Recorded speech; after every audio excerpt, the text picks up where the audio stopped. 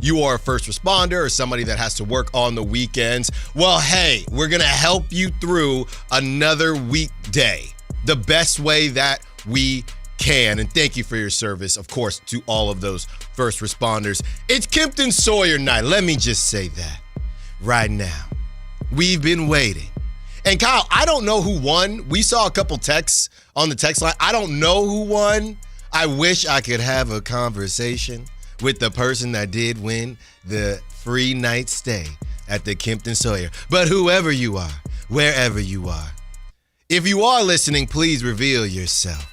And if you'd like to have a conversation on the air about your plans, I'd love to have a conversation on the air about your plans. And hopefully, you do get to see a beam tonight as the Kings take on the Thunder. Now, we opted to just power through today because we have so much NFL. And we just talked to a Thunder beat writer, last week, because they just played last week. The league and the season is already flying by. So we opted to just keep it pure today because we have tons of NFL to get to with the Niners. What in the world is going on with the Niners and the injuries? Brandon Ayuk, there is a thought that you just won't see Brandon Ayuk until next season. And I got a hot take about Brock Purdy.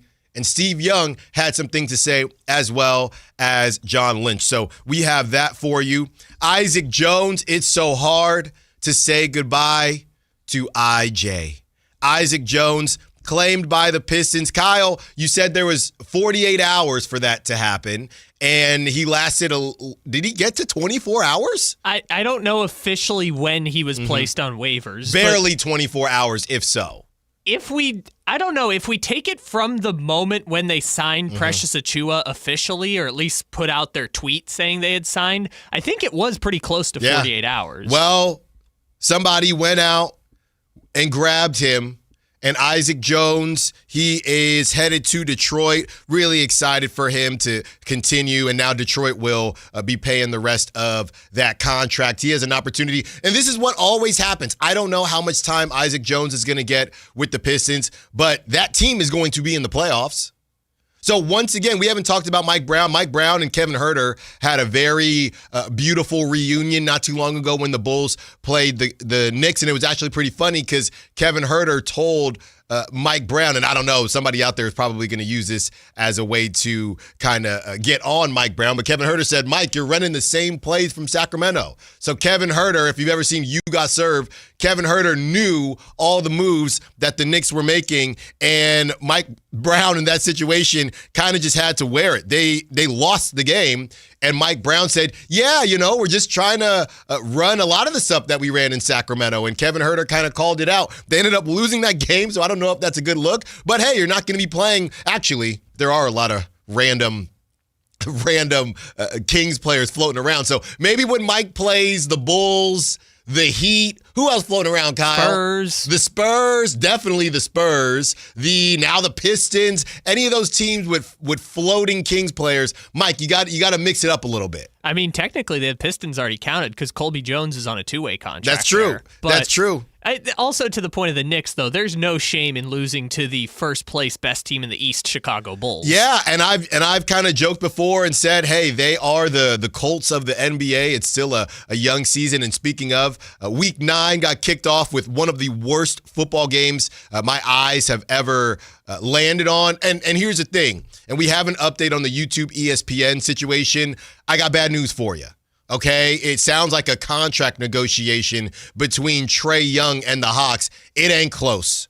All right, we got to stay strong, but it ain't close. So we're going into another weekend here, unless you are a cable person or you got Sling or Hulu Live or whatever it is. I don't know, man. My hands, Kyle, Elizabeth, my hands are getting a little shaky, Kyle. It might be time for some FUBU TV, Kyle. My hands are getting shaky. Oh, Lord. I don't know if I can make it with the Packers-Eagles on Monday, Kyle. I might need that free child, young brother, so I don't know. You're saying I can't watch BYU Texas Tech this weekend? I'm telling you. And look, I don't know why, because the BYU, his name is Bear. He's number 47. I mean, he's just so unique. I randomly like watching BYU, and now they got Debansa, just a random team. They're not on my team. They're not on my list of random teams that I'm fans of, like Auburn and Tennessee, who I have no connection to. But they're like a league pass team for college. That's what they are to me. So you're saying because of this dispute, I'm not going to be able to watch Wake Forest at Virginia on ESPN? Well, look, it's not a good week, okay? And I have a duty as a husband and father. We got to do this weekend, I guess tomorrow, we have the holiday pictures. So we got the holiday pictures anyway. Oh, Christmas cards. So it really just comes down to, can I make it through Monday? That's really what it is, because Packers, Eagles, that's a tough one. I love to hate watch Jordan Love. I feel like I might have to go FUBU TV, or I might have to do something. Kyle. I understand, like, you have Christmas cards, but me, what am I supposed to do if I can't watch Auburn versus Vanderbilt on the SEC network? Look, man, Pavia. Okay, you know I love my Diego Pavia, so it's going to be another rough week if you are a YouTube TV person, and if you got a break, that's okay. That's okay. We're not judging you, because I might break too. That's just the reality of the situation. So the Raiders, going back to the actual game, I just wanted to ignore that, because it made me, I said this yesterday. The saying goes that football is like pizza, right? And the reason people say that is because all pizza is good pizza. Anytime you get that pizza, it's good pizza, which I disagree with. Okay, so I disagree with that saying at its core anyway. But let's just play the game. That whole thing gets debunked when you watch the Raiders play football. Geno Smith is limping around. Geno has to be, and Kyle, we can look this up. Geno has to be top 3 in sacks taken. He has to be. Anytime you look up, Geno is on the ground. And that's not really his fault, right? The offensive line is a trash can. Literally 4 or 5 trash cans just trying to defend Geno Smith. Ashton Genty looked depressed after the game. I mean, he's just sitting on the bench, and he's not used to this. He's playing in whatever conference Boise State is at this point. He's used to winning. They were in the college football playoff, so he's not used to this garbage. Geno is limping around. Kenny Two Gloves comes in. It was a nightmare.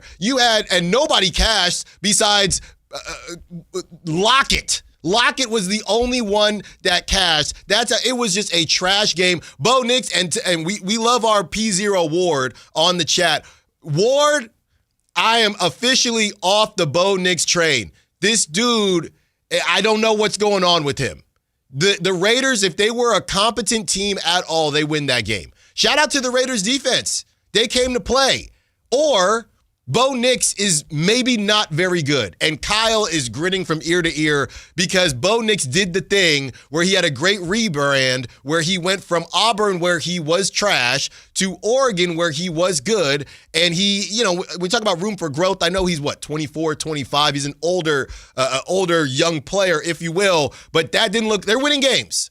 But that is not, and I know Peyton Manning wasn't very good when they beat Cam and the Panthers, and that was a legendary defense. Maybe that's the case, but we're on to Drake May. We are on to Drake May. Bo, I'll see you. Your TikTok edits are cool. I'll see you when I see you, brother. You should have lost that game. If you played, maybe, Kyle, any other, and maybe not any, give me another team that loses that game besides the Raiders. Okay, the Jets. The Raiders. There's a few more, I would say. Kyle. The Saints. Kyle. With Shuck. With Shuck, yes. With Rattler, they win that game. Okay. With Rattler, Olave, they win that game. Titans. Kyle. I don't know. That was atrocious football. You cannot tell me. And that was the night where I almost broke, because a game like that, I'm just throwing on ESPN. There's probably I know it's college basketball isn't huge on, Thursday, but I'm just throwing on ESPN just for background noise. And I was stuck, Kyle. I was stuck. I had to choose between Diners, Drive-In, and Dives, Law & Order, SVU, which my wife doesn't let me watch when the kids are still up now. And I should have told her, I don't know, babe. I don't know. Law and Order SVU or this football game, I don't know which one is scarier for our children to watch. That's how bad it was. Yeah, but like you're the one who's trying to get your daughter to become a Raider fan. I don't know if I am. You shouldn't. If she came to me and said, Pops, I might have to go red and gold, I'd say, hey, it's your life. You know, I wouldn't wish this on anyone. Yeah, nor should you. You should absolutely. I wouldn't watch this on anyone. If you wanna do your thing, do your thing. You're out on Bo Nix now, but now's the wrong time to get out on him because there's a pretty good chance the Broncos, all they have to do is just not lose twice to the Chiefs, and they're probably going to win the AFC West. So Bo Nix is going to get to host a playoff game. Sure. I got to see Bo play well, though. Okay. I got to see Bo play well. I just don't know what he does. And good on Kaylee. I can't remember her last name. Good on Kaylee in the post-game presser. She basically said, so Bo, you got carried. How do you fix things? I mean, she went in and he just had to wear it. He just kept saying, "We got to look at the film." You're cooked when you just got to go look at the film. Yeah, that's all. There's two things. We got to look at the film, and hey, we're winning games. That's how you know you're cooked. And look, the defense is great. Surtain ain't even playing, and the Raiders could do absolutely nothing. Kyle, it was so obvious, such an obvious read and a bad read from Schmal and Miles. The unders, it was just a unders night. That should have been the obvious read last night, Kyle. Completely missed it. Well, Allen, I found the one hit, though, with J.K. Dobbins. Yeah, and Lockett. Yeah, Dobbins and Lockett. That's it. By the way, he had 84. His over-under was 77.5. So just barely my J.K. Dobbins prop talk came through for me. So at least one of us was a big winner.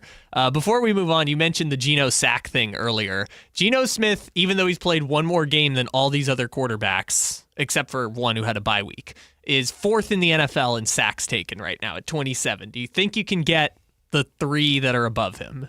I know Caleb is normally bad at it. I don't know if he's been better this season. Caleb is pretty good, only 14. Okay, so he's been better at it. The other four. Feels like Baker gets sacked a lot. Does Baker get sacked a lot? Baker's kind of in the middle, 17. So one has 28, one has 34, and one has 38. So there's a quarterback that has taken 11 more sacks than Geno Smith. Is it C.J. Stroud? I feel like is on the ground a lot. Yeah, C.J. Stroud 17. So middle of the pack. World? One of them's going to be hard. The other two, I'm going to say, and you're going to be like, oh, that makes sense. Okay, just give them to me. So the hard one, Drake May is 34. Okay. With the Patriots. 28, Justin Herbert with the Chargers. Huh. Okay. The Chargers, all their offensive linemen are hurt. Yeah, that's true. And leading the NFL with 38 sacks taken, despite playing the same number of games as Geno Smith, is Cam Ward. I was going to go, you know what, because he refused it. Now he's starting to run. But it's these. We've talked about it before. No, man, I can stay in the pocket. I don't need to run. Okay. They also have an atrocious offensive line. Yeah, I get it. You want to show people that you don't need to run, but brother, just run. You don't really have a choice. Dwayne Baker on the chat. Genty looked depressed because he dropped the pass and it led to an interception, so he took it on himself. Don't make it more than what it is. Yeah, he did drop a pass. Don't get me wrong. And it did lead to an interception. I think they only got a field goal out of that. They could not score. They're also 2-7, Dwayne. They're also 2-7. So I do think that has something to do with it. All the miscues, they showed all the miscues last night from the Raiders, and they just didn't even show. It was the holding call on a very long Genty run. Of course, the interception. There was the blocked punt by the guy that you went to school with, Kyle. JL Skinner, yes. He was our... My one feat, because I'm not an athletic marvel, but my one feat is always being able to say that me and him in 7th grade gym class ran the mile the same time. Wow, that's pretty good. And I'm sitting here at these microphones, and he's blocking punts with his head on Thursday Night Football. And he is causing Allen to crash out on a Friday morning. Yes, shout out JL. And shout out JL. And you know the other thing is too, they showed the miscues. They didn't even show the guy that I'm arguing with other hosts here at the show. Hey, Dante Thornton. No, this guy is 6'5". Nobody has run a 4.3 6'4", whatever, 40 at his size since Jerry, all these guys, right? And not Jerry, but all these burners, right? I think it was Megatron and two other dudes. They didn't even show. Gino put it in his bread basket, and he just missed the ball. They didn't even show that. There were two. They did not have enough time in their miscue montage to show all the miscues that the Raiders had. So as much as I get on Gino, I mean, that right there, and that was at the end of the half, if I'm not mistaken, that would have at least put him in field goal range. Speaking of field goal, and I will get off this because we have too much to talk about, but this is Raiders get a primetime game. Let me just get this off my chest real quick. Just crash out a little Daniel Carlson, he's got the yips. And I have a theory with kickers. It's almost like, and I'm going to go biblical here, it's almost like when you first come into the league and you don't know what you don't know, and then you realize you don't have that level of pressure yet, right? Daniel Carlson came in, and he was a stud. Then he realized, oh, I'm an NFL kicker, and he's been peeing all over himself ever since. It's the same going back to, Adam and Eve when you ate the apple and now you realize, hey, I am naked, right? Daniel Carlson, the lights were too bright. He didn't realize almost he had the kiddish joy that, oh, I'm in the NFL. Then he realized, yeah, there's a lot of pressure here. And Daniel Carlson has been brutal. They could have tied up the game. That's what I'm saying. When it comes to the Broncos, they had no business winning that game. 0. That's one of the and it's one of the best games that the Raiders defense has played.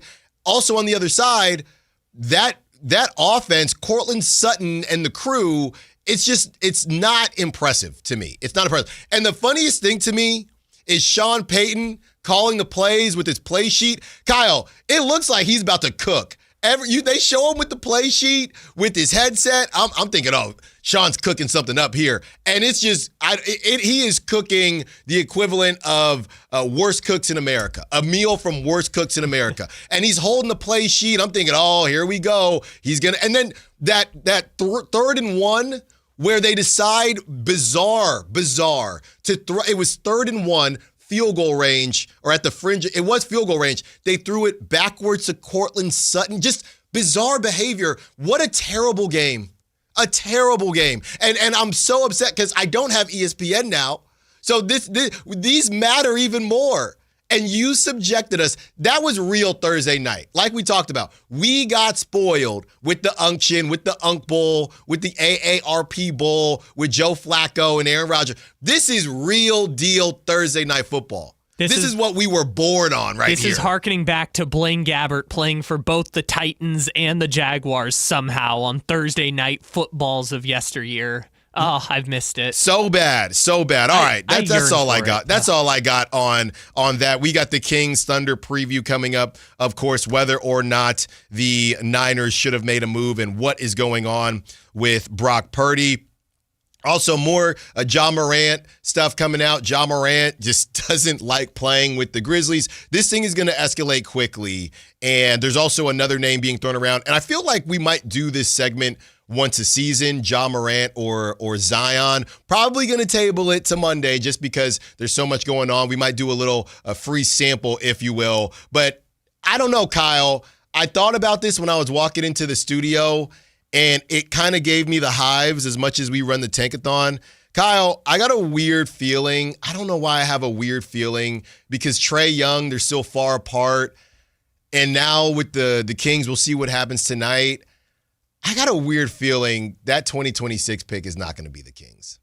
I have a weird feeling there is so much available, so many depressed assets out there that it might be hey, you only have to give up 2026 to get a Zion, Monk in a 20, make the money work, but play with me, the 2026 and Monk or something like that. I got a weird feeling there's just too much available, and how much the Kings don't want to tank.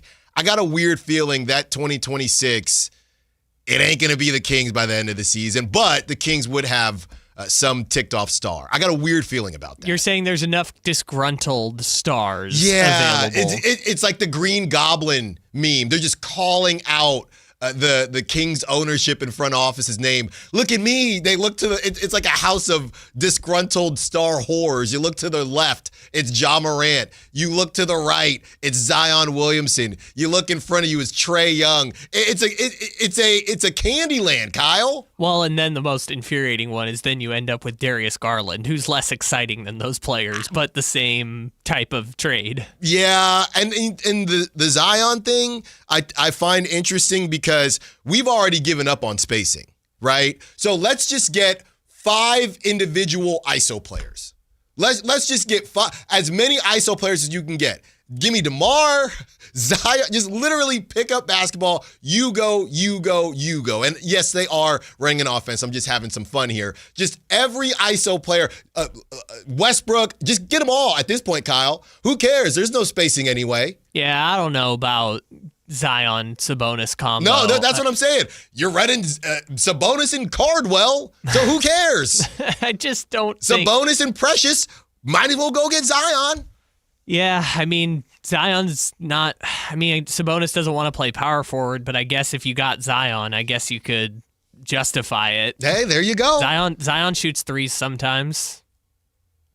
No, I'm talking... Well, I think Sabonis is the one that would... Yeah, Sabonis would have to be the 4. He's the floor spacer. That's what we're doing. But then Sabonis is going to be ball in his hands at the center while Zion's on the block. Like, sure. I don't know what that would happen. Hey, man, look like. Look, we're going to have that conversation. And speaking of Precious Achiuwa, he played, okay? And with the Westbrook stuff and the Dennis Schroeder stuff, all of that, we just didn't talk about Precious Achiuwa and what he brought to the table. Well, that changes today. We are going to discuss Precious Achiuwa. Also, MLB free agency started yesterday. The Giants have already made a move. The Giants acquiring a World Series champion, and one of the most iconic photos that we've seen in recent memory. We will tell you who that is and all the other big names. Also, the Giants chairman, Greg Johnson, was making his media round, said that he doesn't see the Giants spending $100 million on a pitcher. But is he capping, as the kids say?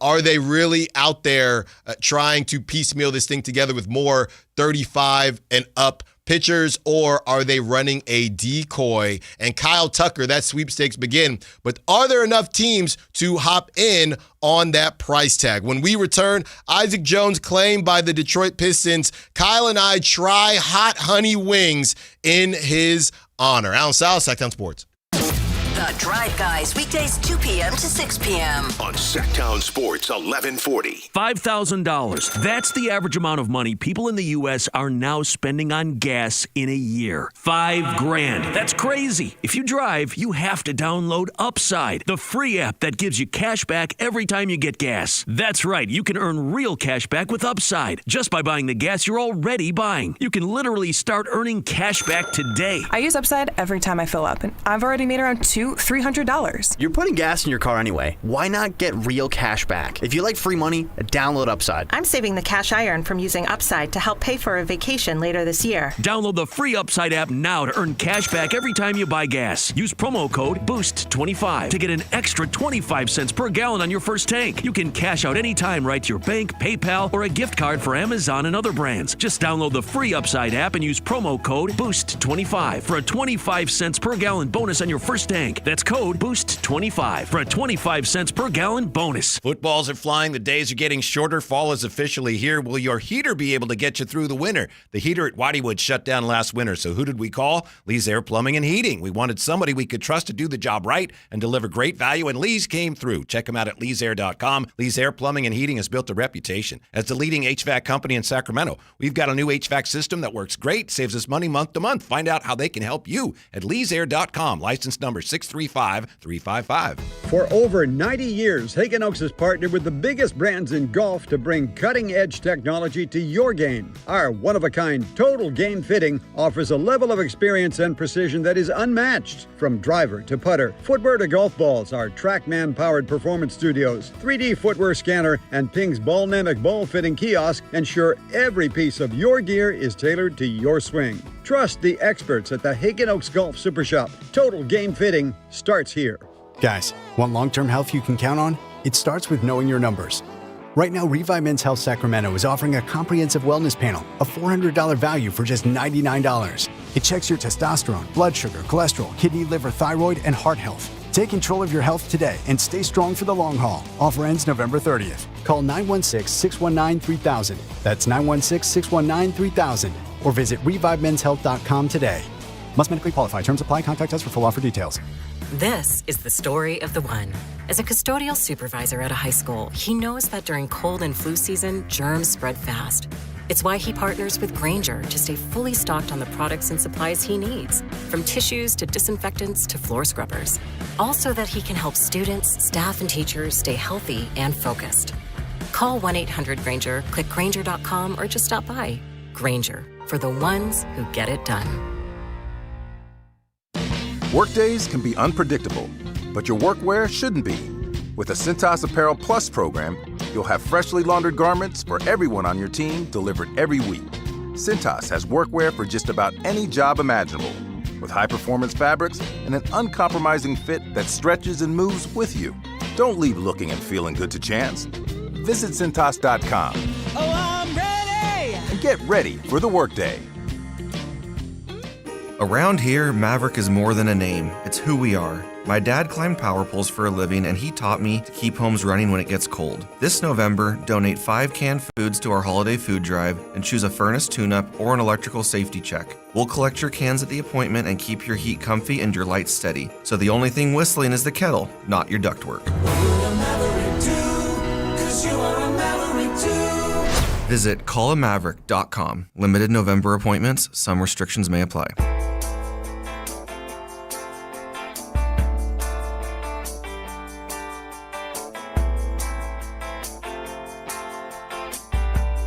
Allen Stiles. Watch the show on youtube.com/Sactown Sports 1140. Or listen on the Sactown Sports app. We didn't know how this would end, but Isaac Jones and the good story that he was, I think some fans do feel a little vindicated that he did get picked up, because if he didn't, that kind of would have looked, not bad, but hey, we're sitting there complaining.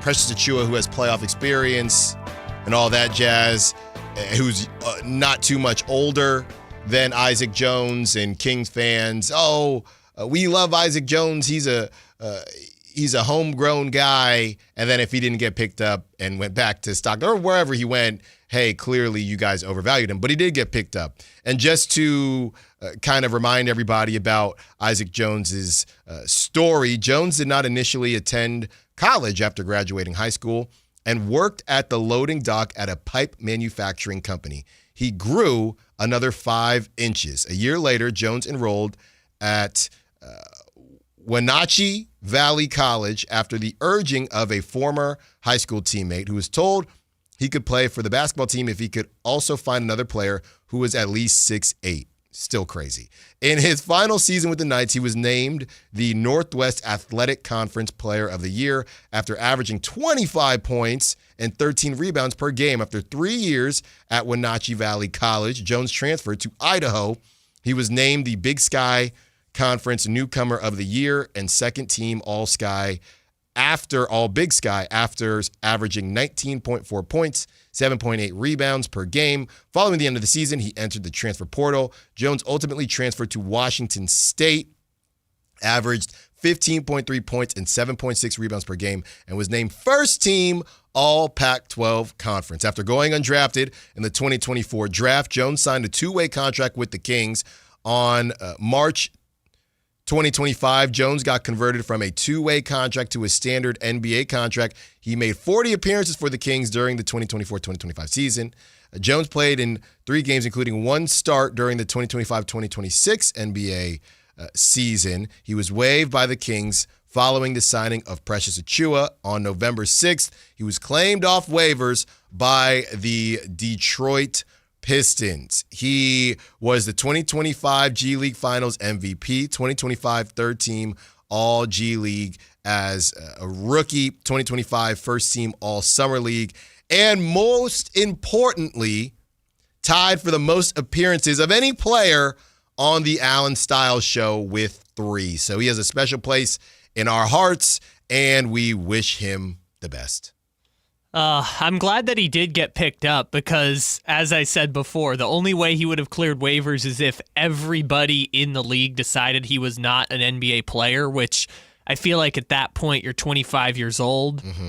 That was essentially going to brand you as one of those like 4A players for the rest of your career, where you're just, hey, you're not good enough to be in the NBA, but you're also, too good for Stockton kind of situation. And he probably would have gone overseas, and that would have been the end of his NBA dream. But he's going to be on the Pistons NBA roster, which means, even if it's garbage time, you're going to see Isaac Jones out there for the Pistons at some point. So I'm glad that somebody picked him up for the sake of his NBA dreams and his NBA career. And he's going to the playoffs, right? I mean, if all he's got to do is get in there, right? One game. Look, if the Pistons were to win the whole thing, he's getting a ring. Right? And I'm getting ahead of myself, but we'll see what happens. He will be on a team that will go to the playoffs. Will he play? I don't know. But you go from a team that we don't know is going to the playoffs to a team that, I don't know, Kyle, I think the Pistons were probably slated to finish anyway between the 3rd and the, not worse than the 6th seed, and probably as good as the 3rd seed in the East, especially this season with no Halliburton and no Jason Tatum. And they're already 6-2. Yeah. So Pistons might be a nice soft landing spot for Isaac Jones. And yeah, I mean, I was hoping that his career, look, Precious Achiuwa is kind of at that inflection point in his career where he's been around for a while now. Teams know what he brings to the table. No one's really prioritizing his development the way that they did in Miami and Toronto. But Precious Achiuwa is not despite their similarities in age, he's not at the same career stage as Isaac Jones. Yeah. Isaac Jones is still trying to prove that he is an NBA player. Obviously, he just started playing organized basketball like 6 years ago, so there's still like physical improvements that could be there. Like it does. While people have made the point they are close in age, and Precious Achiuwa probably has a higher ceiling as a former first-round pick, like Isaac Jones was still very much a developmental project. And I think it's telling that even a team like the Pistons, who is actually contending, unlike the Kings who are contending at 3-5 right now, a Pistons team that's been to the playoffs, is trying to make a leap, said, yeah, we have room to take on a developmental project. It's the same thing as the Isaiah Crawford stuff with the Rockets. It's the same exact thing. So good on him. And here is the kind of the backup story where he grew up in Washington. And that's the other thing, too, with Doug Christie being the coach. I'm sure there was, and Zach LaVine, all from being up there in that area. I'm sure they had a connection. He grew up in Spanaway, Washington, and he entered high school at 5'5". So there was a little bit of confusion. He had 2 of them things. He had 2 growth spurts. He entered high school at 5'5". Senior year, he was 6'4". Then after senior year, he grew to 6'9". So he had 2 growth spurts, one after senior year, which is crazy. I know one guy who that happened to in high school, and he was, probably had about an inch or 2 on me, and now is, I think, 6'4", 6'5", but it happened so quick, he actually ended up with back problems. Yeah. So luckily that did not happen to Isaac Jones, because he had it in 2 spurts, I guess. It's why it's so hard to talk about, like, the developmental project of Isaac Jones. And I go back to, again, everyone makes the point, only 10 months age difference between Precious Achiuwa and Isaac Jones. Achiuwa's been in the league for 6 years now. I get all that stuff. But like when you're talking about these players that just started high level or any level of organized basketball at such a late age and had these giant growth spurts, like the potential could be anything. I think back to Anthony Davis, who was a point guard in high school because he was 6'3" and then grew to 6'10" his senior year, or Josh Allen having to go to community college because he was a 5'8" quarterback, and then he grew 7 inches, and now Josh Allen is the size of a linebacker with all the abilities he had before. Like, those are such unique situations where the ceiling gets higher on the player because the player hasn't been playing in their body essentially their entire lives. So he really was a developmental project regardless of age. And again, they decided that the better fit was Precious Achiuwa. We've been over the reasons why they did it, but it really is, I guess, unfortunate that Isaac Jones won't get to see it through in Sacramento, because we really liked Isaac Jones. We wanted it to work out for him, but I hope it works out in another place where he does grow into his body, and who knows, he has like a John Amici type career where he's in the league for 10 years. Yeah, it's kind of hard because I don't want to be incorrect in how we're breaking it down, but yeah, from what I can find, and I'm not going to get too in the weeds. We've already been too in the weeds. It looked their recorded stats from 2017, 2018. So it looked like a situation where maybe he played varsity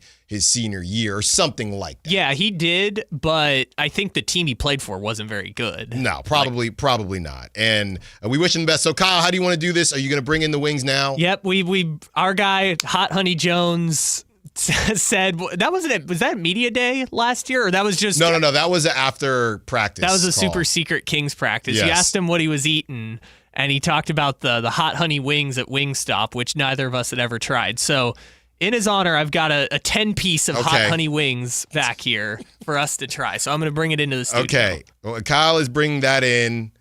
This is a very Carmichael Dave type of move here.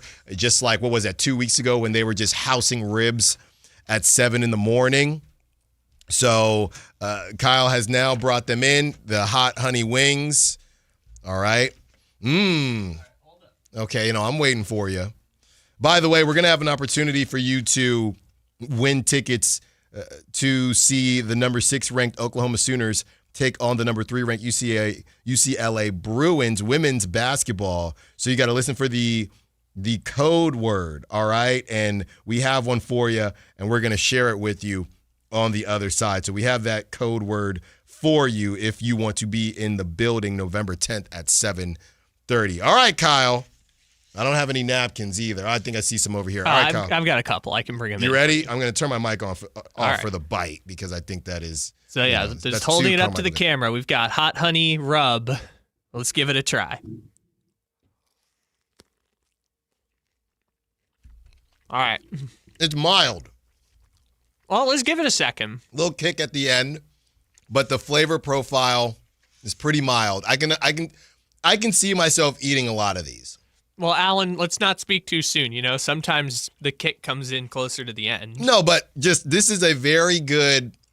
If I still had ESPN, this is a very good sports NFL football wing.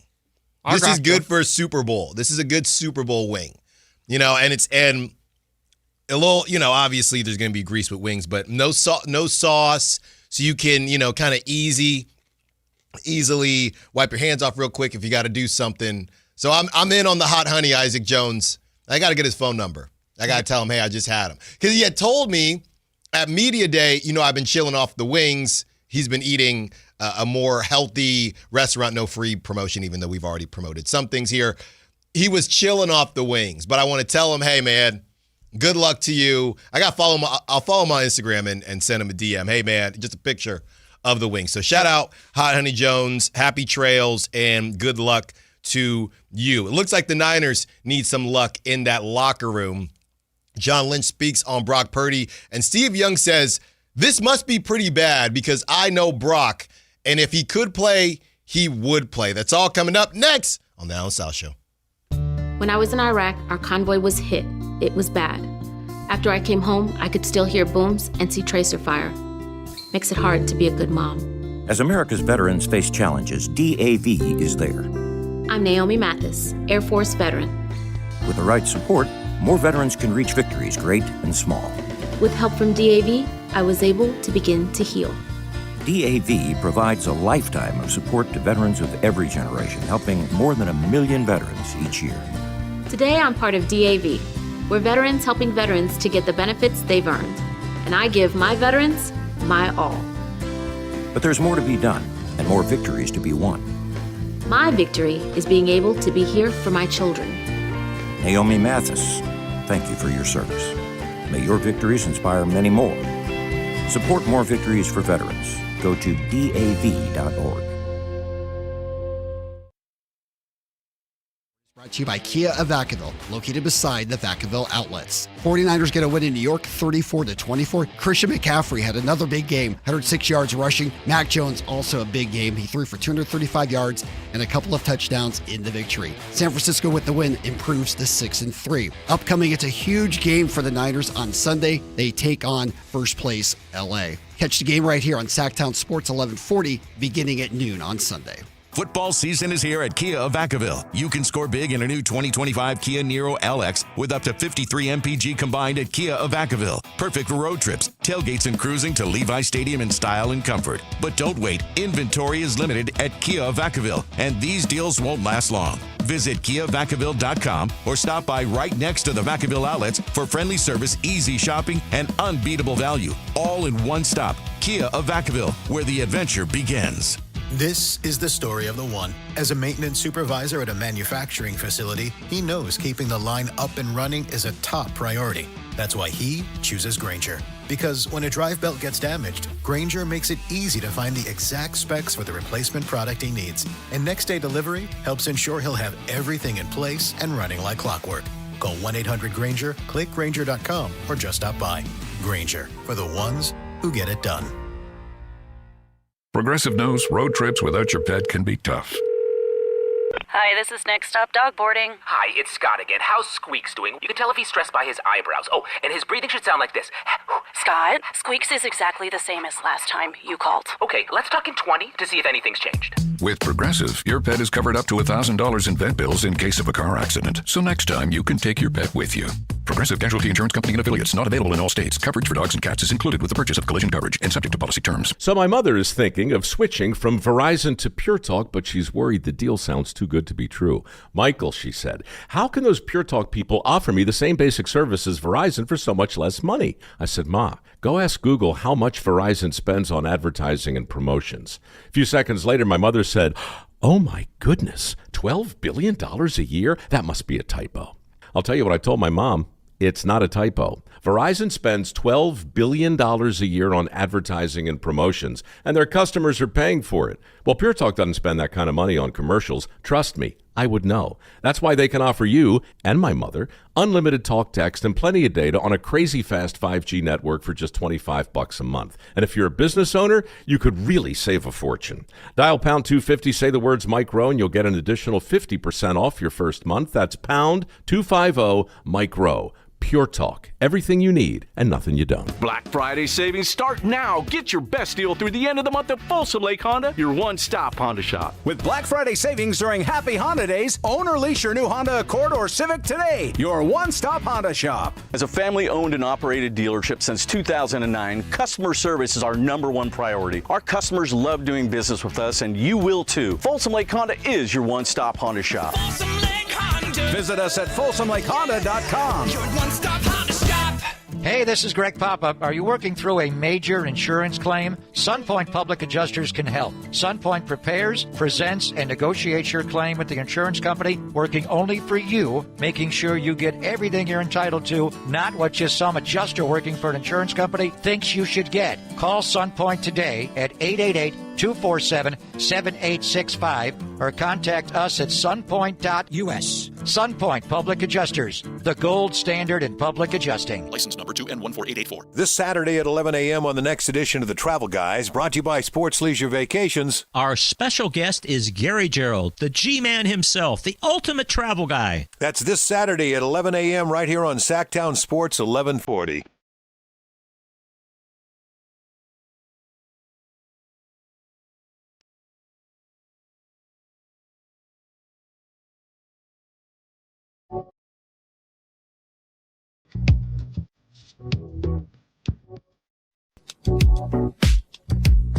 Allen Stiles. You can join the show by texting 916-339-1140. On Sactown Sports. No, I've been sleeping on hot honey wings. I've never had those before. Those are good. Now, everything is always better, I've learned, when you eat something in like a weird setting. Yep. So, eating them in the studio, when you eat food in the studio or you eat food you're rushing. I don't know. Food seems to taste better at times than when you're just like sitting at a table, right? Or if it's food that's not yours, it always tastes better. But I don't know. I'm in on the hot honey wings. Kyle, thanks for picking those up. I thought you were kidding at first, and then you sent a picture of the bag. So I appreciate that. Yeah. And you ordered them, this morning? No, last night? I had to do it last night because they don't open till 10:30. Traveled pretty well.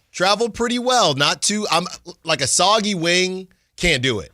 Won't do it. Well, I think there's a 2-piece combo there, no pun intended, because one, I just never broke the seal of the bag, so we left it as it was. And then two, it's a hot honey rub. So, the rub doesn't exactly soak in as much. But Right. yeah, it's pretty good. Also, I don't know, I went back and had another one during the break.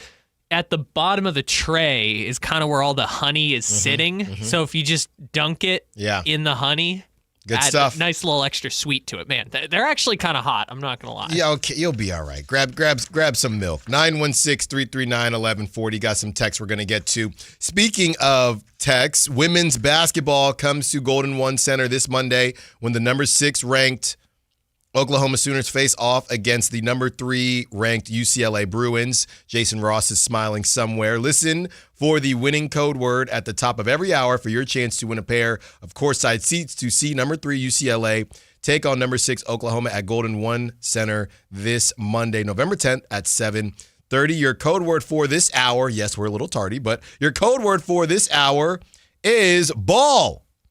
B-A-L-L. Ball, okay? That is your code word for this hour. It is ball. 916-339-1140, 916-339-1140, 916-339-1140. And you got to ball till you fall. And that's unfortunately what happened to Brock Purdy. He just hasn't been out there. Senor Segway strikes again. The hot honey got me feeling right. He just hasn't been out there. That was a 4-star Senor Segway. So John Lynch was on the Niners flagship, and this is what he had to say about Brock. Quote, the progression is continuing. The last couple weeks, he's out on the practice field, and we try to keep giving him more. He's making progress. Turf toe is a tough injury. We'll evaluate at the end of the week. Just doesn't sound good. It just doesn't sound good. I mean, we're on, I can't even keep up with how many weeks he's been out. We're on week 9 now. Well, so it's been 7 weeks, but remember, he came back randomly for that one game where they lost to the Jaguars. So I guess 6 weeks out, which is exactly what we said when Brock Purdy went down, is like the turf toe is one of those where it's like, hey, you think you've got it all figured out 3 weeks, 4 weeks, and then all of a sudden you're like Julio Jones and you just disappear for the whole season. So that's what he had to say. And we're going to get to what Steve Young had to say. Kyle is handling some calls. Real quick, if you are calling about the UCLA Sooners tickets, that's a text, okay? Just to be clear, that's B-A-L-L. It is not a situation where you need to call in. We will give you a different code word every hour, the same way we did for the Kempton Sawyer. And you will text that in, and your name will be put in a pile. And the phone lines are clear now, so I think that is exactly what it thought that's what was going down. So just text him BALL, and then you'll have a new number or a new code in the 11 o'clock hour, a new code in the 12 o'clock hour, 1, 2, 3, 4, 5 as well. All right, Kyle, let's hear from the lefty, Steve Young, and what he had to say about Brock Purdy. I think they're probably saying, look, Brock, until you're 100%, well, when is that? At some point, Brock, I suspect, would say, hey, enough. I'm playing. And I just, those conversations, I got to believe have happened. If Brock could go out, I think Brock would force it. I think it must be that Brock doesn't feel like he can. Because to me, if it was me and I'm watching what's happening on the field, Bill Walsh was always the one that said, it's pretty ironic, how snide he could be in this comedic form. He'd be like, hey, if you're not in the huddle, you're not in the huddle. You're like, well, thanks for that tip, But in that way, as a player, you better get in the huddle. And so I feel like if Brock could somehow play, he would force the issue. I would. Yeah. I would force it publicly. I'd force it privately. I would make it happen. Yeah. And so it must be, and I know Brock, I would suspect he can't make it happen. And because he's just not healthy enough. That was Steve Young on the Niners flagship. I got a hot take for you, just like I guess it's a hot honey take for you. I don't think we're going to see Brock the rest of the season. That's where this thing is getting to. I know you could hold on if they continue to win, but then on the other side, if you continue to win, that means Mac Jones is winning games. This game this week against the Rams is huge because it kind of decides. I know they're only 6-3, so they're right there in the mix with everyone else. But you lose this. If you lose this game, the Cardinals with Jacoby Brissett haven't been bad. The Panthers have been decent as well. The Browns are bad and the Titans are bad. But those next 3 games, you end up 6-5 or whatever it is. You got to make a decision. And the thing about the Browns, that's November 30th, starting to get cold. And the one thing about the Browns is that front line, things just get weird at the dog pound. Things get weird in Cleveland. They're just ugly. They're just ugly games. I know they're a bad team offensively, but I don't know that I want Brock going back for that game. You would like him to be back. I guess that Panther game. And if he's not back for the Panther game, I don't think that he's going to play this season. So, Allen, you're saying the cold, the front 7 of Cleveland, weird things happening at the dog pound. Would you say it's maybe perfect timing? It could be Shador. It could be Shador time. Then you got to face Shador. I'm kidding. If they lose to Shador if Sanders. You lose to Shador, right, it's cooked. But Kyle, seriously, if he doesn't play, that's the game I have circled, right? If he does not play, because that's the beginning of their softer stretch, and the Panthers aren't terrible. It's at home, better weather. We don't even talk about the Brock hands rain thing because he hasn't been playing. You play the Panthers November 24th. If he does not play that game, you got to go to Cleveland. I guess you could argue the Titans, right? But that'd be 4 more games he didn't play. Then you're going to throw him out there against the Titans who are bad to finish out the season of 4 more games. I don't see that. So here's the interesting thing about the Rams of it all. If they win this game, they're in a pretty good spot in the NFC West. Now, the Seahawks are killing it right now, but the Seahawks, they have a pretty hard schedule down the stretch. So we'll see if the Seahawks can hold on. But I do think the 49ers are they're in a good spot if they win this weekend. Like, they're probably going to the playoffs if they beat the Rams. But this is what's so funny about it, right? There's 2 sides of it. They're in a good spot if they win, and they would be in a good spot with who at QB? Mac Jones. Old boy McCorkle. They lose, and they're in a not-so-good spot, and then you think, okay, well, we're not going to rush Brock back. Either way, it doesn't sound like it's smart to rush Brock back because you keep winning games, and, hey, we can save Brock, save Brock, save Brock, and then it turns from saving Brock to, hey, we're actually just kind of rolling with Mac Jones. I just saw something, Kyle, and it sounds like Brandon Ayuk, they're going to open the practice window for him, Kyle, ... to get a start on the offseason. That's what I read. To get a start on the offseason. I believe that was from Mayoko. To get a start on the offseason. Yeah. Ricky Pearsall is just there. Somebody said, not to make light of it, but he came back faster from the tragedy that happened last season than he has from this. That is actually kind of crazy when you think of it that way. He came back faster from being shot. Look, what rings in my head with all of this stuff, whether it's Purdy or Ayuk or Pearsall, is the John Lynch point that he made, which is you earn the right to play for the Super Bowl. There is no Super Bowl window. Every year you earn the right to play for the Super Bowl. And I think about that now because if you say that same message to this group, you're essentially saying, we don't have our star players, therefore we cannot go to the Super Bowl, therefore it is not worth it to rush people back and keep trying to invest in this team or buy at the deadline. Yeah, I was going to say, or overpay at the deadline. We have that sound we're going to talk about later in the show as well. So, yeah, Kyle, if he doesn't play by that Panthers game, I don't care what type of position they're in, I think they would just ride it out with Mac Jones. I mean, you're missing Brandon Ayuk. It doesn't feel like Ricky Pearsall is going to be back. They just keep – every day I look at my fantasy, there's just a queue by his name. Other people are getting the stash on the IR, but he's not on the IR. It's just a Q. It's just questionable, even though he's not practicing. So no Ricky Pearsall. We know what has happened with Bosa and Fred Warner. Sometimes it's just not your year, and fans don't want to hear that because the Niners have been winning, but you don't want to overpay and you don't want to rush people back. It does make sense to me. I think the worst part of this, to be completely honest with you, is wasting an extremely healthy Christian McCaffrey season. That is like the one reason to try to give this a go, because he's that good right now. But besides that, it kind of is what it is. Ja Morant watch continues at 11 o'clock. There is more, okay? You have the coach challenging Ja Morant. Ja Morant says, or not says, but is it believed that he is not enjoying himself right now on it. How low could the price tag get, and would you be in on it? We got updates for you. Don't move. More Allen Stiles coming up. This is the story of the one. As a safety manager at a manufacturing plant, he does everything he can to keep his coworkers safe. From finding ways to reduce risks to keeping safety supplies in stock. And for that, he relies on Grainger. Grainger offers a broad range of quality products and next-day delivery, so he can always play it safe. Call 1-800-GRAINGER, click Grainger.com, or just stop by. Grainger, for the ones who get it done.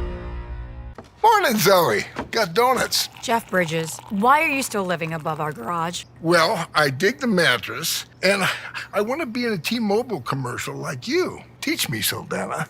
Oh, no, I'm not really prepared. I couldn't possibly. At T-Mobile, get the new iPhone 17 Pro. On them, it's designed to be the most powerful iPhone yet and has the ultimate pro camera system.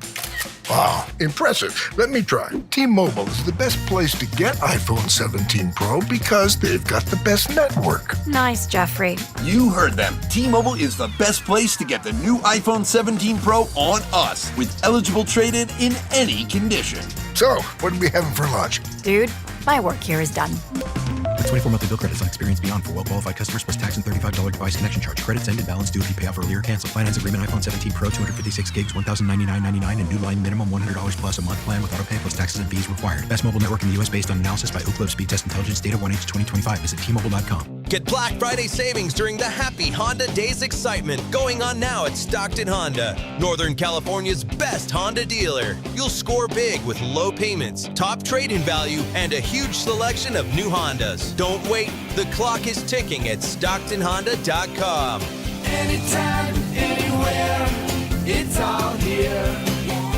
StocktonHonda.com. Based on the results of the study recognized on June 18, 2025, USA Today's list of California's top car dealers 2025. Footballs are flying. The days are getting shorter. Fall is officially here. Will your heater be able to get you through the winter? The heater at Whiteywood shut down last winter. So who did we call? Lee's Air Plumbing and Heating. We wanted somebody we could trust to do the job right and deliver great value, and Lee's came through. Check them out at leesair.com. Lee's Air Plumbing and Heating has built a reputation as the leading HVAC company in Sacramento. We've got a new HVAC system that works great, saves us money month to month. Find out how they can help you at leesair.com. License number 635355.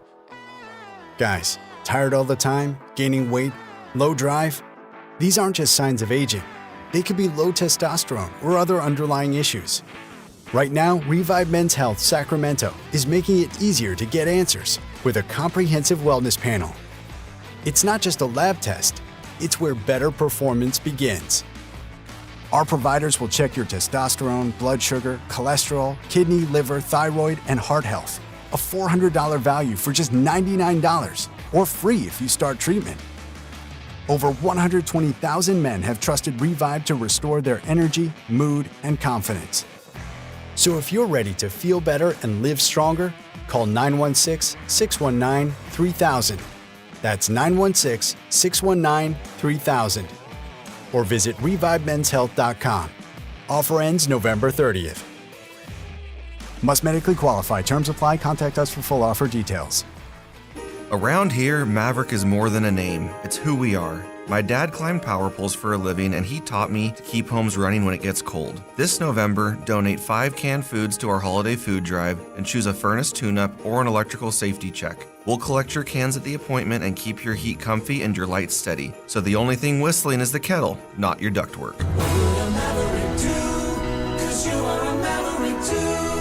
Visit callamaverick.com. Limited November appointments. Some restrictions may apply. KHTK HD1 Sacramento, KYMX HD3 Sacramento. From the Power Business Technology Toshiba Studios. Sactown Sports, 1140.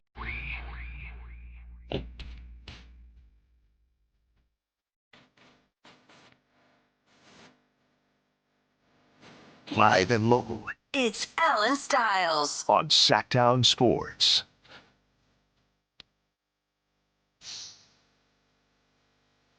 We got to double up here because I got this giveaway a couple minutes before the show. So we gave you that last code, and now we have a new code for you. And again, this is a text code. You don't need to call in and say the word. All right? All you got to do is text it in, and you'll be put in the hat if you want to see some high-level hoops. And part of that, it's the Sweet 16, Kyle, right? That's going to be at Golden One Center for women's college basketball. Sweet 16 and Elite 8, yeah. Yeah, the Sweet 16, Elite 8. And my only hope, I mean, this all flips on its other side if Juju happens to be up here. You never know. I mean, if USC ends up as a top seed, I can't remember. Actually, I should look up if Juju's coming back this year. I think once I said that, I don't know that she is. Once I said that. Yeah, let's see. Yeah, she's skipping the whole season. Mm-hmm. So no Juju. No Juju. Okay. But I think USC also has the number one freshman in the country playing for them this year. Mm-hmm. So cool. Yeah. Hey, well, whoever it's going to be, you get to see some high-level hoops for March Madness, and you get to see some high-level hoops November 10th when the number 6 ranked Oklahoma Sooners face off against the number 3 ranked UCLA Bruins. Listen for the winning code word at the top of every hour for your chance to win a pair of courtside seats. I've never sat courtside before as they take each other on. Golden One Center, Monday, November 10th at 7:30. The code word for this hour, 10 o'clock was ball, 11 o'clock is net. We're keeping it very simple for you on this Friday. Net, N-E-T, net. Net. Nothing but net. Ball going in the net. That's right. Nothing but net. As we get back to some Ja Morant watch, as we've gone back and forth a little bit and more stuff is coming out, NBA executives around the league believe Ja Morant's trade value could be similar to Kyrie Irving's when he was in Brooklyn. Quote, one team executive ESPN talked to pointed to the 2023 trade that sent Kyrie Irving from the Nets to the Dallas Mavericks. In that deal, the Nets received Spencer Dinwiddie, Dorian Finney-Smith, and a 2029 unprotected first-round pick and 2 second-rounders. So we can do that math in our head, what that would look like. And Kyle did kind of break it down that way for the Kings. Now Jake Fisher is hearing this. For all the sources we've heard from who we believe Ja Morant has indeed shifted into that mode, there has yet to be a credible murmur from the Memphis Grizzlies side to suggest that they would even entertain the idea of trying to trade their most popular player. So again, the Grizzlies are doing what teams are supposed to do. Right now, from the Dallas Hoops Journal, Ja Morant hates playing for the Grizzlies and head coach Tuomas Isalo. Morant, here's the quote, Morant is not a fan of Isalo's strategy of playing lineups in short shifts and then mass substituting. So it sounds like they're doing some hockey shifts out there, and Ja doesn't like that. I probably wouldn't like that either. Okay? And here is more. This is from our guy, Brett Siegel. Tuomas Isalo reportedly challenged Ja Morant to bring better energy and uplift his teammates, but it didn't sit well with Morant. All this stuff getting out is crazy, by the way. Yeah, getting out immediately. Immediately. So here is the clip from Siegel's Scoops. The constant in and out substitutions Isalo had been making through the first 2 weeks of the 2025-2026 season began to impact Morant mentally, leading to a halftime interaction between the coaching staff and the players where the star point guard was challenged to be better and lift the team's energy despite the team's 14-point halftime lead, sources said. This did not sit well with Morant, and that showed with his lackluster play in the second half. So that was the famous game. This must have been, was this a Laker game? Yes. Where he just was not feeling it in the second half. While the direct quotes of this locker room squabble between Isalo and Morant were not shared verbatim with Clutch Points, multiple sources say Isalo singled Morant out for his lack of effort and leadership. Voices were raised during this post-game locker room session. So something happened at halftime, and then after the game, and it ended with Morant essentially telling Isalo that the constant substitutions were not working, and they were the reason for everyone's lack of enthusiasm in the second half. Wow. Which led to the then press conference where he was like, go ask the coaches. Kyle, I'm rubbing my hands. If anybody knows that Birdman meme, this price tag is drop it low, drop it low. This price tag is dropping as we speak. As we speak. This is worst case scenario for the Grizzlies. Worst case scenario. Yeah. I mean, look, this is the way stars end up getting traded, right? It's the Luka situation where everyone gets blindsided by it, or, Donovan Mitchell or Rudy Gobert, those types of trades. Or it's guy wants to leave, guy's willing to make it ugly. You got to take less than what you were thinking you would get for the player just to get out of the situation. Just get out. Which, in fairness, everyone keeps making the point, Ja Morant hasn't requested a trade. Grizzlies aren't fielding offers on a Ja Morant trade. Both of those are true for now. No, but this type of stuff, all I can bring it back to is the De'Aaron Fox deal, right? We knew things got squirrely when Rich Paul got on his, a G6, whatever the newest jet is now. I know it was G5 when I was in high school. So we're probably on about a G8 now. Whatever jet that Rich Paul got on to fly up here and sit in De'Aaron Fox family seats. That was really it, though. There was no back and forth because De'Aaron was Mike Brown's guy.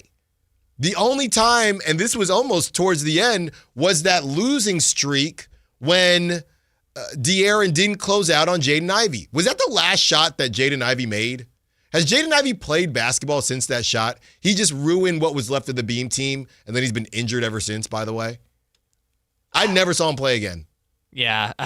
By the way, they're up to a G8 now, apparently. And it probably looks great. Yeah. That was the last time Jaden Ivey played a game. So that was really all that happened with De'Aaron. Rich Paul came up. We knew that there was going to be a discussion. And this was different because of the extension, right? This was kind of laid out for us. I guess in a way the Ja Morant thing was laid out as well, because even going back to last season, it wasn't about Ja and Isalo. It was just about the Grizzlies moving on from Desmond Bane and just what direction are you going in. So there were conversations being had, and now it's just getting louder and louder. There's no way this continues. And you know what's so funny? We talked about this when they decided to move on from Jenkins and do the Isalo thing, because the one thing we thought would have to happen is that the players that are making a lot of money, so the Jaren Jacksons and the Ja Morant, and for lack of a better term, signed off on this, because that's how it is these days. Everybody's a player coach. Let's just get somebody that our stars like, because we're paying the stars so much money. So maybe this did not happen with the Grizzlies. Maybe Ja did like him at first in a small, because they went to the playoffs, right? So I don't know what happened, but you're not going to convince me that the Grizzlies are going to salvage this thing. We've seen dudes traded for much less, and yeah, this thing is cooked. So while I agree that the end game is that it's probably going to get cooked, I think it depends how long they want to drag this thing out, right? Because what I think is so interesting about the feud between Isalo and Morant and the organization is, like, normally in those situations, the organization will be like, okay, coach, see ya. Especially Isalo, who's never coached in the NBA before. Normally they'd be like, okay, see ya, coach. We're going to side with the player because the player is more important than the coach. But the general manager of the Grizzlies, Kleiman, really wanted Isalo to be the head coach. And I remember reading a story, I can't remember who wrote it now, I think it was in The Ringer, but it was basically like Isalo's offense is supposed to cater to what Ja Morant does well. Yeah. And he had done he won like German league championships and was doing innovative stuff in Europe. But that was supposed to help Ja Morant play better, and it seems to have not done that so far. Well, Ja's not giving it a lot of time either. I guess that's fair. I mean, in fairness, they were running the Isalo offense last year, so this is kind of year 2 of the Isalo experiment. Like, even though Jenkins was the coach, he was running the offense. But let's think about this with the vibes, right? When you look at the playoff vibes going into the postseason, everyone thought the Grizzlies were dead in the water. Everyone thought, I don't know if it was supposed to be the Kings, but you had the Mavs who were the most cooked. And then you had the Grizzlies who, and I know maybe it was the Nuggets as well because the Nuggets moved on from Michael Malone. But the Grizzlies as well, okay, well, they're kind of punting on the season. They fired their coach, and they still slinked into the playoffs. So they had a level of success.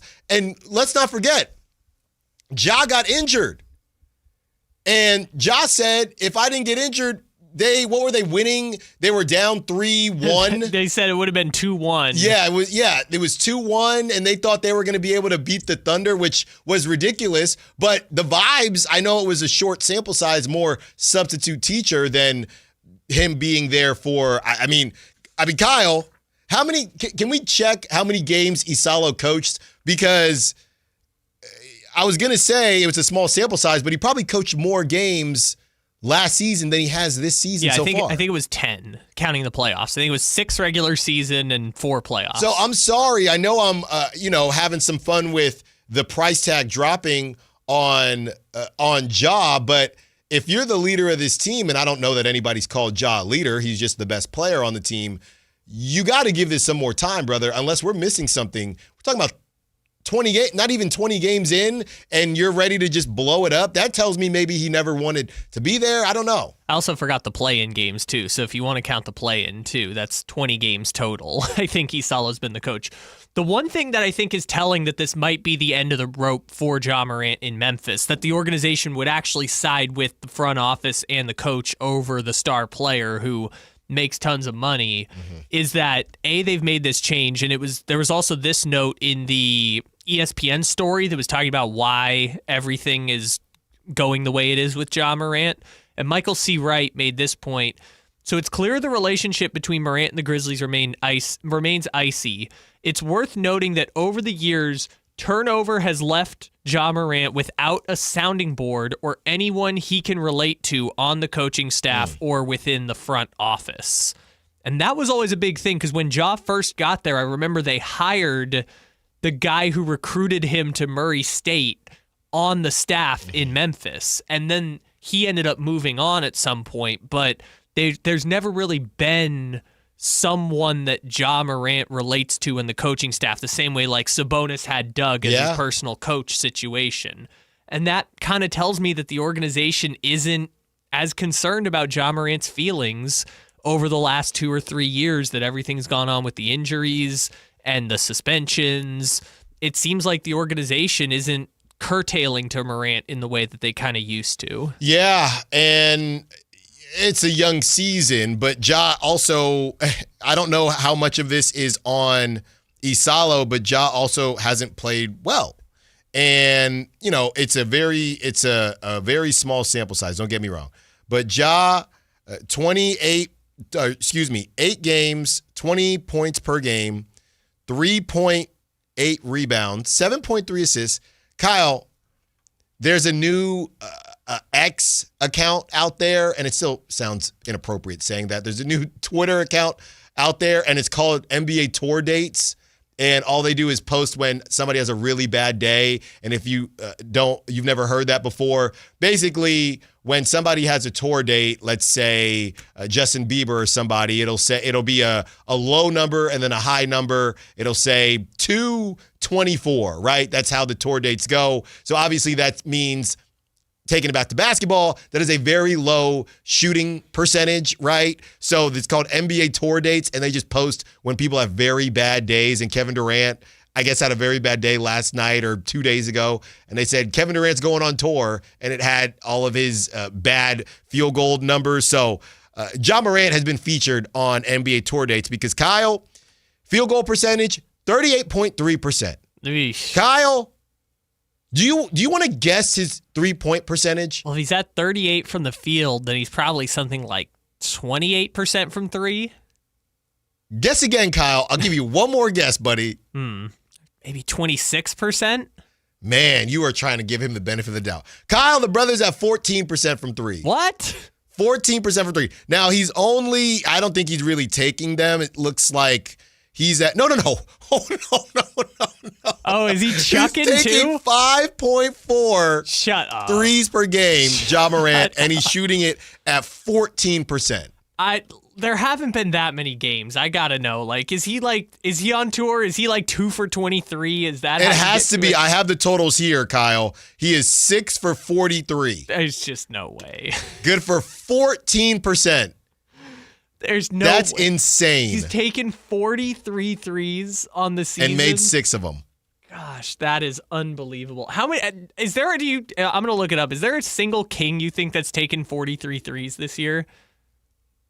I don't think so. I mean, Zach. Yeah, probably Zach. I mean, but Zach's also missed a game. Yeah. All right, let's see. It's Zach or it's no one. 3-point attempts. Yeah, Zach is at 60. Schroeder's at 39. Man, so, Ja. Ja would be the second leading 3-point shooter on the Kings, but he would be 1, 2, 3, 4, 5, 6, 7, 8, ninth on the team and made 3-pointers. That's crazy. So that is the situation out there in Memphis, and the idea of, we talked about the flow yesterday. Things are going to drop for Ja, and then they're going to, find its way to a decent return for the Grizzlies. But I don't know, man. This type of stuff, and good on my guy Brett Siegel. That's some real deal Siegel Scoops intel right there, because that sounds like a nightmare. That sounds like an absolute nightmare. And whether or not you want to sign up for it, if this price tag keeps dropping. And Kyle, what was the trade that you cooked up, which now that I'm looking at it right now, feels like it is too expensive for Ja Morant? Would have been. Or it's too much, but say it to the good people anyway. Would have been DeMar DeRozan, Dennis Schroeder, Keon Ellis, and a protected first, like lottery protected first. I'm not saying like top 2 or whatever. Lottery protected first. I don't think you need to do that. Not right now. Not with them screaming at each other in the locker room. I don't know. You still got to convince the Grizzlies to part with him. Mm-hmm. Like, the Grizzlies aren't just going to trade him. Yeah, and if you look at who you're losing, DeMar DeRozan, thank you for your service. We all thought that this was going to be the case anyway. Keon Ellis, you could lose in free agency, whether the Kings should be in that situation. They are now, and he's not even playing 20 minutes a game. Dennis Schroeder, that was always going to be a tradable contract, and then it's a protected first. So it's not a crazy price tag. Don't get me wrong. I'm just having some fun, because if another Siegel Scoops comes out, DeMar, you could stay.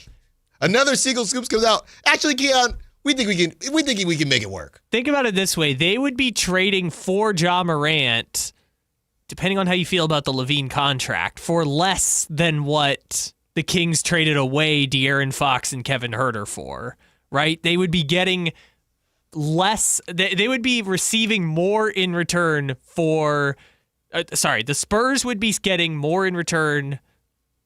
What am I trying to say? I know what I'm trying to say. The deal for Ja Morant would be less than the De'Aaron Fox deal in this scenario, which is a testament to just how far Ja's value has fallen. Yeah, even though, the Kings, and this is not me saying it, don't cut the lights off. The Kings botched the De'Aaron Fox thing, right? This would be the value of Ja actually going in the tank. So not the Grizzlies. You could argue whether the Grizzlies botched it or not, but in reality, it's, hey, Ja, you took a chance on Ja, and other teams, as things kind of revealed itself, other teams are just saying, sorry, man, we're not doing it. The difference is the Kings could have kept looking and gotten more for De'Aaron. It's getting to a point where you just might not be able to get anything more for Ja. You almost think, and I joked, actually I wasn't joking, earlier this week this was cut for social media, so people were responding to it. I said, if I'm the Grizzlies, I don't want to do a kind of quick sell, right, flip or flop or a foreclosure on a house, and hey, we'll give you cash for your house. Those commercials that come on at 2 a.m. I said there's no way they're going to do that. They're not going to go to the basement of Macy's where it's an additional 25 plus 50% off. They're going to wait it out. They might not want to wait it out. If there's more stuff that's happened, they might want to start taking calls now. Because if Brett Siegel, if he's already doing this, and then I don't think Pablo Torre is worried about sports, but you get other people finding out what's going on there, or more things just start happening, this could get worse, right? Then it turns into, well, we don't want to sell low to, you might want to just sell now because it could get lower.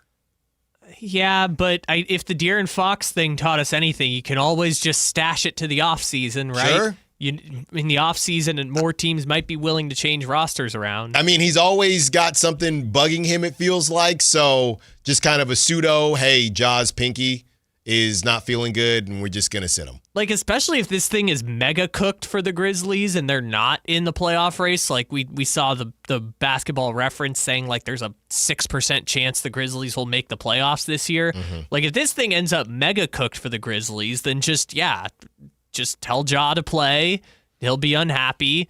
We'll drag it to the offseason, and then we'll make a trade where, hey, maybe another disgruntled star, it'll be easier to move, and we can try and right the ship. I just don't know what the Grizzlies want. Do they want a rebuilding package? Do they want to compete? Do they want to re-sign Scottie Pippen Jr. and have him be the point guard? Is that a good enough upside point guard? Like, I just genuinely don't know what the Grizzlies would pivot to if they move off of Ja Morant. Well, and it's so funny, too, because they still got Ty Jerome, right? And I don't even know what's going on with Ty Jerome. Is it a calf? I think it might be a calf. Yeah. These calves and these hamstrings. My goodness. And the quads. I saw someone's out with a quad injury now. Technically, back in the day when I was training, technically you should not be using. Now, again, this is, I don't know, 07, so I don't know if things have changed. But if you're running form, if you are running properly, you should not be firing your quads at all. So if you strain your quad running, you're not running correctly. You should only be using your hamstrings and your calves and the backside of your legs. Got it. So if I'm just telling you out there right now, if you strain your quad, fire up YouTube and throw that hammer. Right? 1, 2, 3.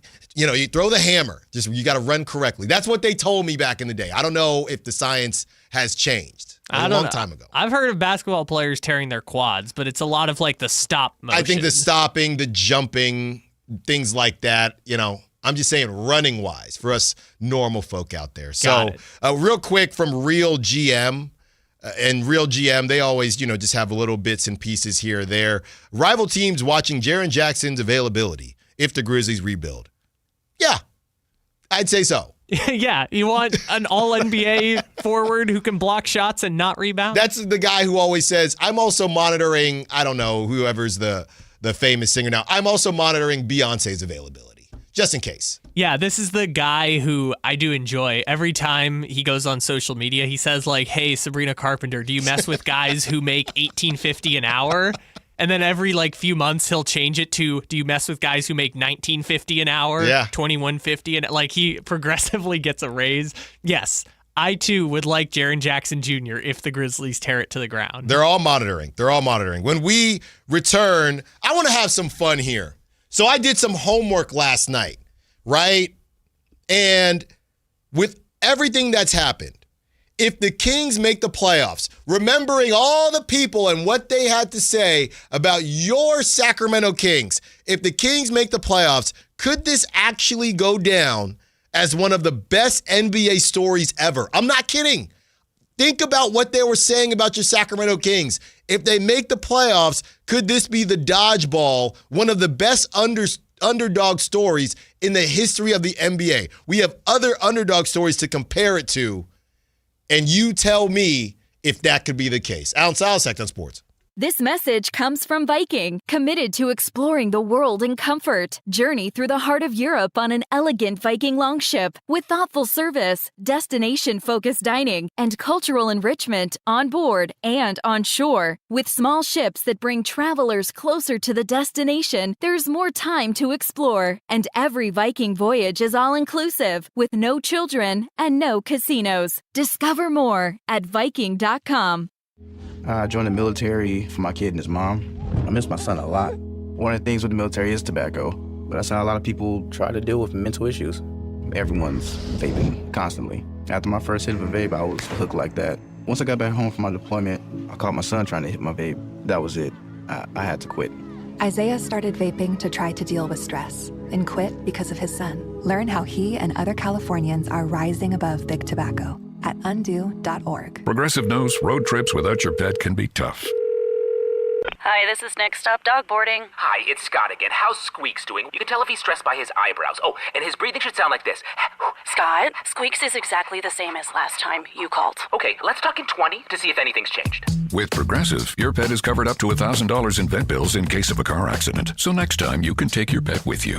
Progressive Casualty Insurance Company and affiliates. Not available in all states. Coverage for dogs and cats is included with the purchase of collision coverage and subject to policy terms. Workdays can be unpredictable, but your workwear shouldn't be. With the Cintas Apparel Plus program, you'll have freshly laundered garments for everyone on your team delivered every week. Cintas has workwear for just about any job imaginable, with high-performance fabrics and an uncompromising fit that stretches and moves with you. Don't leave looking and feeling good to chance. Visit Cintas.com. Oh, I'm ready! And get ready for the workday. If you've got a gas-powered engine, keep it running like new at every fill-up. Stable in-season protection is your engine's preventative medicine, cleaning and protecting the entire fuel system in season. In outdoor power equipment, prevent gum and varnish buildup that could cause a rough or non-running engine. For cars and trucks, increase fuel efficiency and power by removing deposits, ensuring your engine's long-term health. Stable outperforms the competition in independent lab testing. So at every fill-up, start with Stable. Finding great candidates to hire can be like, well, trying to find a needle in a haystack, but not with ZipRecruiter. Its powerful technology actively finds and invites qualified candidates to apply to your job. So while other companies might deliver a lot of hay, ZipRecruiter finds you the needle in the haystack. See why 4 out of 5 employers who post a job on ZipRecruiter get a quality candidate within the first day. Try ZipRecruiter for free at ZipRecruiter.com/free. That's ZipRecruiter.com/free. Hi, this is Greg Papa. Disasters hit every day. If your home, business, or building has suffered from any disaster, SunPoint Public Adjusters can help. SunPoint prepares, presents, and negotiates your claim with the insurance company, working only for you, making sure you get everything you're entitled to and letting your focus be on what's most important, your family or your business. Call SunPoint today at 888-247-7865 or contact us at sunpoint.us. SunPoint Public Adjusters, the gold standard in public adjusting. License number 2N14884. Just announced, Stockton Honda has been named #1 of California's best car dealers in 2025 by USA Today and Statista. This prestigious award is based on thousands of customer reviews and recommendations, ranking dealerships for service, value, and satisfaction. Out of hundreds evaluated, Stockton Honda is proud to be #1, recognized for all-around excellence and commitment to our customers. Visit Stockton Honda, where reputation meets the road. Anytime, anywhere, it's all here. StocktonHonda.com.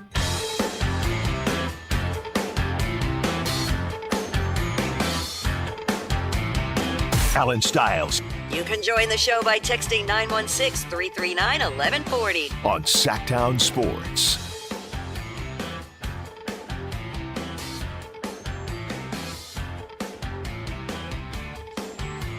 It is something when someone doesn't believe in you. When someone says that you can't do it. When someone says you're not good enough. And there's just something about proving them wrong, even in your own personal life, right? You always hear, and I don't know, I would never accuse somebody of lying, but it is funny. It's kind of a sidebar. Some of these athletes and rappers, they'll say, my teacher told me I'd amount to nothing, right? Now, I've been lucky. I've had some good teachers, and I've had some teachers that did not like me. But sometimes they'll say, my teacher said I don't want to get too dark here, but I'd be in a bad place, right, when I'm older. And I'm not calling them liars, but it is funny because, I don't know, 916-339-1140, did any of your teachers say any messed up stuff to you? Because all these, not all of them, but a lot of these athletes and rappers or whoever, they'll say, yeah, my teacher said I was a piece of bleep or whatever. I'm thinking, look, man, I grew up, in the 90s, and I had some teachers that they would roast me, but they never said anything like that. Alan, I feel like this is a commentary of the types of schools that we went to versus the types of schools that some of these players went to. That's fair. But I don't know. I do think there is some human nature out there where there's just a little bit of, like, when you watch reality, and I'm not trying to get off topic here, but you'll watch a show, right? Have you ever seen, and this dude will be 6'4", good looking. Have you ever seen somebody on a show say that they were a bully, right? It's always some stud looking dude, and they'll say, or a very attractive woman, whoever it is, and they'll say, yeah, I was bullied. Everybody has been bullied. Everybody was bullied in high school. I just want one person to be honest and say, yeah, I was a bully in high school. You can never find a bully. But all these people that are complete stud muffins, yeah, like compare, when you watch reality TV, you've never seen somebody, you've never met a popular person in high school. Everybody was a loser in high school, according to reality TV and even just actors. Everybody was a loser in high school. There was no popular crowd. And I just want you to say, stop lying. Somebody is lying. Somebody was pushing someone into a locker. But when you watch these shows, and it's been bugging me for a long time, you can tell, everybody was a loser in high school. Everybody. Well, nowadays, everyone is a loser in high school because everyone has the internet, and everyone does get bullied on the internet, no matter what you do. So I guess the new generation, it's about to be the case. I did hear one story one time that you reminded me of, which was Bill Lawrence, which is the guy who created like Scrubs and Ted Lasso and a bunch of other shows like that. He was telling a story about how he was the bully in high school. Finally. And he felt so bad about it 25 years later that he decided to make a fun, happy show like Ted Lasso. It was the story basically, I don't want to tell it on the air, but basically it's like he was getting into a fight with a guy at a party. And the guy said, come on, say something funny now. And he's like, well, now I don't want to say anything because I might need you to mow my lawn in 10 years. And then the guy punched him. And then 10 years later, he found out the guy was doing his dad's landscaping business, and he felt awful about it. There was one rapper who said, my teacher told me I wouldn't amount to anything. I ended up grabbing a limo all these years later, and her husband was the limo driver. Now, that seemed pretty detailed, right? But I don't know, some of the stuff that you hear, and I completely get what you're saying, Kyle, right? And we're not going to compare schools or get into anything like that. It just seems like there's just a lot of stories where everybody was a victim, and I just want somebody to be honest. Just call in. Were you a bully? Will anybody be honest? Because look, people would make fun of me for stuff. I would make fun of people for stuff. I would say I was in the middle. I was bullied a little bit. I probably did some bullying. I think it was in the middle, and I think most of the time that's what happens. But you get a camera in front of you, and everybody forgets the other side of it. It's just, yeah, I was kind of a nerd. I was a nerd growing up, and it was pretty tough in middle school. And by the way, and the last thing I promise, everyone had an awkward stage, right? Everyone had an awkward stage. So you taking those 2 years where you had 2 pimples and had to wear braces, that everybody has that.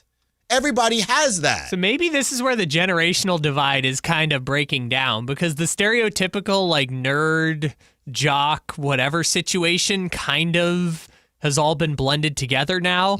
Because the internet is the great equalizer now. Everyone has an Instagram, everyone has a following, and everyone can see what your following is, which I think was kind of the great equalizer of who's popular and who's not. Right. But also, like, I grew up in the age where, like, all the movies everyone thought was popular were comic book movies. Being a nerd became being the popular thing. And that's the cool thing now. So it's kind of like all morphed together now. I was watching and I promise I'm done after this. I was watching a dating show, and maybe that's my fault because it's all so stupid, but they thought they were soulmates because they both liked Harry Potter. We're just two nerds, and I don't know, the fact that she likes Harry Potter too, I think it was just meant to be. Harry Potter, arguably one of the biggest books. The biggest movie franchise of all time, like one of the top 10 biggest movie franchises ever. I don't know. What are the chances? Actually pretty high, brother. Actually pretty high. Yeah, it's like, oh, we're into Lord of the Rings. You mean they've made, or like I'm into Star Wars. Yeah. Yes, Star Wars in 2015, purchased by Disney and worth $7 billion. Yeah, lots of people like Star Wars. So, I don't know. Okay, now I will get off my soapbox. And and how we even got here when we're talking about how everybody's an underdog now. The reality is the Kings, they are actual underdogs. And I'm already annoyed if they do pull this off and get to the playoffs because I already know what's going to happen. It's going to turn into, well, they do have DeMar and they do have Westbrook and they do have Levine. And I can't wait to pull the receipts on the Zach Lowe's, on the everybody that had stuff to say. And I get it. Hey, well, relatively speaking, you're congratulating yourself and celebrating being an 8 seed, whatever it is. Well, you're damn right I am, because you didn't think it was going to happen. Vegas got the Kings at 34.5 wins. You know what that is? That's about 12th in the West. So yeah, relatively speaking, you should celebrate. So Kyle, I was looking for other underdog stories in the NBA, and it's all kind of connected to the playoffs, not really getting to the playoffs. It was a bit harder to find. First thing, Kyle, I have the 1994 Denver Nuggets. So the 1994 Denver Nuggets, they were the first number 8 seed to defeat a number 1 seed in the best of 7 series, and that was the Seattle Supersonics. So again, not exactly the same because all of these are playoffs, but you get my point. Still underdog to me.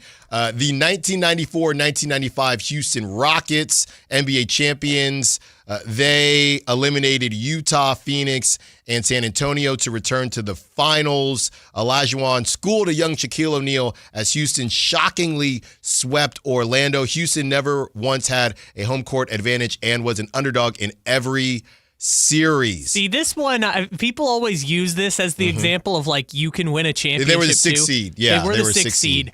But they were also the defending NBA champions. I always think that one is so dumb. Like you forget that literally that team won the championship the year before and traded for Clyde Drexler at the deadline. And some of these are just finals runs, not NBA champions. The 1998-1999 New York Knicks, before Miami did it, the New York Knicks made the NBA Finals as an 8 seed in 1999. New York defeated 2 playoff nemesis in Miami and Indiana. It also became just the second 8 seed to win a playoff series. Then the team made more history by being the first 8 seed to sweep a series when it beat Atlanta. The 1980-1981 Houston Rockets, 14 years before he coached the 6-seeded Rockets to an NBA title, Tom Janovich played on another 6-seeded Rockets team that fell just short. Houston barely made the NBA playoffs as a 40-42 team and was matched up in the first round against the mighty Los Angeles Lakers. But as an underdog NBA pick, the Rockets took down the Lakers by inexplicably winning both games in the Forum. They also made NBA history as the first team with a losing record to make the NBA Finals since the Minneapolis Lakers in 1959. However, like Miami and New York, the Rockets' Cinderella story ended here as Boston beat Houston 4-2. And of course, I know we've talked about them a good bit this week because the Kings just beat them earlier this week, but you cannot have this conversation without talking about the We Believe Warriors. As an 8 seed, they pulled off one of the biggest upsets in NBA history by defeating the 67-win Dallas Mavericks in the first round. And then, of course, the Miami Heat. As the 8th seed in the East, the Heat beat the number 1 seed Milwaukee Bucks in 5 games en route to winning the Eastern Conference Championship in 7 games against the Boston Celtics. So obviously, I don't know that the Kings will do that. Even just getting to the getting to the playoffs. But yeah, Kyle, I mean, those haters out there that had what they had to say about the Kings, I know they're going to switch their tune and say, well, look, I mean, they got Zach and they got Sabonis, but we know the truth. We will remember the truth. And we have clips, right, and freezing cold takes, that account on X. They're going to be very busy if the Kings make the playoffs. And don't let I mean, look, I don't know. I don't think they're going to beat the Thunder. But if they play the Thunder tough today, I know no Jalen Williams again, at least we could say, hey, they played them tough a couple times. And then I think they got them again in this. Are they one of the other three? Yes. In the first 20? Yeah, they have them again. So you never know, Kyle, but I don't know. I was thinking yesterday just about this underdog thing and how Russ was making everyone feel good and making the NBA world look at Sacramento differently. And just, if they do sneak into the playoffs, I don't care what they do in the playoffs. That would be one of the great NBA stories. I won't say in NBA history, but I would say in the last couple decades. Yeah, I'm with you. If they end up in the play-in, I made this case last year. If they end up in the play-in, I would rather the 1% chance that they beat the Thunder to the 1% chance of landing Cooper Flagg, because that story, we still talk about the 94 Nuggets or the We Believe Warriors. That story would be told in Sacramento lore forever. Ever, if they could somehow pull it off. So I would rather the shot at that. Like, think about it for a second. The memes when the Kings posted that starting lineup with Westbrook in it. That's all I would have to say. From that to making the playoffs, even if they get swept by the Thunder or whoever's the 1 seed, it wouldn't matter. It would not matter. They got memed so much. So much. I want it. I want it bad, man. Because y'all haven't seen me victory lap like that. Y'all have not seen me victory. I want it bad. On the other side, Precious Achiuwa played, and nobody is talking about it. So we're going to do it right now. Allen Stiles, Sactown Sports. The Sactown Sports 49ers Report is brought to you by Kia of Vacaville, located beside the Vacaville outlets. 49ers get a win in New York, 34-24. Christian McCaffrey had another big game, 106 yards rushing. Mac Jones, also a big game. He threw for 235 yards and a couple of touchdowns in the victory. San Francisco with the win improves to 6-3. Upcoming, it's a huge game for the Niners on Sunday. They take on first place LA. Catch the game right here on Sactown Sports 1140, beginning at noon on Sunday. Football season is here at Kia of Vacaville. You can score big in a new 2025 Kia Niro LX with up to 53 MPG combined at Kia of Vacaville. Perfect for road trips, tailgates, and cruising to Levi Stadium in style and comfort. But don't wait. Inventory is limited at Kia of Vacaville, and these deals won't last long. Visit KiaVacaville.com or stop by right next to the Vacaville outlets for friendly service, easy shopping, and unbeatable value. All in one stop. Kia of Vacaville, where the adventure begins.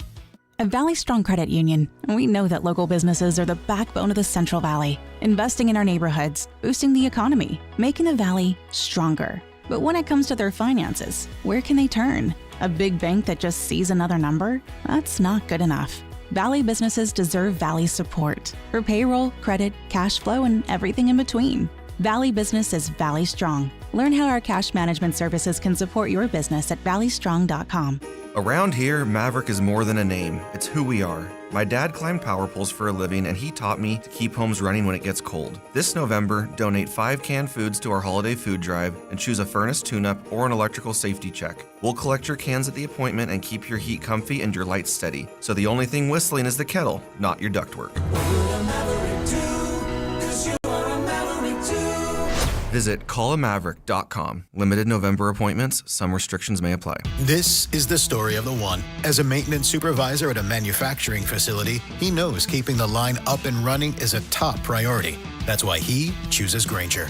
Because when a drive belt gets damaged, Grainger makes it easy to find the exact specs for the replacement product he needs. And next day delivery helps ensure he'll have everything in place and running like clockwork.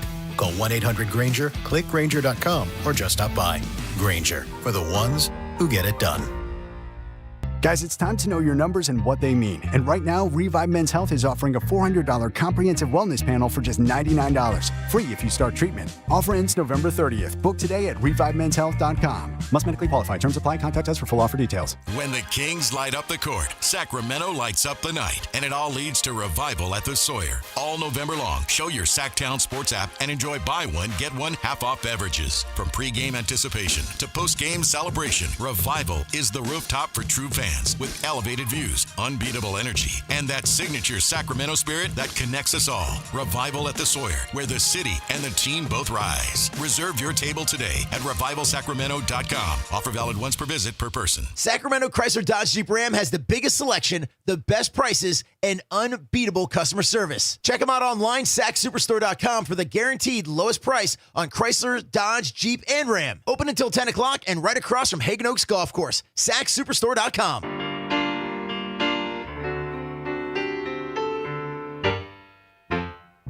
Allen Stiles. Watch the show on youtube.com/Sactown Sports 1140. Or listen on the Sactown Sports app.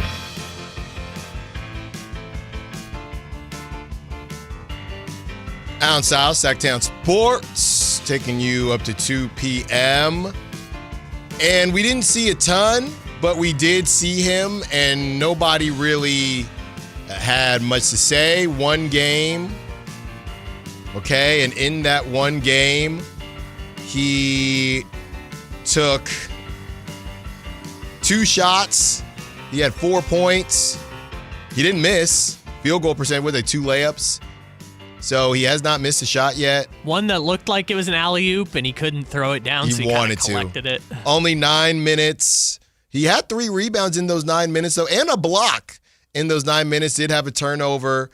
So Precious Achiuwa, probably just the storyline that took over the beginning of the week, and then Russ took over the middle of the week and has led to this. So we have not talked about Precious Achiuwa at all, and that's what we're going to get into right now, 916-339-1140.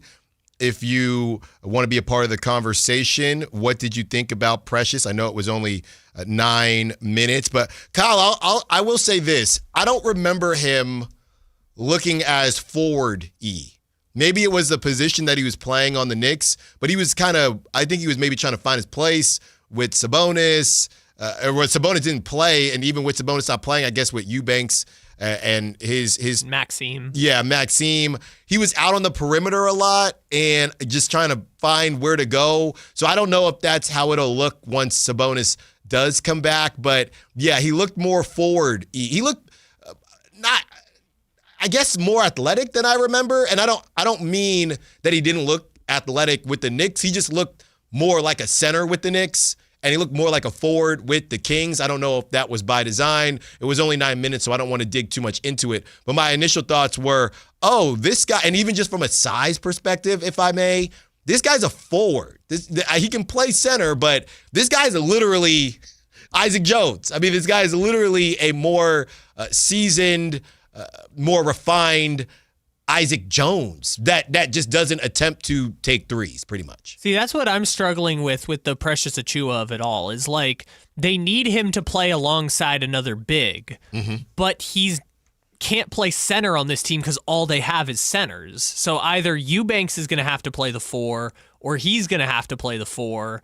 So that's, again, I think you just you take your lumps on offense. It's like, on offense, he's a 5. On defense, he's a 4, if that makes sense. But the problem is they don't really have another 4 who can guard the perimeter. Like, if Keegan were there, you could play Keegan with him at the 5. Yeah. But with Neek Clifford, you'd rather... You can't play him at the 4. That's the problem. Yeah. Neek.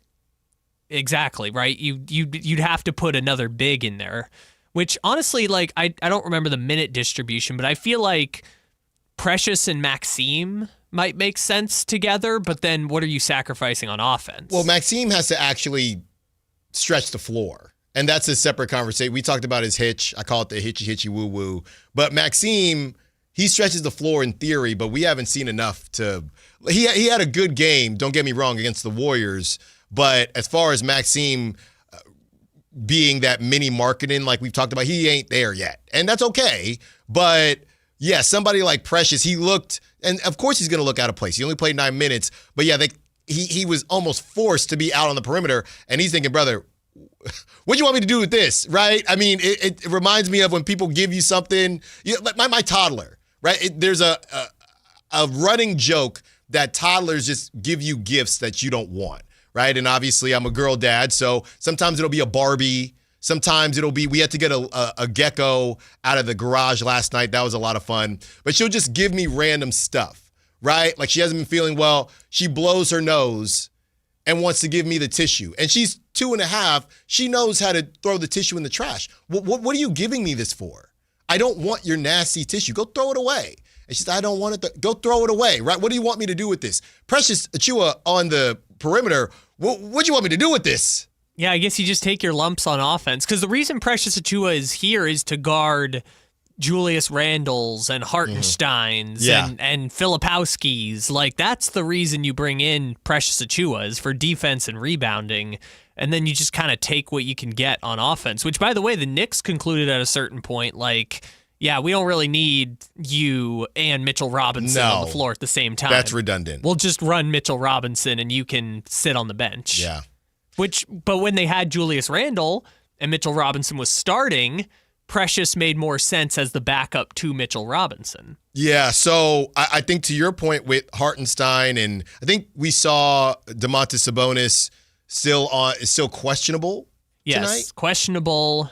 Zach LaVine available. So obviously, if Domantas Sabonis doesn't go, I think we'll see a lot more of Precious tonight with Hartenstein coming into the building. It is an NBA Cup game for those who care. It is their first NBA Cup game. So we'll see that gray court, and wear sunglasses if you need to.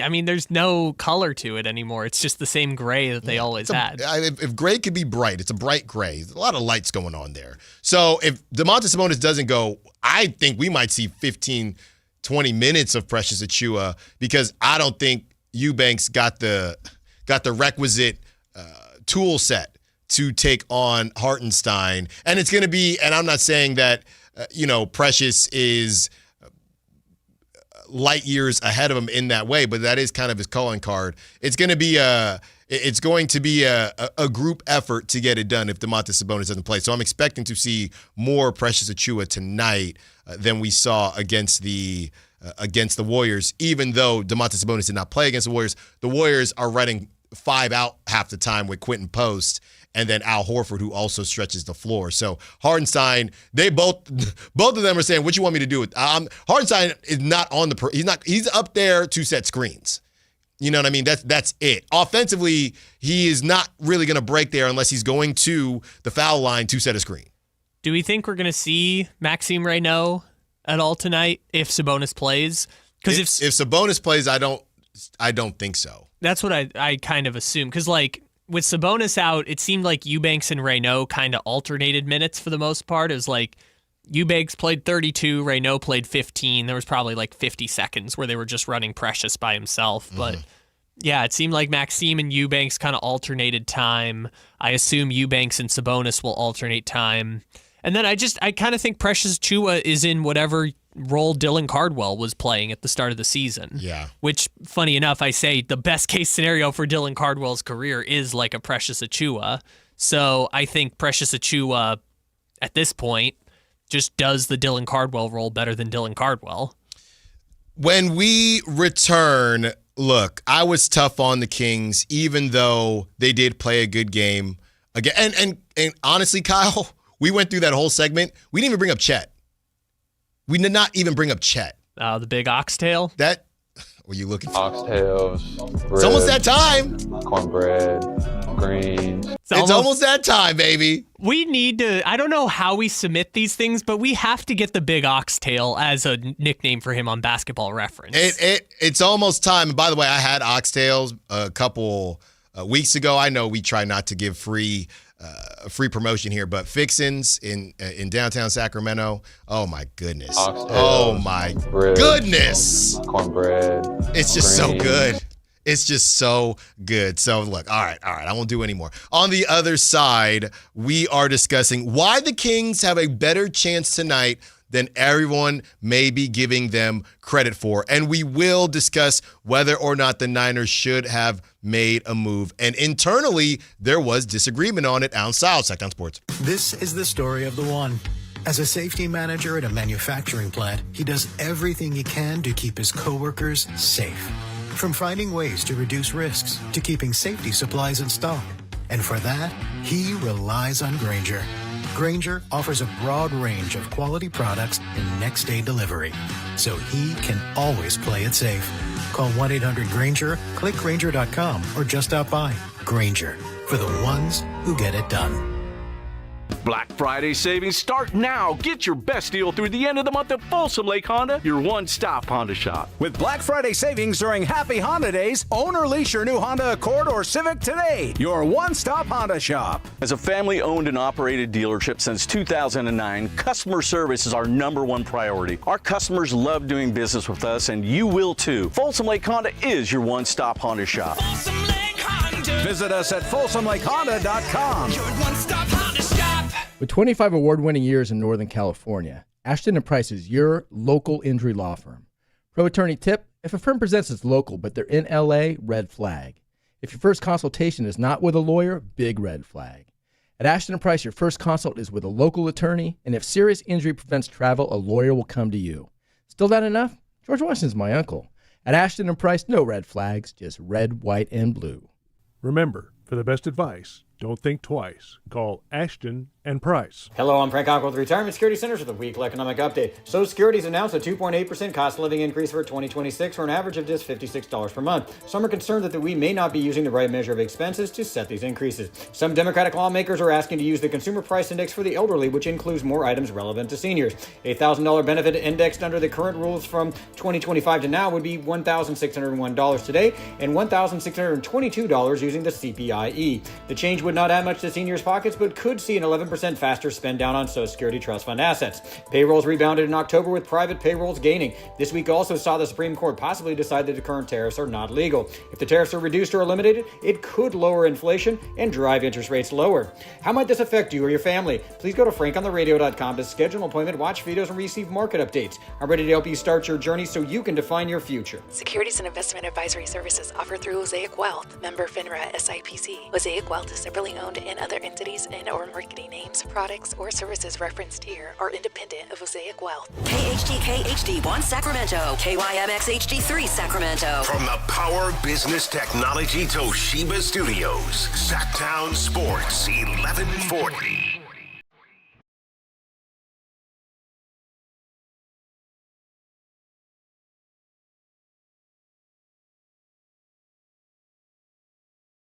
Allen Stiles You can join the show by texting 916-339-1140. on Sactown Sports.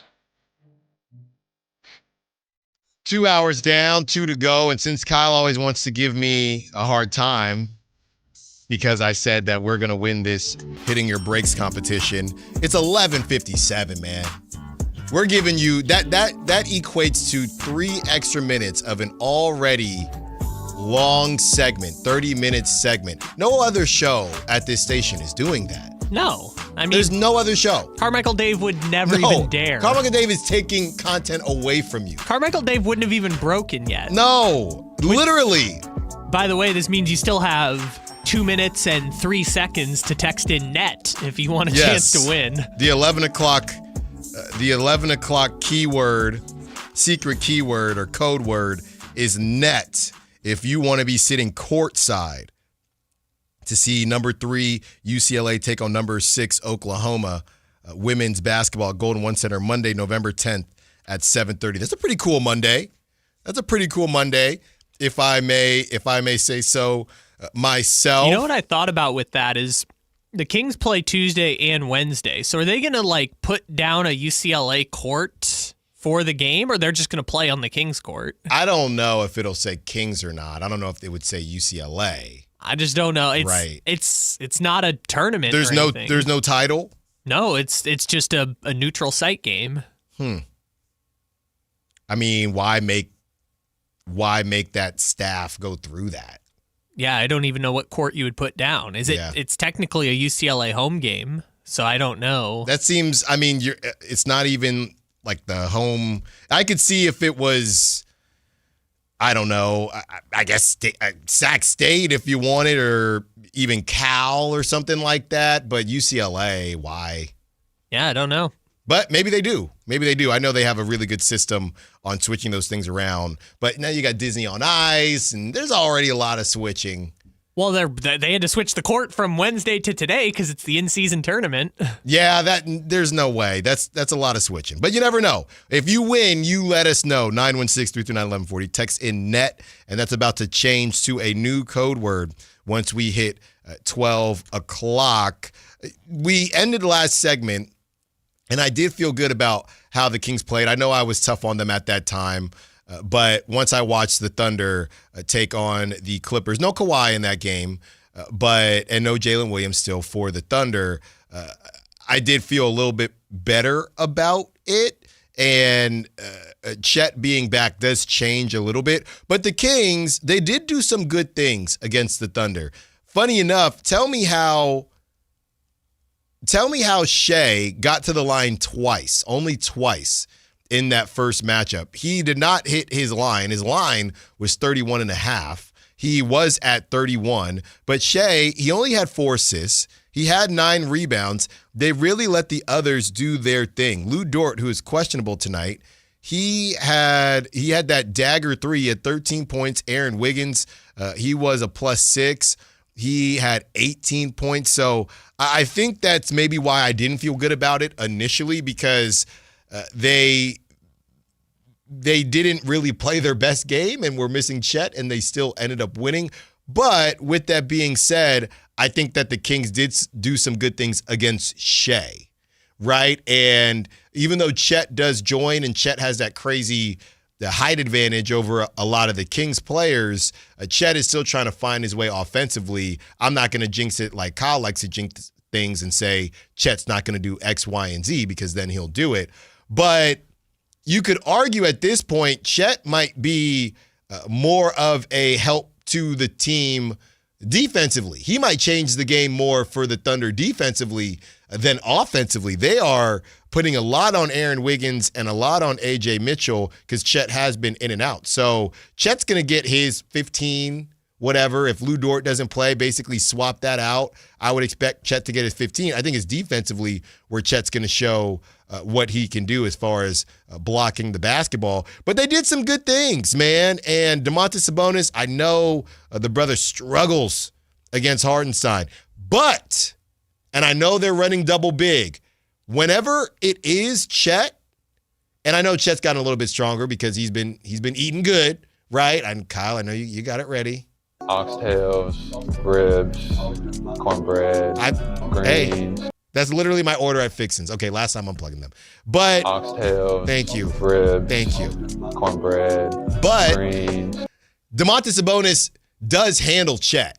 He has handled Chet in the past. So if you can find some of those switches, to your point, Kyle, if you decide to run Precious and Domas, which doesn't sound like a good idea, but if you get Chet on Domas has played Chet pretty well. Now, Chet is not as young as he once was when Domas was balling and they were having the Gonzaga Gonzaga battle. But Domantas Sabonis is a completely different player against Chet than he is against Hartenstein. And Hartenstein, in this game, he played 31 minutes. So that I don't know if he plays less when Chet is playing, but Hartenstein on Domantas Sabonis is kind of his kryptonite, but it's a complete opposite when Chet's on him, even though Chet is a better, he's a really good shot blocker. So if you can get some switches there, Kyle, I think that bodes well for them. You get Zach LaVine back, who's coming off a pretty bad game last game, so a little bit healthier. He's due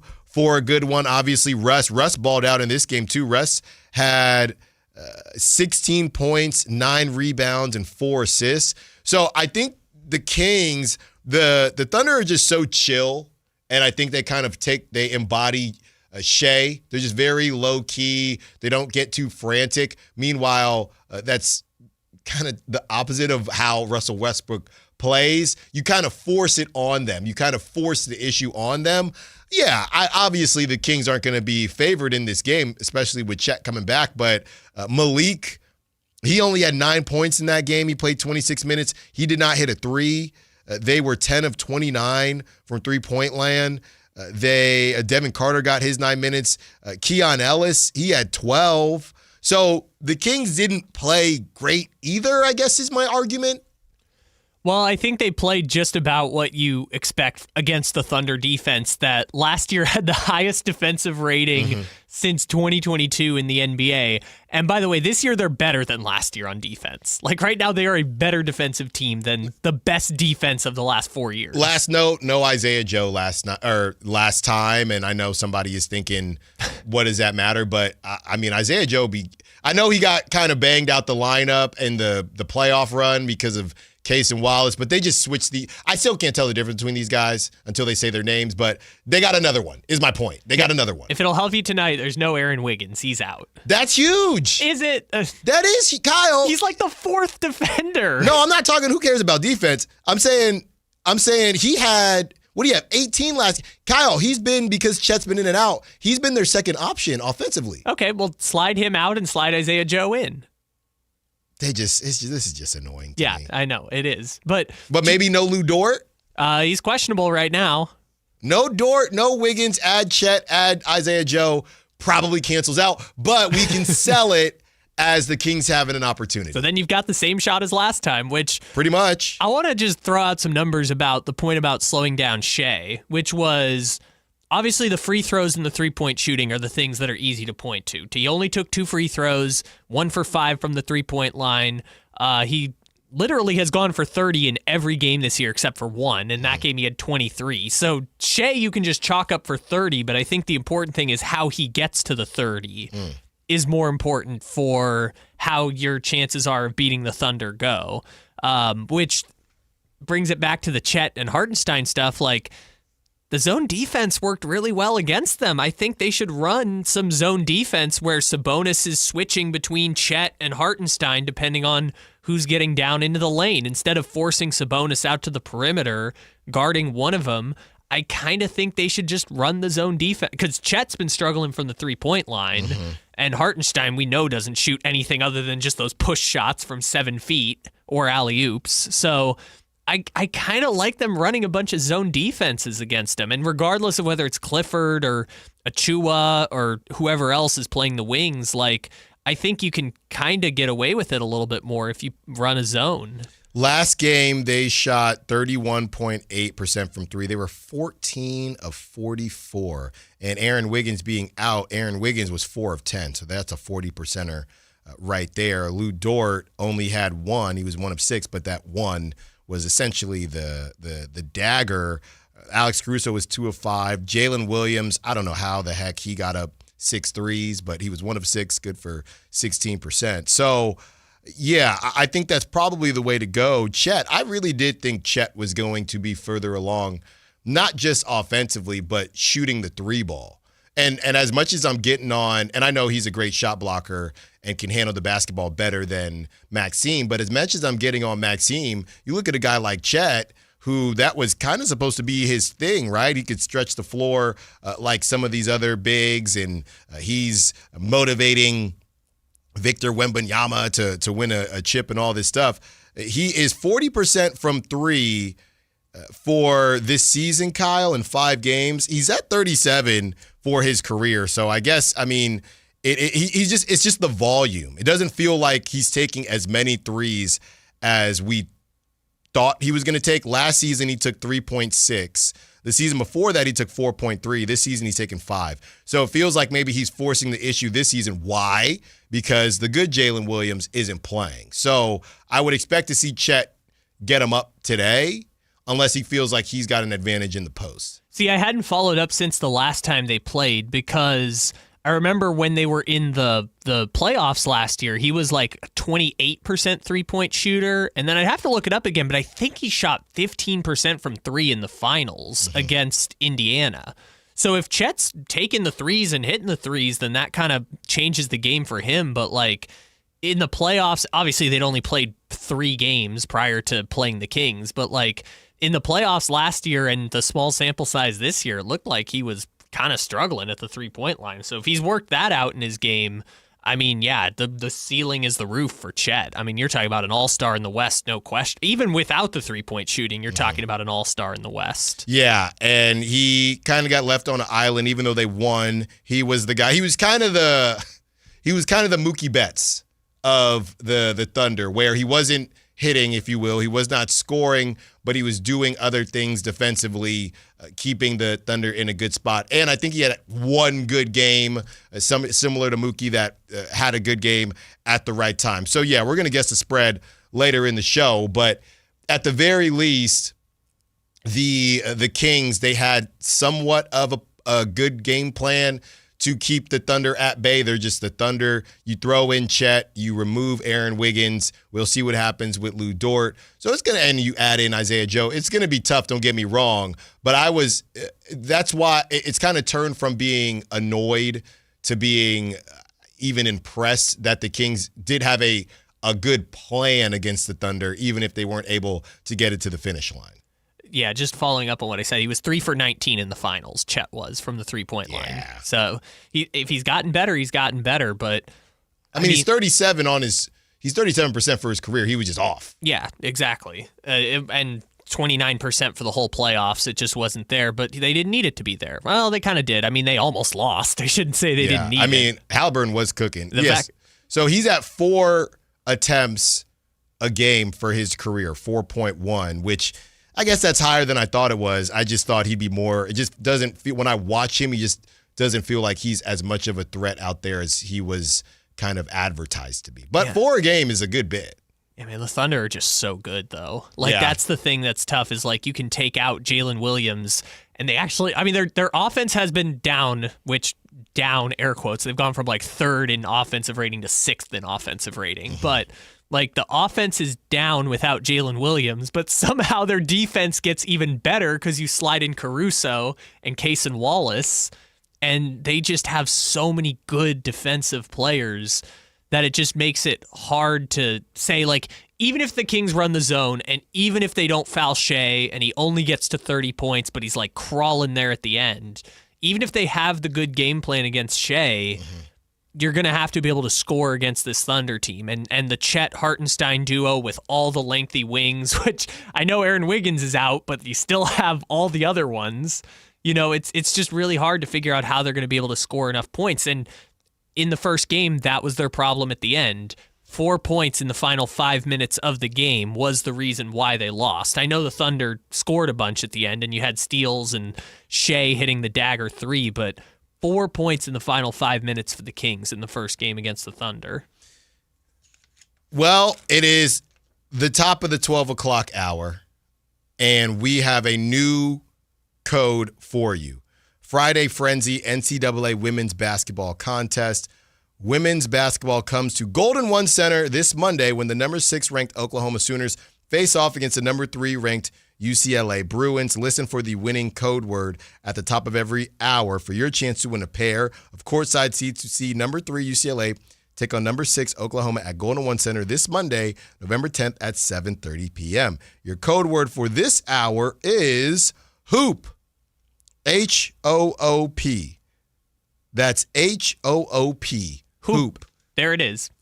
916-339-1140, 916-339-1140. I see the text line with the last one, 916-339-1140. This is from our guy Nick. Chet struggling from 3 means nothing. The Kings are terrible at defending the 3, and this may be a get-right game. It's funny how that happens. Wasn't there a get-right game, even though the Kings won? I feel like there was a get-right game in that Warriors game where somebody had been struggling from 3, and they said, you know, and now they're starting to figure it out, but the Kings were able to power through because, you know, that wasn't the... Moody? I don't even know who. No, Moody had just went off, so it wasn't Moody. But yeah, or maybe honestly, it could have been the game. It could have been the game prior with the Kings. Christian Brown. I think it was Brown. I think it was Brown. Yeah, it was Brown. It was. Yeah, because you were ban listing. No, him. It don't. Now I'm getting upset again. It was definitely Brown. So now that you've collected the Infinity Stones, now that you hate Christian Brown, of young nuggets that you just hate. You hate Brown, you hate Watson, you hate Strother, you dismiss Tyson as an NBA player. Yeah, now that you hate Christian Brown, you finally come around. Yeah, Christian Brown, and he only took, let's see, in that game, he was from 3-ball. He was only 1 of 3, but he had 21 points. He had 21 points. Ooh. Yeah. It was just a get-right game offensively for him, not necessarily from the 3-ball. Somehow still didn't get as much money as Keegan Murray. Yeah. 916-339-1140 if you want to be a part of the conversation. And now the 530 is saying, which random Thunder player will go off tonight? Look, I'm not saying that on the air. Y'all can text in who you think it will be, but come on now. I'm not doing that. There's only so many options. I mean, they don't really have a quote-unquote, I mean, I guess random. Like Christian Brown dropping 21 is random. I don't know. Isn't his average like 16 or something? Yeah, he had been bad offensively. The correct answer is Isaiah Joe. I don't know if Isaiah Joe's going to go off, but the correct answer is he's the random Thunder. I've also never seen Isaiah Joe miss a 3. Legitimately. That can't be possible. I don't think I have. I truly don't think I have. And now you take him to a shooter's arena. I also think the reason it's Isaiah Joe is just because his name is Isaiah Joe. Yeah. Like, he's a fine basketball player. He's not even that random, but his name is Isaiah Joe, and I just can't imagine a guy named Isaiah Joe dropping 20 on you. By the way, this is from Shams, and it's funny, Shams has a new, I guess, Photoshop, if you will, where it doesn't say breaking. It just says from Shams, and I think he's been getting roasted for calling everything breaking. So this is 8 minutes ago. It just says from Shams Charania in red, but it does not say breaking. San Antonio Spurs star De'Aaron Fox plans to make his season debut against the New Orleans Pelicans at home on Saturday. Sources tell ESPN Fox rehabbed from an offseason hamstring injury and ramped up this week for his weekend debut. I mean, it doesn't really matter. So there you have it. And the first comment 8 minutes ago, completely forgot he was on the Spurs, let alone still a basketball player. I mean, that's kind of rude.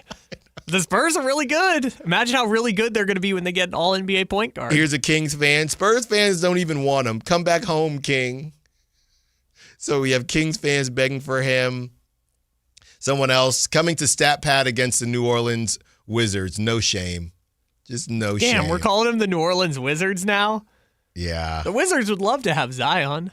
So, I think what's happening is, I think what's happening is, and I don't know what the Spurs schedule, but my guess is that there is. So Saturday, okay, so yeah, they have the Rockets tonight. And people are saying that he's ducking the Rockets to come back against the Pelicans on Saturday. Is that an Amazon game? Like, I know there's games on Amazon, but I never know which ones are going Prime is tonight because it's Friday with the Rockets. That Pelicans game, that better not be anywhere. No, it's nowhere. No, I don't think they do this. Yeah, it's an Amazon game tonight against the Rockets, so everyone says De'Aaron is ducking the smoke. Okay, Does not want to face the Rockets. Rockets Spurs is the first Prime game. Do you know what the second one is? I do not. All right, I'm just curious. Oh, wait, you know what? Isn't it? I think I saw the promo. Isn't it Warriors Nuggets? Yeah, yep, it is. And I think Steph is so questionable. Yeah, it's Warriors Nuggets. So that's going on. I assumed it wasn't us, but when it's OKC, you never know. No, yeah, OKC. Look, we'll have our time. Don't you worry. So De'Aaron Fox is back. Not playing tonight, though. He'll be there Saturday to take on Jose Alvarado's Pelicans, who Jose Alvarado is a trade target for a lot of teams, by the way.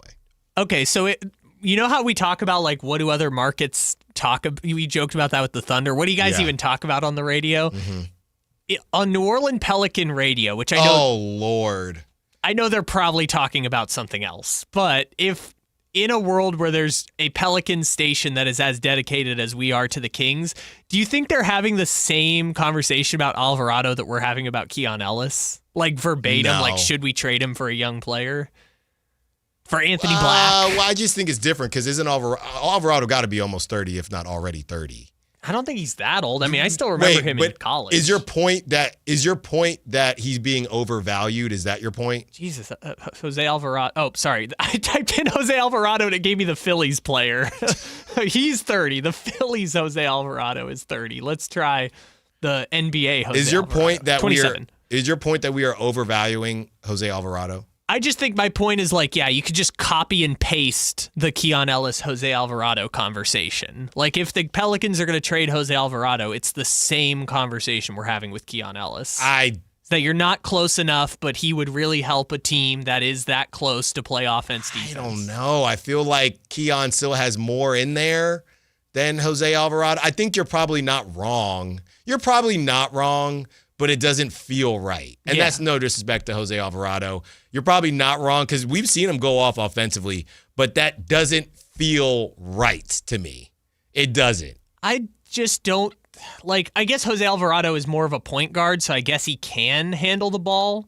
But I think one, he's 6 foot tall, but two, I think Keon's averaging more points than him, even in his log jam. Not last season. I mean, he was like the starter last season, which but do teams even care about that? Because you're not doing that for anybody that matters. No. I mean, look at after Cam Thomas, I know that everyone realizes when you're just chucking on a bad team, right? Because you couldn't get anything. But go ahead. Keon 7.1 points per game. Jose Alvarado 6.6. How many minutes is Jose Alvarado playing? Let's see. Keon's playing 19 and a half. Alvarado is playing 18. Yeah, pretty much the same thing. Yeah. Pretty much the same thing. But, I mean, I don't know, man. I can't even fathom what they have to talk about on Pelicans radio. I honestly can't even rack my brain, which is crazy because people probably say that about the Sacramento Kings. But at least the Sacramento Kings, as I said earlier this week, they'll give you new stuff to talk about. Like, I'll beat the drum on Ja. I'll beat the drum on Kuminga. But the Pelicans, they don't have a pick. You know what? It's a lot of Derek Queen because Derek Queen has looked phenomenal. It's a lot of Derek Queen. That's what it is. That's all it is. I think they're just talking about LSU football and who's going to be the next coach. Yeah, whoever. Well, there's a flagship somewhere out there has to talk about the Pelicans. Are we sure? Yeah, maybe not this much. 916-339-1140. Let's get to Pam. Wants to be part of the conversation. What's up, Pam? What you got for us? I'm just so frustrated with the Kings. I had a friend that sent me a text before the season started and said, you know what? The Kings are going to be 2-8. That'll be their opening record. Mm-hmm. It's like, are we just an exhibition, like a D-League team, and we bring players in and out so everybody else can see them and see how they do and what their talents are? Pam, you can get me in trouble, Pam. Thanks for the call. I know I saw somebody on the text line say Whitey did pass along my optimism to Draper. I still got to listen back. I did not hear. But Pam, they're 3-5. They're not 2-8. They can't be 2-8. They could be 3-8 or 3-9. But Pam, they're 3-5 right now. I know there's a couple conversations, Pam. The first conversation is, what are we doing here? And we've joked before when it comes to a relationship, right? You've been dating for a while, haven't gotten engaged, haven't moved in together, or maybe you have moved in together, but you're not engaged yet. Whatever it is, what are we doing here, right? And that's why I keep saying and I keep emphasizing the trade deadline. That's when we'll know how this thing is going to change or not change. Are the Kings, is the Kings organization going to make us continue to watch this even if they are the 10 seed, right? Or are they going to say, hey, we don't care about the 10 seed because the long term of the 10 seed is that you're not really competing. So don't feel that bad, Pam. That's what I keep telling people. I've actually felt more optimistic simply because I'm just holding on until the trade deadline. Everything that I care about will happen at the trade deadline based on what they are, right? If your friend's right and they can't be 2-8, but if they're 3-9 at the after 12 games and then they continue to lose like that and then they don't make any moves at the trade deadline, as in sell, and they say, well, we were injured, we didn't have Keegan, we're going to try this again, then you will hear me go off. Then you will hear me say, I hope the Wi-Fi doesn't cut out, because that would be ridiculous. But we're not there yet. And that's why people like Draper are optimistic, because we've seen something. So, Pam, just hold on. Just hold on. It's not the trade deadline. That was my remix to Drizzy. Just hold on, Pam. I earned that. Pam, just hold on. We're not there yet, okay? And hopefully we don't get there. Just hold on. The 8 seed. On the other side, we keep the conversation going. Will the Kings take care of business tonight?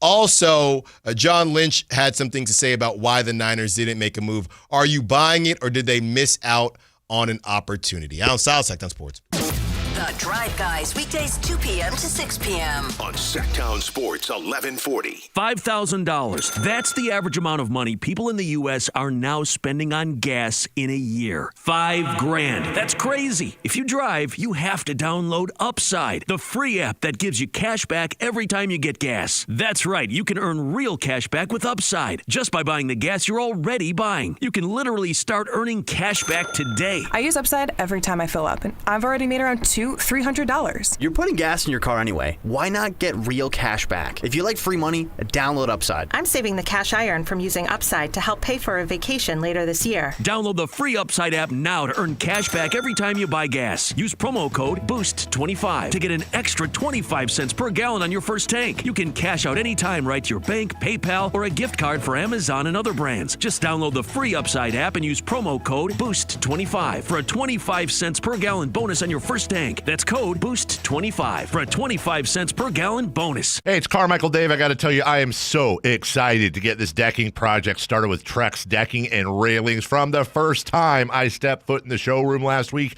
I was so impressed. So many color options, heat-resistant composite deck. What does that mean? That means I don't have to do any maintenance on it whatsoever. They even have a deck designer, so you can go online and see what your dream deck will look like on your house. Just visit Trex, that's TREX.com to get it started. Tell them Carmichael Dave sent you. Carmichael Dave here for American Energy Heat and Air. Right now, breaking news, they're upgrading their offering to include plumbing, bringing that same expertise and experience to the plumbing space.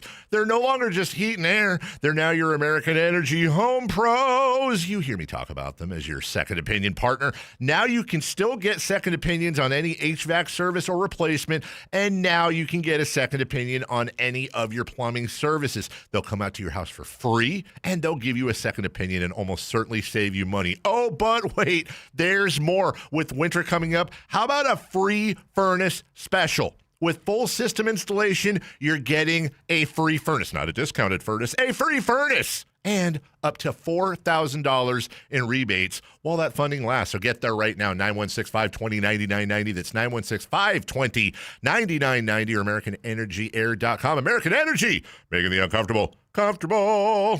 Around here, Maverick is more than a name. It's who we are. My dad climbed power poles for a living, and he taught me to keep homes running when it gets cold. This November, donate 5 canned foods to our holiday food drive and choose a furnace tune-up or an electrical safety check. We'll collect your cans at the appointment and keep your heat comfy and your lights steady. So the only thing whistling is the kettle, not your ductwork. Visit callamaverick.com. Limited November appointments. Some restrictions may apply. Guys, tired all the time? Gaining weight? Low drive? These aren't just signs of aging. They could be low testosterone or other underlying issues. Right now, Revive Men's Health Sacramento is making it easier to get answers with a comprehensive wellness panel. It's not just a lab test, it's where better performance begins. Our providers will check your testosterone, blood sugar, cholesterol, kidney, liver, thyroid, and heart health. A $400 value for just $99, or free if you start treatment. Over 120,000 men have trusted Revive to restore their energy, mood, and confidence. So if you're ready to feel better and live stronger, call 916-619-3000. That's 916-619-3000. Or visit ReviveMen'sHealth.com. Offer ends November 30th. Must medically qualify. Terms apply. Contact us for full offer details. Right now at Maida Subaru, get 2 season passes to Sierra at Tahoe with purchase or lease of any new Maida Subaru. Plus, great Maida Subaru savings on every new Subaru. Learn more at maidasubaru.com. Ends 1/2/26.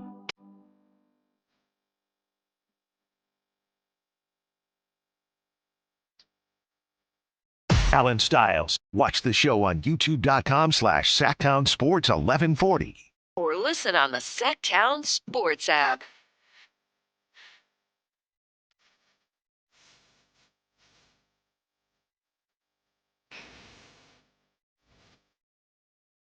Taking you up to 2 p.m. and the secret keyword, if you missed it, if you want to see number 3 UCLA taking on number 6 Oklahoma, that secret keyword is hoop, H-O-O-P. We will have one more at the 1 o'clock hour, in the 1 o'clock hour, and then in the 2 o'clock hour throughout the show, Whitey Gleason will have a new set of keywords for you. You'll text in those keywords. It will go towards your number, if you will, and your number of entries for a chance to win those courtside seats. It's not just going to the game. It's courtside, just like we did with the Kimpton Sawyer. And those winners, I think I'm going to try to leave. I don't know when I'm going to get out of the house, Kyle, but I am going to try to get over to Revival and say what's up to Whitey and the crew. I wanted to do it last time they were out there, but I did not. I was not able to do it. But I want to check it out. I heard it's pretty cool over there. I don't know where. I assume their show goes to 5:30 because it's a 7 o'clock game tonight. Yeah. So 2 to 5:30, I think Whitey and whoever else will be out at the Kimpton Sawyer, or the Revival at the Sawyer. Mm-hmm.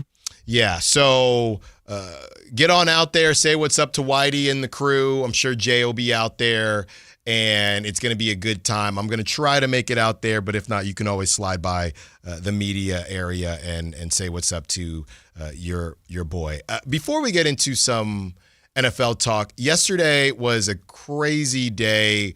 We had roundtable and everything that was just going on in the King space. We were coming off of that electric victory from Russell Westbrook and the Warriors, and we really didn't talk a lot of NFL, period. Before we get into NFL here and the Niners, I would be remiss to bring up the tragedy with Marshawn Nealon, the 24-year-old from the Cowboys, and the fact that he is no longer with us. So I just wanted to take a second to acknowledge that. It felt, when I got home, obviously I saw it come through, and all this news is kind of popping, and while we're doing the show, I like to, especially stuff like that, I like to kind of put on ice and get home, take it all in, and approach it in a certain way kind of the day after. But yeah, a lot of people will say similar things, and I'm just going to echo them myself. Everybody is going through stuff, and if you ever feel like you need to talk to someone, just make sure you do it. And there's no shame in any of it. A lot of us are going through a lot of stuff, and you never know. You never know. I know they said, earlier this week or last week, he had scored a touchdown. You know what I mean? And you never know. I saw Matt Rule had some words to say. Nebraska head coach, obviously, I know him from his time at Temple University. So anybody out there, even, some people, there was a person, to be completely honest with you, probably over a year ago on the text line, and they always had fairly negative things to say about the Kings. And one of the times I kind of responded back, just to say, hey, well, we're saying X, Y, and Z. And they, at that time, opened up and even said, hey, I find myself to be kind of a pessimist, and I'm kind of dealing with some things. So thanks for always kind of talking it through. And I would never say to, hey, I'm here for you in that way, or I can be that same level of somebody who's went to school for it and is, on that level. But you never know what people are going through. So it's always good to do your best to be kind to one another. And yeah, just felt like I wanted to at least say a little bit of something, because yesterday just kind of flew by, and got home and was just, flooded with everything, and all the information at that time had kind of got out. And Kyle, if you have anything to say, you can add in, or we can just keep rolling. Well, I didn't know we'd go in that direction, so I don't have like an eloquent point necessarily to say, but the thing that kind of touched me is like Marshawn Nealon is my age, and we joke all the time that I'm a little baby child here on this show, but this is a person who it's younger than me and ended up having a situation like this where, you know, I don't pretend to know what was going on in his head or the motivations behind what appears to be an apparent suicide, but it just touched me in a way where I'm just like, yeah, young people going through whatever is going on in their head is just kind of something that I just take for granted at times nowadays, because I see so many people going through their own mental health issues in kind of my age group and age bracket. But whenever there's a situation like this, whether it's someone I know or someone in the world of sports, it always just means something a little different now that this is someone who is in my peer group, my age group, and is experiencing something like this. Yeah, and it happens throughout life where, I've seen there was a guy who, my age, we were at Sonoma State together, and just on Facebook, right? You don't know, you don't really follow these people in that way, and he ended up having a form of cancer at 35 years old, and he's gone. You know what I mean? He's gone. 2 kids. That are around my kid's age, actually a little older, and just to see his wife kind of post on his profile, who I don't know. I haven't talked to the dude in 12 years, whatever it is. So people are always, everyone is always going through something. And the last note I'll say on it, as I have a kind of a running joke going with Draper, and Draper will say I'm a pessimist, and we have fun back and forth when we see each other in person. When Draper made that decision to move on from the station, I was locked into everything he had to say in that moment. And the one thing that I took away from it is how open and transparent Kyle Draper was on the Drive Guys and just in general, and a lot of the things that he shared about his own life.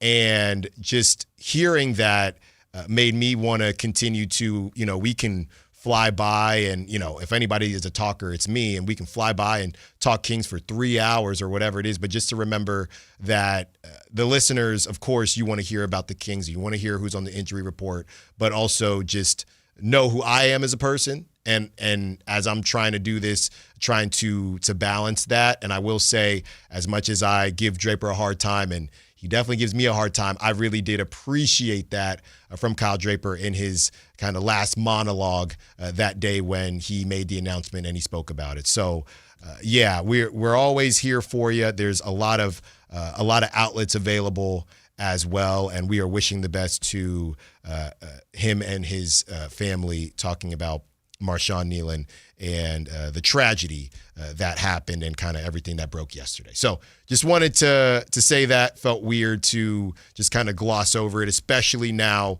that we're getting into a little bit of football. As Dave would say, there's no easy transition there, so we're not going to attempt to do it. We're just going to go ahead and make a hard right turn as we discuss what a successful weekend would look like for the Sacramento Kings. And like I said, we have some football on deck in about 4 minutes here. But yeah, Kyle, we've been reading, or we have the poll up, okay?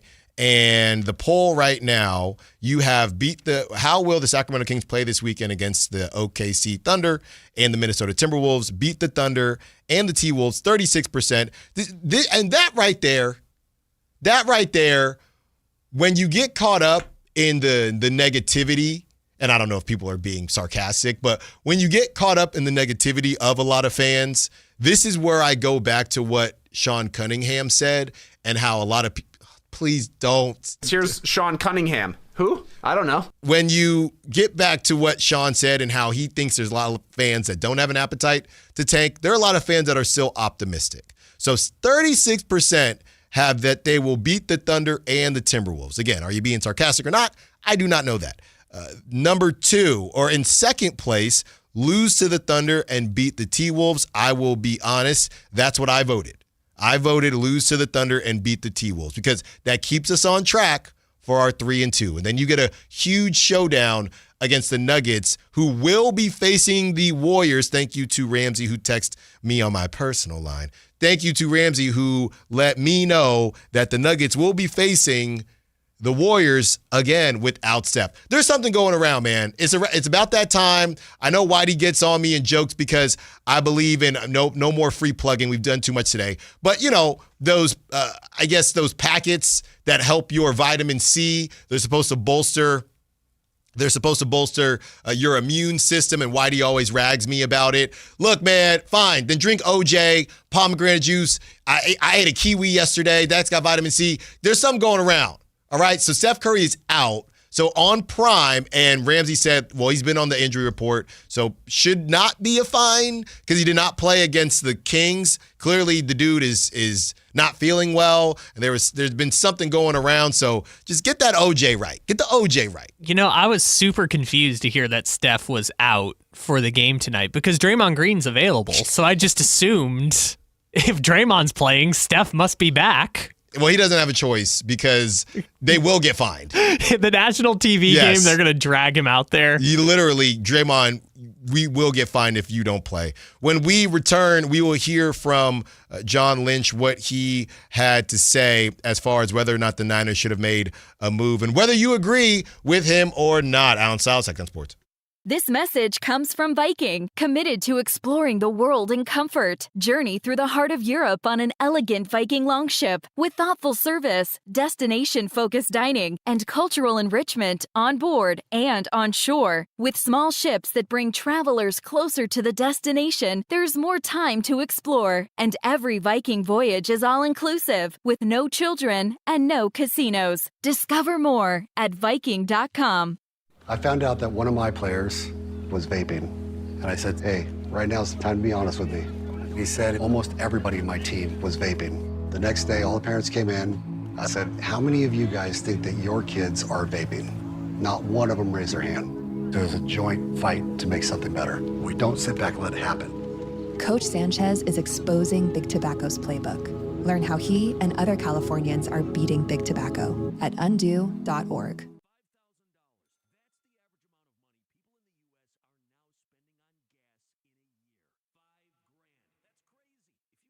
You have to download Upside, the free app that gives you cash back every time you get gas. That's right, you can earn real cash back with Upside just by buying the gas you're already buying. You can literally start earning cash back today. I use Upside every time I fill up, and I've already made around $300. You're putting gas in your car anyway. Why not get real cash back? If you like free money, download Upside. I'm saving the cash I earn from using Upside to help pay for a vacation later this year. Download the free Upside app now to earn cash back every time you buy gas. Use promo code BOOST25 to get an extra 25 cents per gallon on your first tank. You can cash out anytime right to your bank, PayPal, or a gift card for Amazon and other brands. Just download the free Upside app and use promo code BOOST25 for a 25 cents per gallon bonus on your first tank. That's code BOOST25 for a 25 cents per gallon bonus. Black Friday savings start now. Get your best deal through the end of the month at Folsom Lake Honda, your one-stop Honda shop. With Black Friday savings during Happy Honda Days, own or lease your new Honda Accord or Civic today. Your one-stop Honda shop. As a family-owned and operated dealership since 2009, customer service is our #1 priority. Our customers love doing business with us, and you will too. Folsom Lake Honda is your one-stop Honda shop.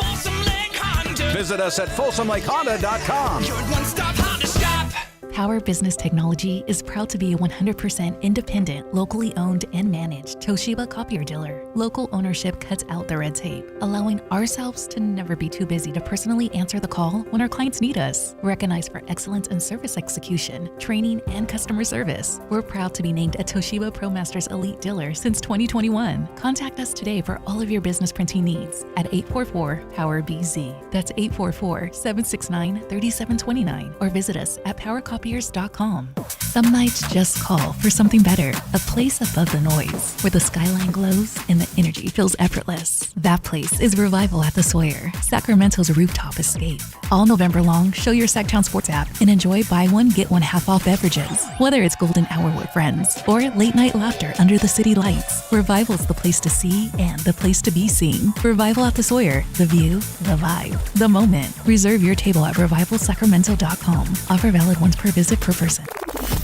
Sacramento, the stages are heating up, and Sactown Sports has your tickets to the biggest live shows coming your way. Kick things off with hometown favorite Tyler Rich, bringing that California country sound to Ace of Spades on November 22nd. Then crank it up with Spike and the Gimme Gimmes, the punk rock supergroup that knows how to throw a party, November 29th, also at Ace of Spades. Need a laugh? Don't miss comedy legend Mike Epps, live December 5th at Hard Rock Live Sacramento. He's guaranteed to have you rolling. And keep the music going with rising country star Larry Fleet, December 6th at Ace of Spades. Smooth vocals, killer songs, and all the good vibes. Then mark your calendar for Brooks and Dunn, April 25th, 2026 at the Nugget Casino Resort in Reno.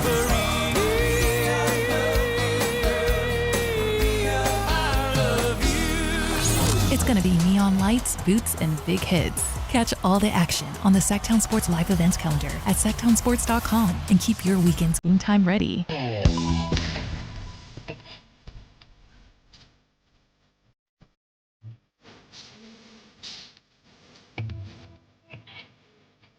Live and local It's Allen Stiles. on Sactown Sports.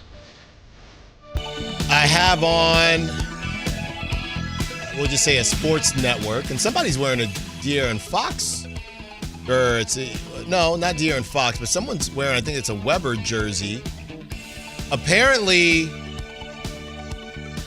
it's national, no, they panned everyone, Kyle.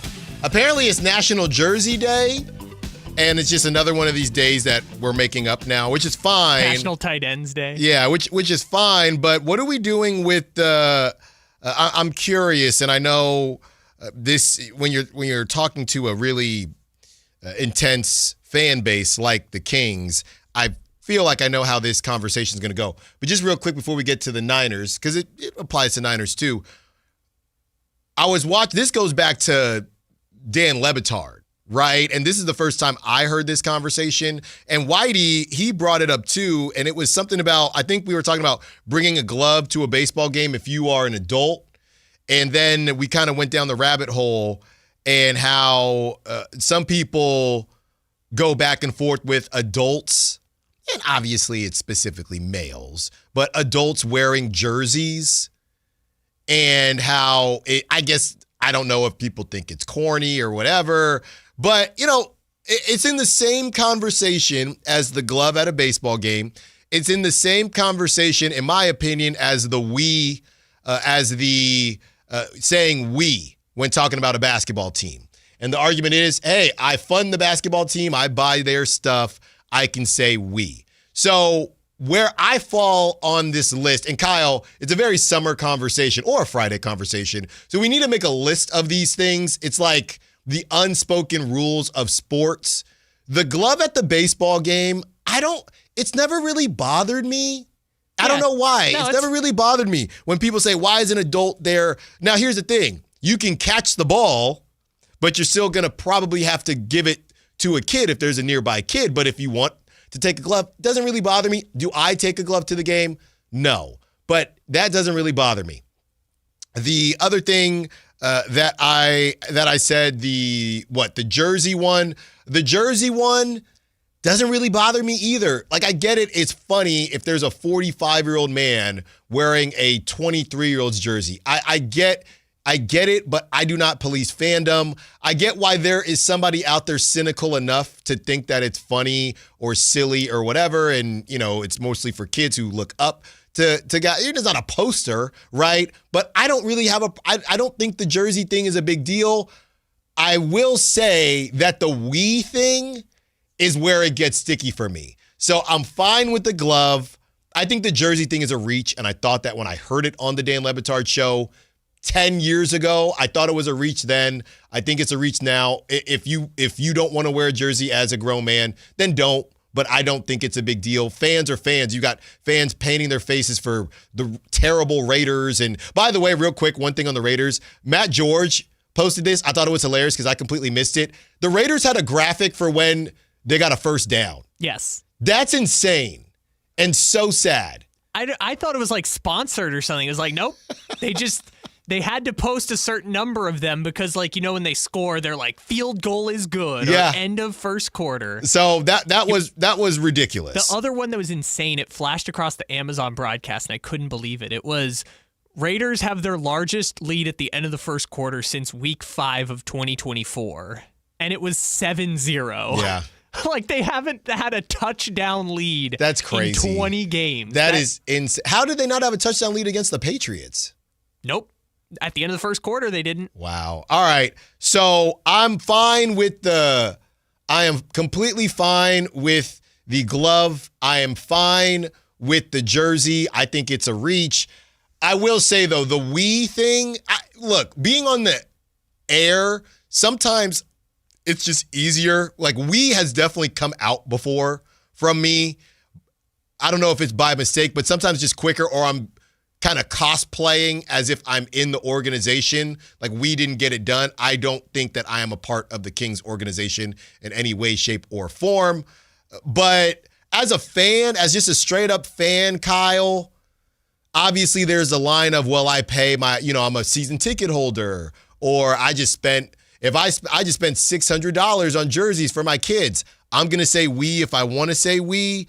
Somebody on the text line says, saying we, it's not a question of can you. You can say whatever you want. It's more of should you, and the answer will always be no. The we is tough for me. And I don't police fandom, so you can do whatever you want, just like the texter's saying. The we is tough. It's tough. I don't know, man. If you're a fan, I'm okay with it, because it's like... Well, who else is saying it? Me and you make the mistake sometimes of saying we, and I try to correct myself, but sometimes it happens when we're talking about the Kings.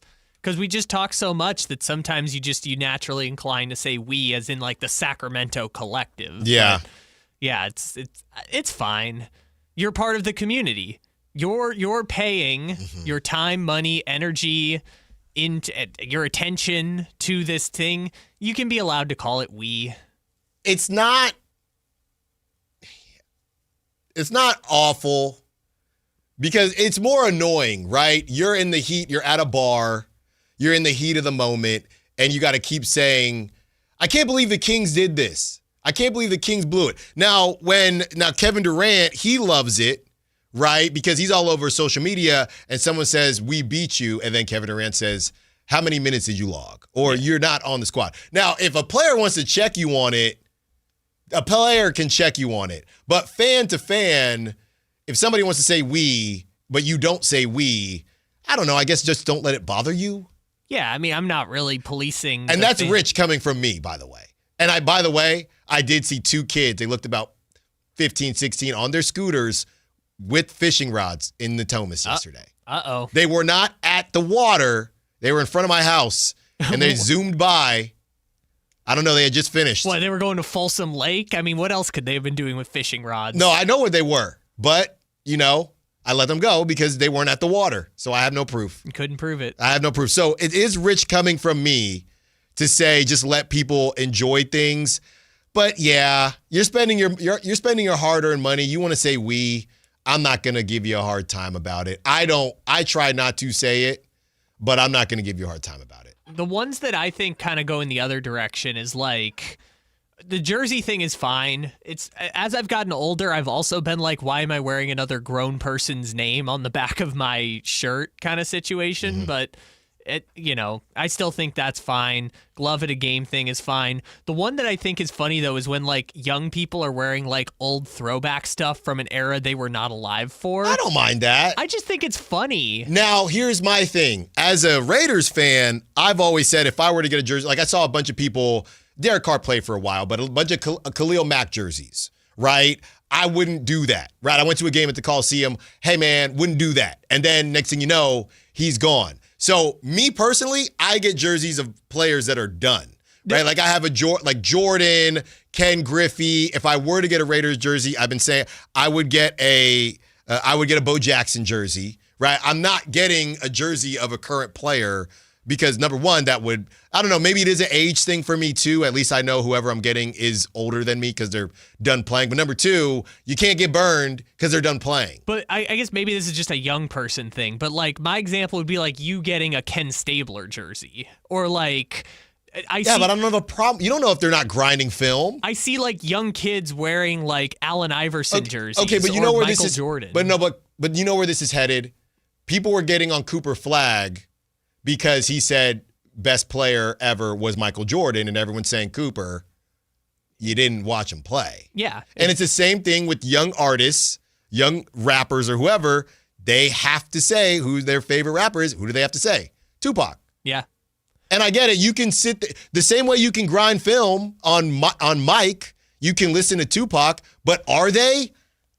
Probably not. No, because you're not there to appreciate the cultural moment of it, which, by the way, I had to learn this lesson with sports. It's why anytime someone asks me who's the best player ever, I preface it by saying, in my lifetime, the best player ever is LeBron James, and I can't speak to what was going on before I was born. Like, I'm not going to fall into the trap anymore for that reason, which is why I find it funny when it's like, the other day I was at the park. There was like a 7-year-old kid that had like an Allen Iverson like shirt like with 3. I was like, "What are you? You were born in 2018. What are you doing?" But Kyle, it's Allen Iverson. But that kid was like, that kid's parents probably watched Allen Iverson. Yeah, and they probably said, "Hey son, hey dad, I want to watch TV." Okay, you know what you can watch? You can watch these Allen Iverson highlights. That's bad parenting. That's good parenting. When I was growing up, I could only watch certain TV during the week, right? In the weekend, I'm watching The Weekenders. I'm watching anything I want to watch, right?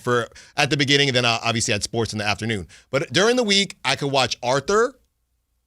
I could watch Dragon Tales, right? PBS, pretty much. I could watch PBS and sports. That's what my mother said. I could watch, and my dad, would just say, hey, whatever your mom says. PBS and sports. You can watch sports. Yes, you can watch sports. But where I'm saying is bad parenting is being like, hey, young child, I see you're really excited about basketball. Yeah. Don't pay attention to that garbage. Let me tell you about when basketball was basketball. Hey, man, no. My kids are going to have to watch some AI. You got to watch some AI for the culture. Your generation, it's going to be only AI. No, well, okay. Well, then now you're doing the artificial intelligence. When we return, all right, we are going to get we are going to get to this John Lynch conversation. I wanted to give it enough runway, and because we have 30 minutes of non-commercial sports talk coming up, that's where we will get to it, as well as our Kings Thunder preview. Allen Stiles, Sactown Sports. This is the story of the one. As a safety manager at a manufacturing plant, he does everything he can to keep his coworkers safe. From finding ways to reduce risks to keeping safety supplies in stock. And for that, he relies on Grainger. Grainger offers a broad range of quality products and next-day delivery, so he can always play it safe. Call 1-800-GRAINGER, click Grainger.com, or just stop by. Grainger, for the ones who get it done. Need cash fast? Tap into the value of your home with a home equity line of credit from Valley Strong Credit Union. Whether it's for home improvements, debt consolidation, or that dream vacation, you can get your cash offer in minutes. That's right, just minutes to unlock the power of your home's equity with no hard credit pull to see how much cash you can get. No stress, no waiting, just smart local banking that puts you first. Grow your possibilities with Valley Strong Credit Union. Visit valleystrong.com to get started today. Get Black Friday savings during the Happy Honda Days excitement going on now at Stockton Honda, Northern California's best Honda dealer. You'll score big with low payments, top trade-in value, and a huge selection of new Hondas. Don't wait. The clock is ticking at StocktonHonda.com. Anytime, anywhere, it's all here. StocktonHonda.com. Based on the results of the study recognized on June 18, 2025, USA Today's list of California's top car dealers 2025. When you're hiring, have you ever felt like you're missing out on meeting truly great candidates for your roles? It seems impossible to find them, but they have to be out there somewhere, right? Well, they're not hard to find when you know where to go, and that place is ZipRecruiter.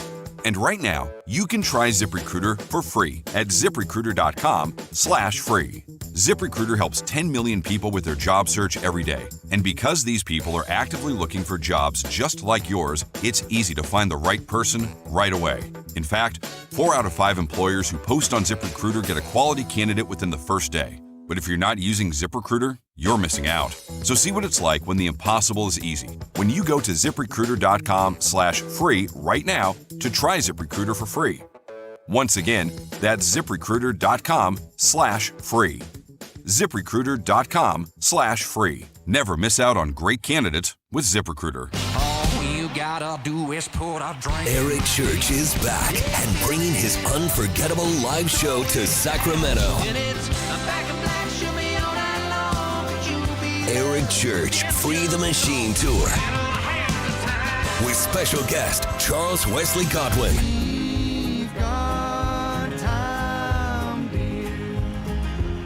Golden One Center, November 13th.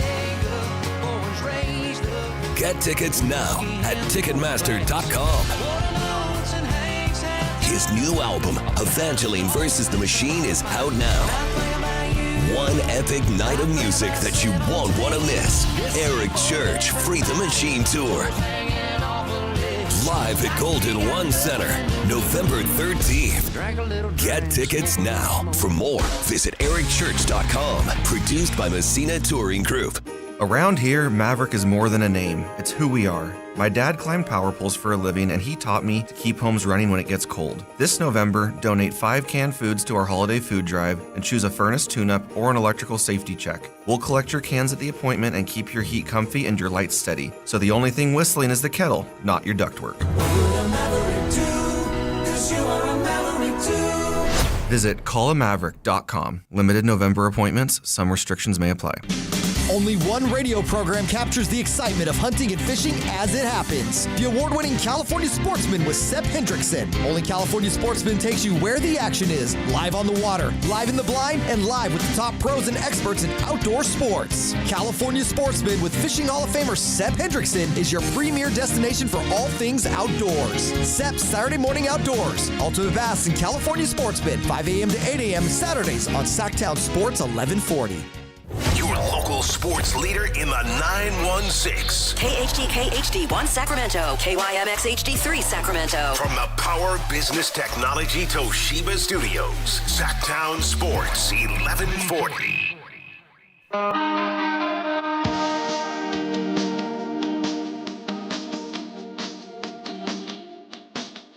You're home for Kings Talk and so much more. Live and local. Allen Stiles on Sactown Sports. Yeah, you know what that sound means. One more hour of the week for me personally, but I know some of you might work till 5, might work on the weekend. So it really just notes the last hour of the week of the Allen Stiles Show. It's telling you it's Friday. It has become infamous on this show because Kyle knows that I cannot stand. I've never even heard the we do this every Friday, have not heard the full song. I heard it before on the Carmichael Dave show with Jason Ross. I thought it was a specific show song for them, and I wanted it to stay that way. And I was driving in when I heard, and I thought, yeah, that's very much a Carmichael Dave, Jason Ross type song, not an Allen Stiles Show song. And then I heard it on the Allen Stiles Show, and I mean, if you've never heard the lyrics, we have to. We don't, though. I mean, it's a special song. And you know what? We're going to get in trouble. The editors are going to be mad about this. Don't worry, I'll only do the first part. They're going to tell you got to cut this out on the YT. I did not expect the singing to sound like this. Is this on Guitar Hero? It might be. I don't know. That's before my time. It oddly sounds better now. It's Friday. I'm in love. All right, that's quite enough. Thank you. Wait, but then they start singing about Saturday and Sunday. No, I think we get the idea. Thank you very much, Kyle. And The Cure. Thank you, The Cure. Joe on the Stack Chat saying, Alan, are you anti The Cure or just a song? I don't even know who The Cure is. I called them the Bleachers, or the Doors? You did call them the Doors. I don't, The Cure, that sounds like one of my apocalyptic movies that I like to watch. Yeah, the lead singer of the Doors may have died like 40 years before The Cure. I don't have a problem with I don't have feelings about The Cure. this song, and Jay told me this when I, first got started here. Hey, man, this is my Jay. Hey, you want the show to kind of replicate or be who you are from a music standpoint. And Kyle snuck this one in, because sometimes I don't lock down all the songs, but Kyle snuck this one in, and now, weirdly enough, it's got to stay. And instead, it reflects my music taste. Yes. Oh. Yeah, that's quite enough. All right, editors are going to be mad. They're going to have to cut that out. Every time you hear just the beginning of it, it's just like your head just sinks into your hands. 916-339-1140. MC Cal says Allen is anti-fun. No, I'm not. There are just songs that I like and songs that I don't like. I'm anti not being honest about my music taste. And I don't say I have great music taste. I just don't like that clip. Brennan has just said, for real, the editors are going to be mad. The clip just got me. All right, we got one more code word for you. Women's basketball comes to Golden One Center this Monday when the number 6 ranked Oklahoma Sooners face off against the number 3 ranked UCLA Bruins. Listen for the winning code word at the top of every hour for your chance to win a pair of courtside seats to see number 3 UCLA take on number 6 Oklahoma at Golden One Center this Monday, November 10th at 7:30 p.m. Your code word for this hour is swish. SWISH. Swish. Okay, that is your keyword, swish. 916-339-1140. 916-339-1140. 916-339-1140. Now, it sounds like this song, I don't know about that song, but The Cure is on Guitar Hero. So, yeah, I gave up. I had Guitar Hero on my Wii. Now I sound really old.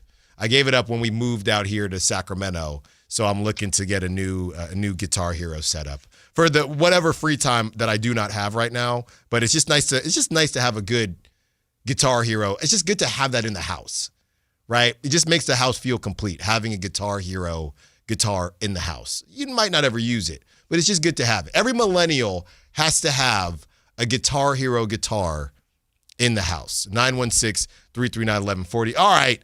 Enough messing around. 30 minutes later, as we're getting close to the Dirty 30, the last 30 minutes of the show where we try to fit in everything that we were supposed to do throughout the 12:30 segment up until the end of the show.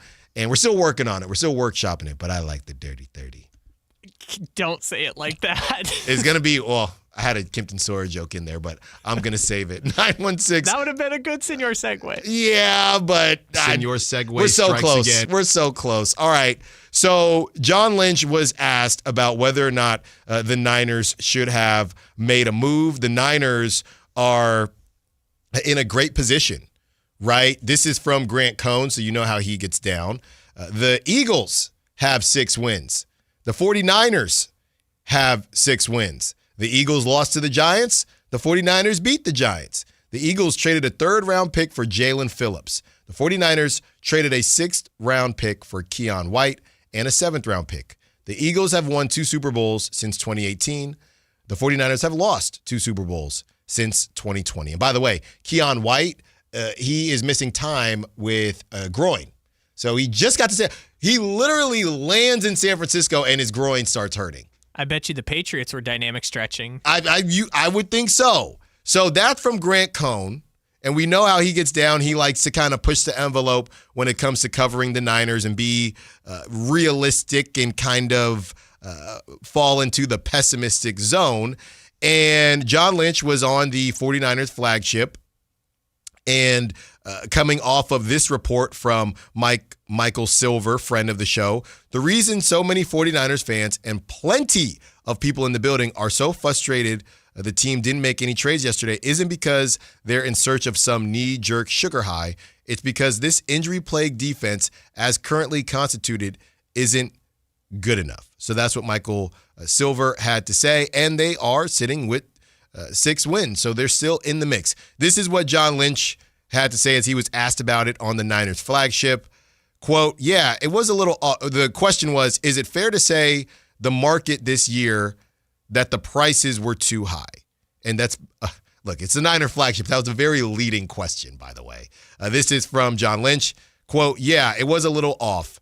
We were in on a lot of players. Sometimes it was just a one-year rental, and we didn't want to get too involved in that.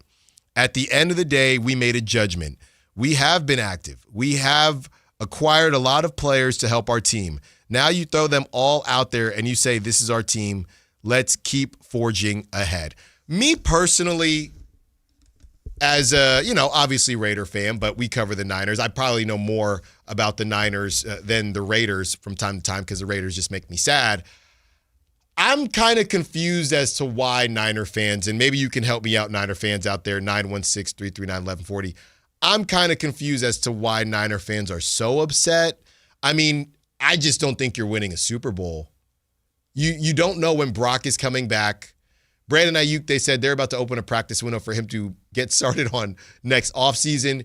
Slick Rick, Ricky Pearsall, I'm not saying they're lying, but that whole thing's been really weird.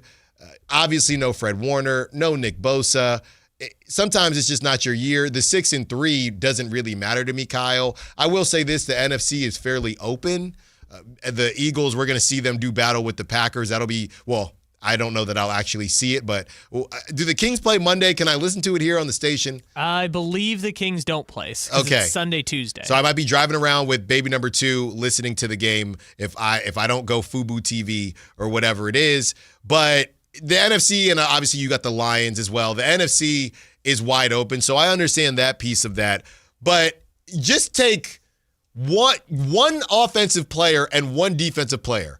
If you were to bring back Fred Warner and you bring back Ricky Pearsall, I would understand the uproar because I think that would be enough. Bring back Nick Bosa and bring back Brandon Ayuk. Sure. Kyle, I don't understand Niner fans being upset about this. Look at what you're putting out there. Let's not forget, you had arguably one of the easiest schedules and you're about to hit, you had some good breaks at the beginning of the season. You've had some bad breaks, literally and figuratively. Yeah, you have a pretty good 4-game stretch here where it gets easier, but look at what you're putting out there. And I like Mac Jones. He's played well. It's not even about Mac Jones. It's about everything else. I feel like if the Rams actually do what they're supposed to do and take care of business, Niner fans will chill out on being upset that they didn't make a move. Because they beat the Rams. That Rams game, that was more on the Rams, in my opinion, than the Niners. And I'm not being a hater. I just don't think if the prices were high, and look, it's all subjective. But, I mean, you saw Sauce Gardner, 2 first-rounders? The prices did seem a bit high this go-round. I just don't think this is the season where the Niners got burned before with Trey Lance running around, and he's with the Chargers now. I just don't really see why there is such an uproar with everything. Sometimes it's just not your year. It's just not your year. Well, I think the other part, too, is there's sometimes a misconception about how much the NFL trade deadline actually helps your chances of winning. Mm-hmm. The deadline is for making small depth acquisitions, which in the NFL is important, but it's the sport where, in baseball, you're making 5 trades or trading 40%. The Padres, I think, traded 40% of their roster at the trade deadline. Mm-hmm. So, it's not one of those situations where you're completely remaking your team. You're kind of just making small upgrades. And I went to last year. I didn't realize this much, but the 2 teams in the Super Bowl last year, the Eagles, they made no trades at the deadline last year. Kansas City Chiefs, they traded for DeAndre Hopkins for a conditional pick and Josh Uche for a 6th-round pick from the Patriots, which I'd argue is just as big of a trade as the Keon White deal that the Niners made. The year the Niners were in the Super Bowl 2 years ago, I remember they signed, who is the guy from the Broncos? Gregory, I think they signed once he got waived. Mm-hmm. And they traded for Chase Young, which was a big deal. But other than that, they didn't really make any trades at the deadline and still went to the Super Bowl. So, and by the way, Chase Young didn't even play really down the stretch for them. So I don't think making a deal or not making a deal at the deadline is the make or break between winning a Super Bowl and not. Your team kind of is what it is. Even the Colts trading for Sauce Gardner is not the difference between them winning the Super Bowl and not. Yeah, and he gets burned once. You think, man, was that even worth it? By the way, Keon White, D. Winters, and Kalia Davis all returned to practice today. That is per David Lombardi, just so you know. So hopefully they will get to see Keon White. I guess that groin just flared up a little bit. Hey, Keon, the same thing happened to me. I was just jogging around my house. I wasn't practicing in the NFL. So same idea there, Keon. Hopefully we can see him out there. But yeah, especially with the price tag, I think it's in bad faith. I think that would be not malpractice, but closer to malpractice than good practice to overpay for a pass rusher or something like that with this roster. I don't get it. And maybe TC gets it. I don't know what side of the bridge TC's on, whether he thinks the Niners should have made a move or not made a move, but we're about to find out. 916-339-1140 if you want to be a part of the conversation. What's up, TC? All right, what side you're on, man? Help me out here. Man, listen, a trade wasn't going to help this team out. If they're going to win, they're going to win. There ain't no excuses. Shanahan has his guy. And we're not talking about Brock Purdy, right? Mm-hmm. Right? We can get into that conversation. Brock Purdy was pushed on the Kyle Shanahan, right? That was a John Lynch guy. Like Jimmy Garoppolo was a John Lynch guy, right? And Kyle just agreed to it because Brock Purdy can make the passes that Kyle Shanahan wanted to make in his offense. So he said, you know what? He is the real deal. Bro, the real deal was Mac Jones, right? That's why I say I would have respected him if he would have picked the guy instead of Lance. And my question towards you, Allen, is the honest question, right? I know, look, you always taking jabs at Lance, right? We don't know if he's going to be a good quarterback or not. But can we all agree that bro didn't really get a fair shot because he was on the team still?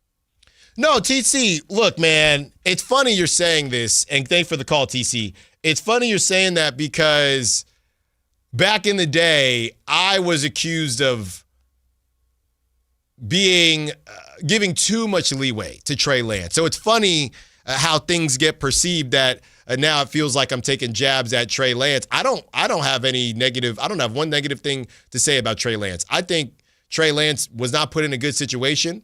I don't know how much better he would have been if he got put in a good situation, but I have no ill will, negativity towards Trey Lance. Back in my day when I was in the Bay, I was known as a Trey Lance apologist. So trust me on that one, TC. That's not how I feel about it. I did not expect to have a Trey Lance conversation today on November 7th, 2025. But yeah, I'll just say this: I don't think he got the correct runway. I don't think he got the correct runway. I don't know what he would have been.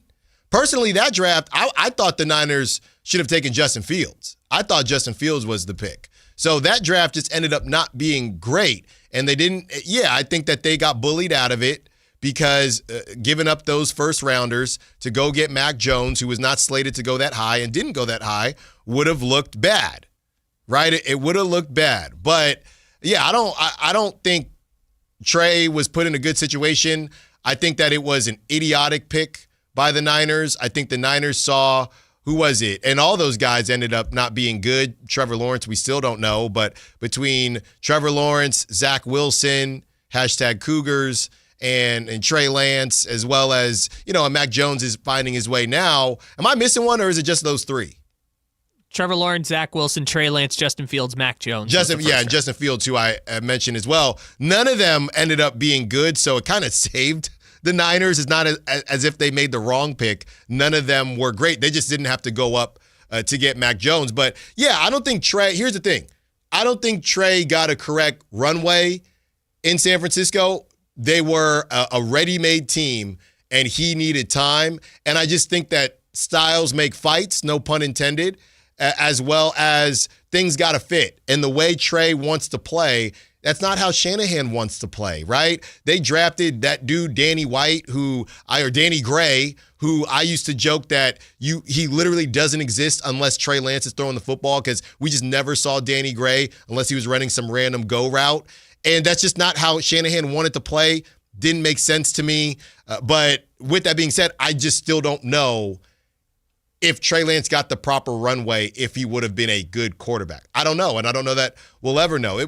People say the same thing about, it's a little different situation, but David Carr on the Texans. It was just a bad team, right? I don't, not to say that these guys would have been Tom Brady, right? But situations do matter. So I hear you, TC. I'm not, I am not a Trey Lance. Might sound like I'm a Trey Lance hater, but I'm definitely not a Trey Lance hater. I think he should have got, I don't even think he should have got more runway with the Niners. I just think the Niners shouldn't have drafted him. And for Trey Lance to be in a position to where they have to trade him to the Cowboys because he's being looked at as a quote-unquote distraction, even though Trey hardly talks, it's just because of where he was drafted, I thought was brutal. And I took some really, really rude commentary from Niners fans back in the Bay when all that was going down. So I hear you, TC. It just didn't work out. But back to the present and where the Niners are now, I just don't understand, Kyle, why Niner fans were so hell-bent on making a trade with all these guys injured. I get it. Hey, everyone else is, that SpongeBob meme where, Squidward is looking out the window at SpongeBob and Patrick, and people always use it. Hey, you want to be a part of the fun, FOMO, fear of missing out, and that's how some Niner fans probably felt. But this ain't the one, man. And I know everyone keeps saying, well, they mess up those picks anyway. All their third rounders stink anyway, so just give it up. Come on.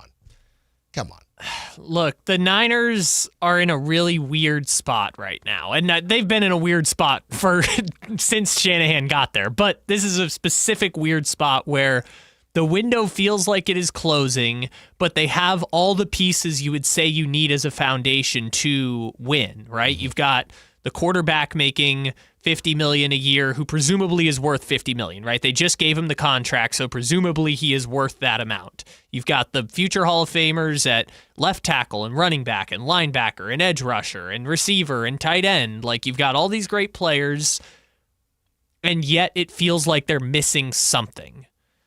And I think that's kind of the depth pieces and the young stars that buoyed the team at the beginning now got paid, and they don't have young players ready to fill their shoes, right? So if you're the Niners, getting draft picks that hit is the way to get back into contention. And that was what it was supposed to be this season. Yeah. And they have had some picks that have hit. Then Michael tears his ACL. And I know that doesn't sound great to people listening to it, but like the way the Eagles have stayed in contention all these years under Hurts has been drafting Cooper DeJean, drafting Quinyon Mitchell, getting lucky in Jalen Carter falling to them at the 9th pick in the draft that they got for moving down a year.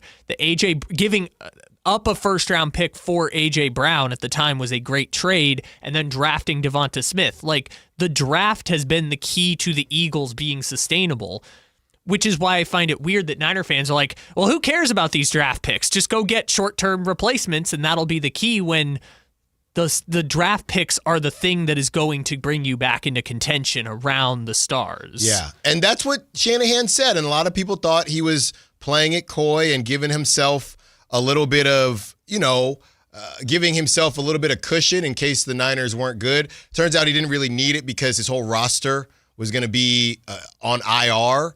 Or out for the season. So it ended up not being an issue. But Shanahan told us that's what it was. He said, we got vets, but we do have some young guys in some important spots. So they have to hit for us. Now, would things have been different as far as the draft picks if everybody stayed healthy? If this team stays healthy, they probably don't need to make a trade. So you're kind of just grabbing and grasping at straws as the season is slipping away. I get it. Every season is different. But do you really, in your heart of hearts, Niner fans, think, no, this is the one, right? This is the one. This is the season we can't miss on.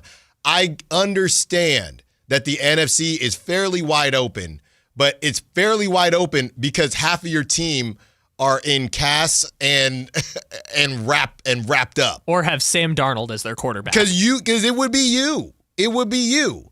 And I think, the Eagles are beatable. And the Lions are banged up too. Packers, you don't believe in them. No, you can't believe in the Packers. Jordan Love's their quarterback. I don't know, half the time he doesn't know what team he's throwing to. So there's going to be opportunity out there for the NFC and even the Commanders, right? A lot of people were high on the Commanders, and Jaden can't stay on the field this season. So I understand it, but this is not the one. Honestly, it just comes back to the Rams, and the Rams are missing Puka for a little bit. And whatever happened with Matthew Stafford's back, I don't know. Now I see people saying he's the MVP. Matthew Stafford and Christian McCaffrey, two guys that were over-under slated to play 6 games this season, have been the two healthiest players in the NFC West. And obviously nobody believes in the Seahawks, right? I didn't bring them up, but you know who I'm. They're your dark horse because you know my dark horse. Baker Mayfield. No. With who? Igbuka? Dragging him back out there? Yeah, no, get back. I know you're hammy just like everyone else is, but please get back out there. No, the Bucs are going to be the same thing it always. They might win one playoff game, but no, stop it. They're going to get bounced early. Stop it. On the other side, we have a fun one for you as we discuss NFL Week 10, Week 9, Week 9, Week 10. Kyle, I think it's Week 9. No, I mean the Broncos are 8-2. Is it? We are there already. Yeah, it's Week 10. NFL Week 10 flying by. Some good games to highlight. And we have a fun segment, Kyler Murray or not. Okay, as Kyler Murray looks to be available this upcoming offseason. Kyler Murray or not, Kyle has cooked up a list. And I'll figure out how much I want to ride for Kyler Murray or not. Allen Stiles, Sactown Sports. Sacramento weather is brought to you by Fidium Fiber. I'm Tamara Berg in the KCRA 3 Weather Center. It's finally Friday. We are looking at the clouds from the morning fading out, clearing out to mostly sunny skies for the afternoon along with light winds. Temperatures today up a little bit. Expect highs in the low 70s. Get the latest forecast on the KCRA 3 News and the KCRA 3 app. It's about time they fixed that pothole. Invented better windshield wipers. Made an internet that just works. Fidium Fiber Internet, starting at only $30 a month. It feels like Fidium. Offer available to residential customers only. Terms and conditions apply. See Fidium.com for details. Staples presents an easy holiday. Running a small business during the holidays is hard. No truer words were. But this year, Staples helped me have an easy holiday. Your script has a typo. Nope, easy peasy. I just ordered online at staples.com and picked up in store. And with UPS on site, shipping was easy too. Plus, huge savings on tech, custom cards, even my holiday sale signage. Visit your local Staples store or staples.com today for up to 45% off select laptops. That was easy. Ends 12/27. I'm Ed Evans, CEO of Consumer Cellular. Ever wonder why Big Wireless wants you on an unlimited plan? They probably want you to cover the cost of those 20-somethings using all that data every month. But most people 50 and up like me only use 12 gigs or less. Don't get bamboozled by Big Wireless. Switch to Consumer Cellular. Our plans start at just $20, and we use the same towers as the big guys. Join the millions who choose something better, because if you're not using all that data, you're probably getting used. Call 1-888-FREEDOM or visit consumercellular.com/facts. Plans include $5 credit for auto pay and e-billing. See site for additional facts. Every time I turn around, my friends at Pure Talk give me one more reason to feel good about switching. This month, for instance, they're supporting Canines for Warriors, a terrific organization that trains rescue dogs and then pairs them up with combat veterans struggling with PTSD. The result? They're saving lives on both ends of the leash. This is why I switched to Pure Talk. I like being in business with an American wireless company who shares my values. Yeah, I appreciate unlimited talk, text, and plenty of 5G data for just $25 a month, and I bet you will too. But I think you'll really appreciate doing business with a company who gives back to the men and women who volunteered to defend our country. Just dial pound 250, say micro. With Pure Talk's U.S. customer service team, you can switch in as little as 10 minutes. Again, dial pound 250, say micro, to switch to an American wireless company who actually stands for something.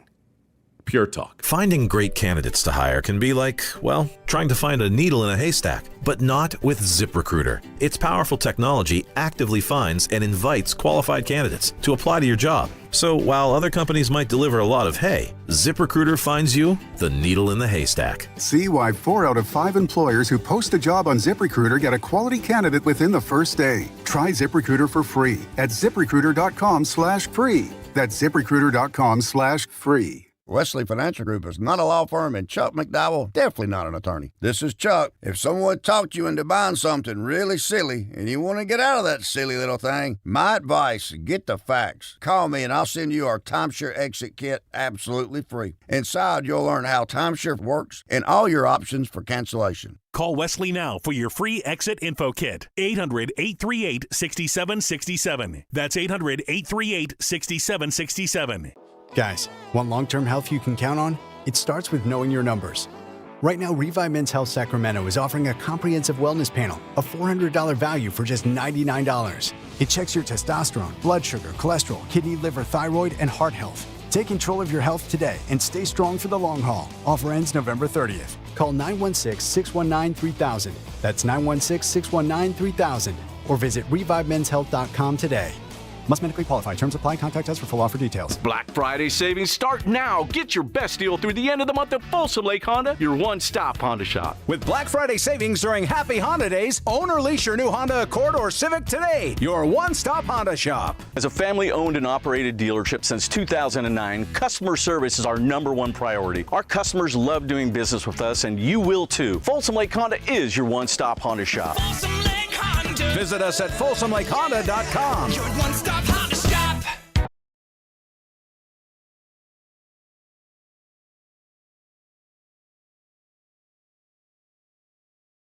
Allen Stiles. Watch the show on youtube.com/Sactown Sports 1140. Or listen on the Sactown Sports app. It is time. We're going to get imaging and sounders for this, but we have made it to the Dirty 30. Now, this is where we try to fit in, because we had, and Kyle was roasting me during the break, because we had to talk about the jerseys and the baseball gloves. And the calling your team we. And the calling your team we. We have 30 minutes to do 45 minutes of the show. Really an hour. I mean, we've got Kings Thunder injury updates, NFL Week 10. You want to play this Kyler Murray or no game. Mm-hmm. We've got Guess the Spread. We've got Prop Talk. We still got to run the Tankathon. We've got so much stuff. This is where you got to focus up if you're me. This is where you have to focus up. You got to hit your brakes. And you got to do that. Hey, we've been good today. 916-339-1140. And I will still find a way to read your texts and calls. 30 minutes. That's plenty. All right, Kyle. That's right. We're going to start with NFL Week 10, by the way, not Week 9. College football Week 11. College football, yeah, and they also have that Week 0 as well. Let's go through the big games here, Kyle. Atlanta taking on the Colts. This is in Germany. It's been a while. It feels like it's been a couple weeks since they've been overseas. That's at 6:30 a.m. start. Indiana favored by 6.5. I'm done with the Falcons. I'm absolutely done with the Falcons. I just kind of want to see Sauce Gardner play for the Colts. Not enough to wake up at 6:30, but if I wake up at 8:30, I'll catch the second half. I don't know. Are the Falcons, because they're not the Hawks, but are they the Pelicans? Are they the Pelicans? No. They're better than the Pelicans, but they're kind of the Pelicans. No, the Falcons are like, what is the most cursed organization you could think of? Dyson Daniels said that the Pelicans were cursed. Yeah, but it doesn't feel like the Pelicans feel like they unserious, right? Like the Falcons sometimes do good things. The Falcons have a good young quarterback. They have a crazy offense, and their defense is solid, and they just aren't good. Yeah, but that's been the Falcons ever since the Super Bowl. Except it's the curse of the 28-3. Except for Arthur Smith being like, what if we were all those things but boring on offense? So, yeah. With Desmond Ridder. Honestly, though, this might be a random game where the Falcons, because that's the thing about the Falcons, they're not bad. So this could be, we're at that time, Kyle, where Daniel Jones starts to turn. Remember, what was it? Oh, my goodness. The Clumps. Yeah. No, the Clumps with Eddie Murphy, where he's a professor. Oh my gosh, come on, Kyle. Yes, before my time. But you're right, the Falcons are one of those teams where it's like, hey, we beat the Bills, and also, hey, we lost by 30 to the Dolphins. Yeah, nutty professor. So he is a bigger man, and he makes a potion to turn him into Buddy Love. And Buddy Love would stay at the Kimpton Sawyer. So, and the potion would wear off and he would, become big again. So I don't know if this is going to start to happen for the Colts, but it's around that time. I want to believe in the Colts because all of the nerd stats say this offense is legit. Like, it is the best offense. Okay. But I want to believe. Giants, Bears, who cares? Buffalo, Dolphins, who cares? Baltimore, Minnesota. Look, they're making fun of J.J. McCarthy, saying he is doing too much. You get the video in the locker room, and he's screaming, and he's got this alter ego. It just goes by 9. This is a huge one because, obviously, the Baltimore Ravens, they're both playing catch-up a little bit. We'll know if the Baltimore Ravens are really going to make a move or the Vikings. This is like the bowl of, are you going to make a run? I think the Ravens kind of need to make a run because if they don't make the playoffs this year, you kind of got to fire John Harbaugh, right? You might have to. You kind of have to. You might have to. Kyle, the Broncos and Raiders may be one-upped by the Browns taking on the Jets. That sounds terrible. That is disgusting. That is the Birdsong meme, where if you are a Browns or Jets fan, you have to watch that. Oh. You have to watch that. Who are the Giants playing this week?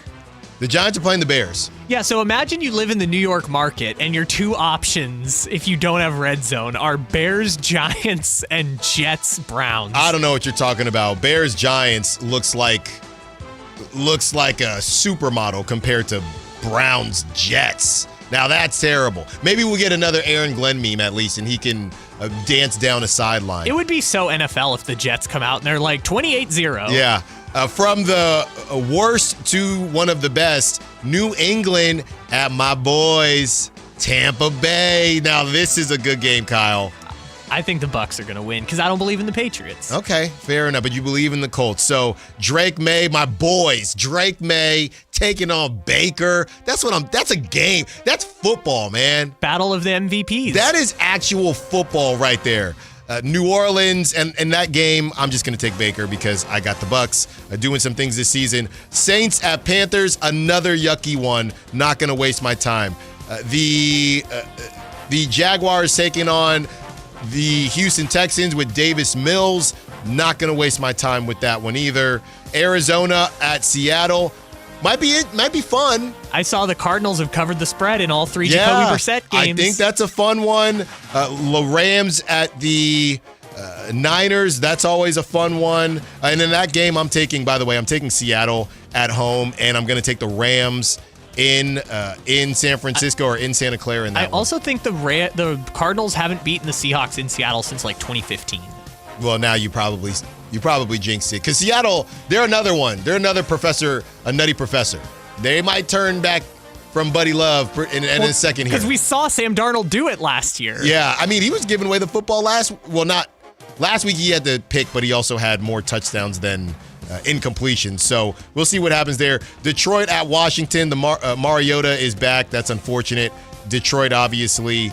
And Pittsburgh at Chargers.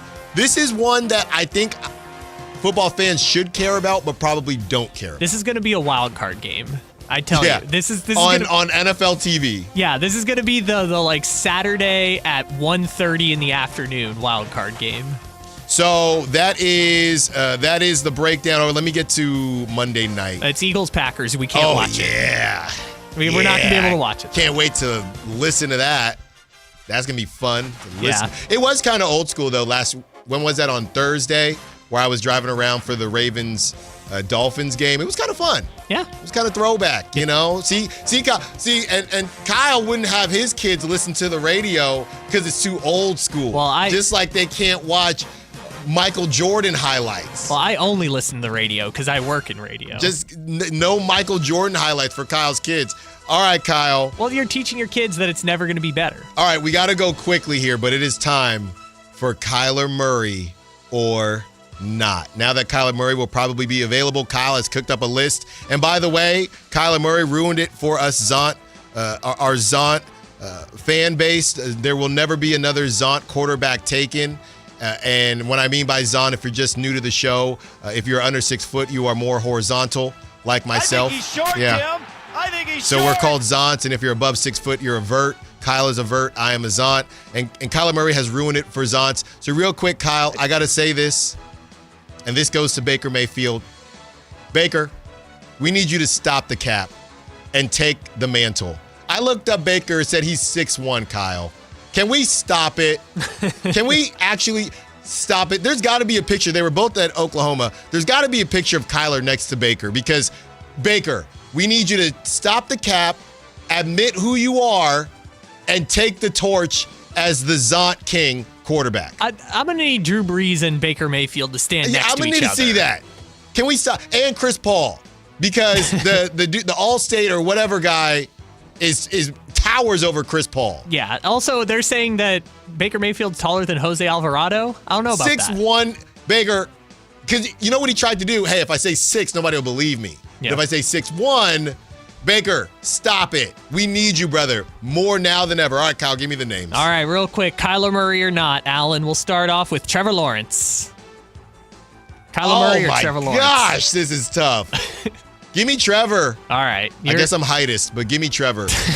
You'll still take Trevor and his $50 million a year. Yeah. All right. Kyler Murray or Tua? Oh, Lord.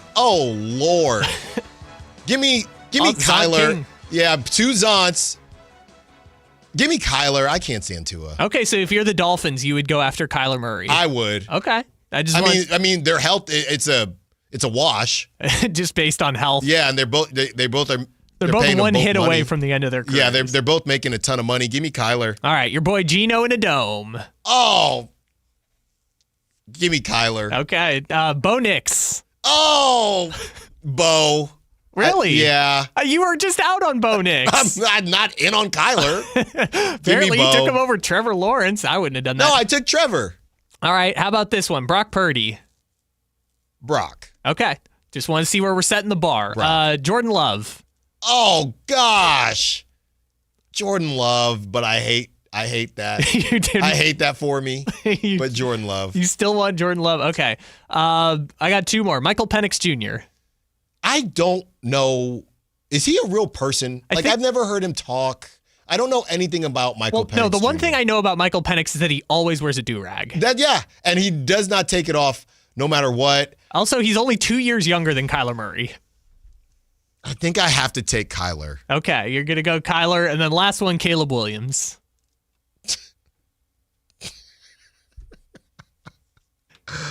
Oh, Lord. Do it. I got to go Caleb. Okay. I got to go That was the right Caleb. answer. Right answer. I got to go Caleb. All right.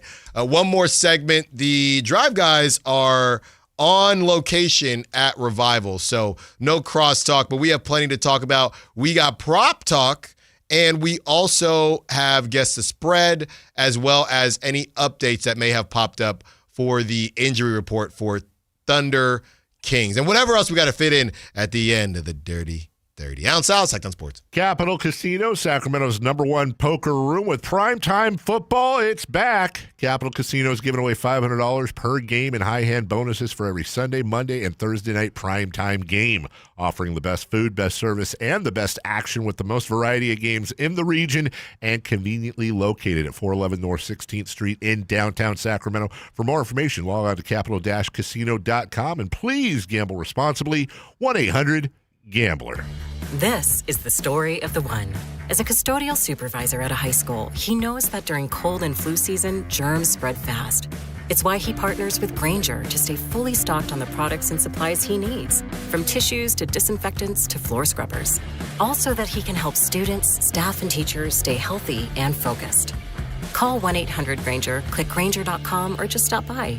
Grainger, for the ones who get it done. Golf to Go is brought to you by the Hagen Oaks Golf Super Shop. Here's Frank LaRosa. Born in 1892 to a socially prominent family, she was the consummate athlete, proficient in golf, tennis, marksmanship, swimming, and car racing. Many considered her the greatest horsewoman of the century. She was a pioneer in the field of golf course development with 3 world-class courses on her resume: the Women's National Golf and Tennis Club, Cypress Point, and Pasatiempo. Working for SFB Morse of Pebble Beach fame led to her 2nd golf course development, which many consider to be the greatest golf course in the world, Cypress Point, where she developed a lifelong friendship and professional relationship with famed architect Alistair McKenzie. Pasatiempo in Santa Cruz was her third development, where she hosted the likes of Bobby Jones, Will Rogers, Babe Saharias, and more. Today, her place is alongside many others in the World Golf Hall of Fame. Congratulations, Marion Hollins, a visionary golf course architect and pioneer of the game. That's your Golf to Go. I'm Frank LaRosa.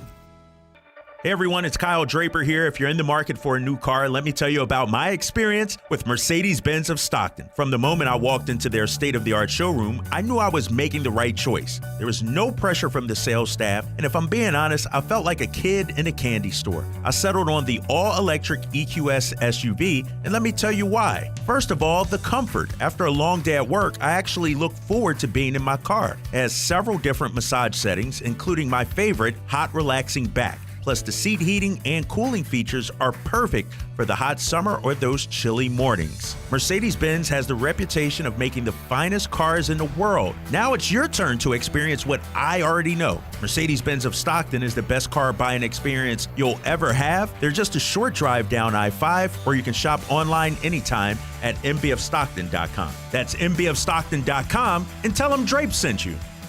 Listen to the 49ers Red Zone Report daily, brought to you by Mountain Mike's Pizza, the official pizza of the 49ers. Mountain Mike's Pizza, pizza the way it ought to be. Hello, I'm Frank Conklin with Retirement Security Centers with a weekly economic update. Social Security's announced a 2.8% cost of living increase for 2026 for an average of just $56 per month. Some are concerned that we may not be using the right measure of expenses to set these increases. Some Democratic lawmakers are asking to use the Consumer Price Index for the elderly, which includes more items relevant to seniors. A $1,000 benefit indexed under the current rules from 2025 to now would be $1,601 today and $1,622 using the CPIE. The change would not add much to seniors' pockets, but could see an 11% faster spend down on Social Security trust fund assets. Payrolls rebounded in October, with private payrolls gaining. This week also saw the Supreme Court possibly decide that the current tariffs are not legal. If the tariffs are reduced or eliminated, it could lower inflation and drive interest rates lower. How might this affect you or your family? Please go to frankontheradio.com to schedule an appointment, watch videos, and receive market updates. I'm ready to help you start your journey so you can define your future. Securities and investment advisory services offered through Mosaic Wealth, member FINRA SIPC. Mosaic Wealth is severally owned, and other entities and or marketing names, products, or services referenced here are independent of Mosaic Wealth. For over 90 years, Hagen Oaks has partnered with the biggest brands in golf to bring cutting-edge technology to your game. Our one-of-a-kind total game fitting offers a level of experience and precision that is unmatched. From driver to putter, footwear to golf balls, our TrackMan-powered performance studios, 3D footwear scanner, and Ping's Ballnamic ball fitting kiosk ensure every piece of your gear is tailored to your swing. Trust the experts at the Hagen Oaks Golf Super Shop. Total game fitting starts here.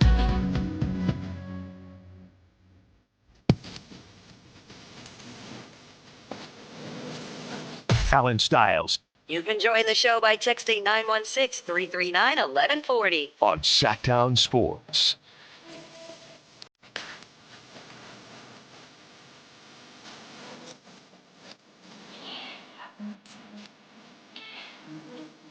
Taking you up to 2 p.m. If you want to stop by Revival, one of the most sleek social spots in Sacramento. Say that 5 times fast. Whitey Gleason is over there. I believe Jay is over there as well. Are they just holding it down solo bolo today? I believe it's those two, and then Ramsey's coming in here. So I believe it's the Whitey and Jay show. Okay, so slide through, say what's up to them. And be sure to interrupt Whitey while he's doing the show. He loves that. So be sure to do that. That's my plan if I'm able to get over there early enough and say what's up to Whitey and check out Revival because I haven't seen it before. Because today's the day. I want to meet the winners and just know if they know about the Kempton Sawyer. So that is all coming up in about 15 minutes. But we have news, pretty big when news. When it breaks, we have it first. It's Sactown Sports breaking news. So it's not great news. Domantas Sabonis with that rib contusion. He was grabbing that thing really snug, all right? And it is still not right. Domantas Sabonis rib contusion is out versus OKC tonight per the Kings. So we were talking about Precious Achiuwa. Going to be a lot of Precious Achiuwa, a lot of Drew Eubanks, and hey, Maxime Reynaud, get back out there. Look, maybe Maxime will be able to take some of Chet's powers from him, if you know what I mean, as he's guarding him, some Monstar type situation. But yeah, Domantas Sabonis, I mean, it's impressive that he finished that game because he's out again, and he probably had no business finishing that game against the Nuggets. So at this point, I mean, I know I was hoping for 3-2. That is, and Kyle, that just came out, so we'll have to check. We're going to check the spread, of course, but that's a rough one. That's a rough one tonight. Yeah, I'm sure the guess the spread, all these sports books, they have information, so I'm sure they kind of had adjusted the lines relatively speaking, but I guess we'll have to figure out where the spread lies. But now, yeah, you're talking about playing the Thunder, who are getting back Chet Holmgren without Aaron Wiggins. Lou Dort is still questionable, but if we're using the gauge of is he available on Prop Talk, Lou Dort props are available. Mm-hmm. So I'm guessing Lou Dort is leaning closer to playing than not. That's a tall task without Sabonis. It's a rough one. Yeah, Eubanks is probably going to start again. You get back Zach LaVine, so that's good. So I guess Neek goes back to the bench. So starting lineup, Russ, Schroeder. Russ is guarding Chet. They're just running a zone. They're running a zone, yeah. But the zone was supposed to be for Sabonis. We talked about it earlier. Sabonis switching between Chet and Hartenstein. I don't know if I love Eubanks switching between Chet and Hartenstein.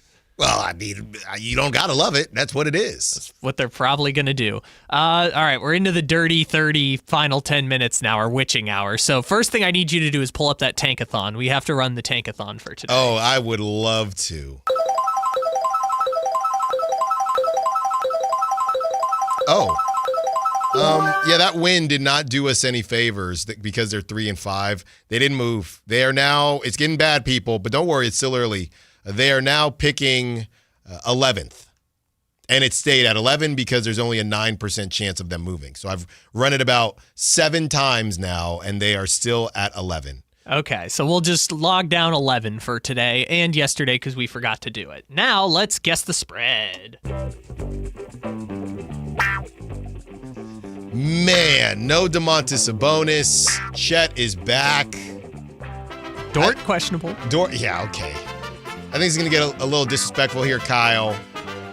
But they are at home. I'm not going to go too crazy. I'm going to say 11.5. Yeah, wasn't it like 9.5 when they were in OKC?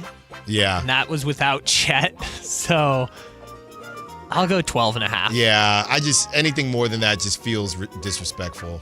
All right, it is currently Thunder 10.5.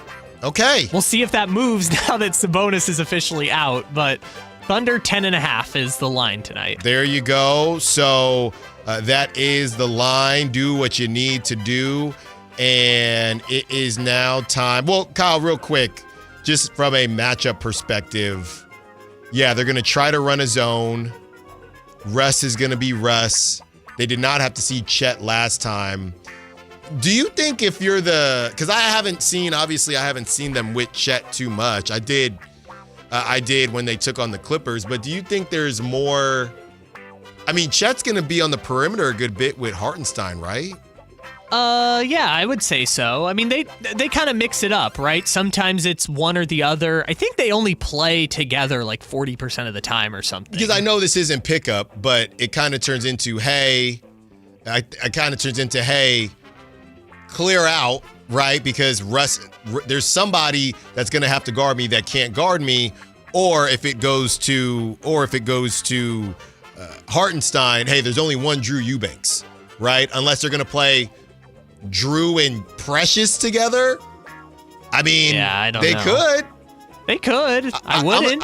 I mean, look, Drew can shoot the 3-ball, so he can shoot it.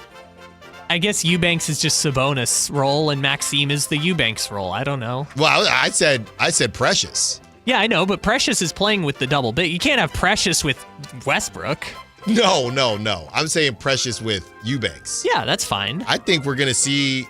We got options now with Precious. We got options. Well, if we had Sabonis, we'd have more. Yeah.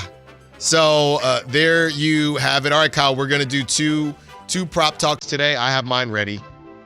All right, I've got my Niner one. The Kings ones they've updated just because of Sabonis being out now. There's not a ton to choose from, but I like the DeMar DeRozan points. I don't know what it's going to be set at, but I think this. Look, man, this is a DeMar DeRozan cook kind of night.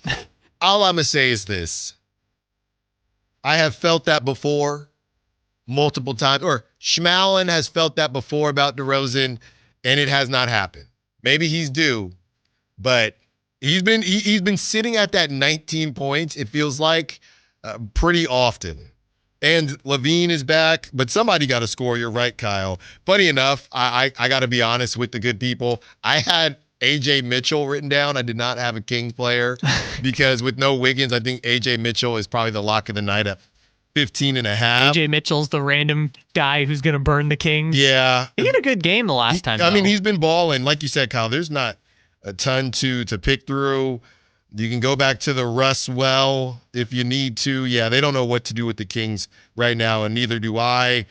I'm just going to – it's basically red or black if this was roulette between DeMar and Zach LaVine, one of them hitting. I think, Kyle, to be honest, a blowout obviously ruins this situation, but I'm just going to take Zach LaVine because he didn't have a good game last game, so he's probably due. So I'm going to say 21.5. Give me the over for Zach LaVine. I mean, maybe a blowout helps given what people say about Zach LaVine in garbage time. Well, that is messed up. But yes, that is a thing that gets said. Let me double check real quick, Kyle.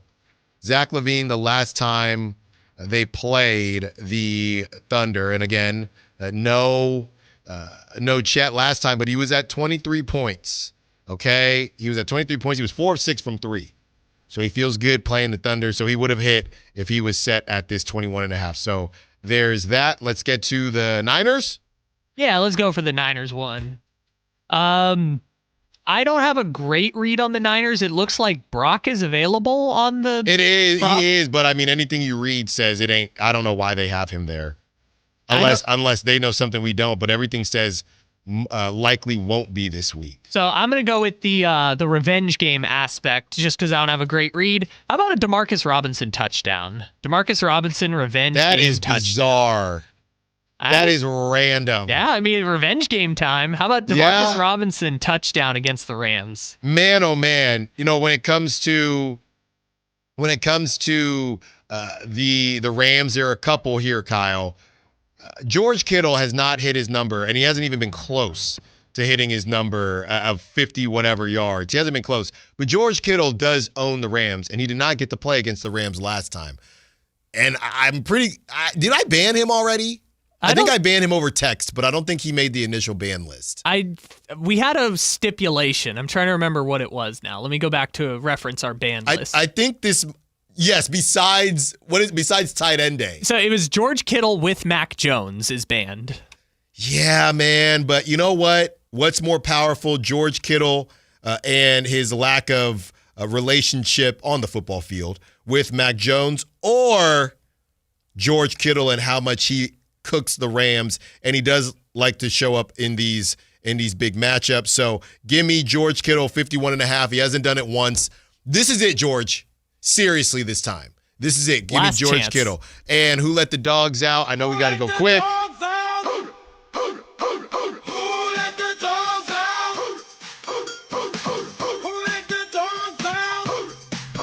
I am going to go for the dog tonight. It's a guy that I've been talking about a lot, and I don't know where he's going to get the time, to be honest with you. But I'm just going to say Keon Ellis. I'm just going to say it. It's becoming a popular pick here. I'm keeping track of the dog tracker, and your second Keon pick of the year. Hey, man, he's our guy.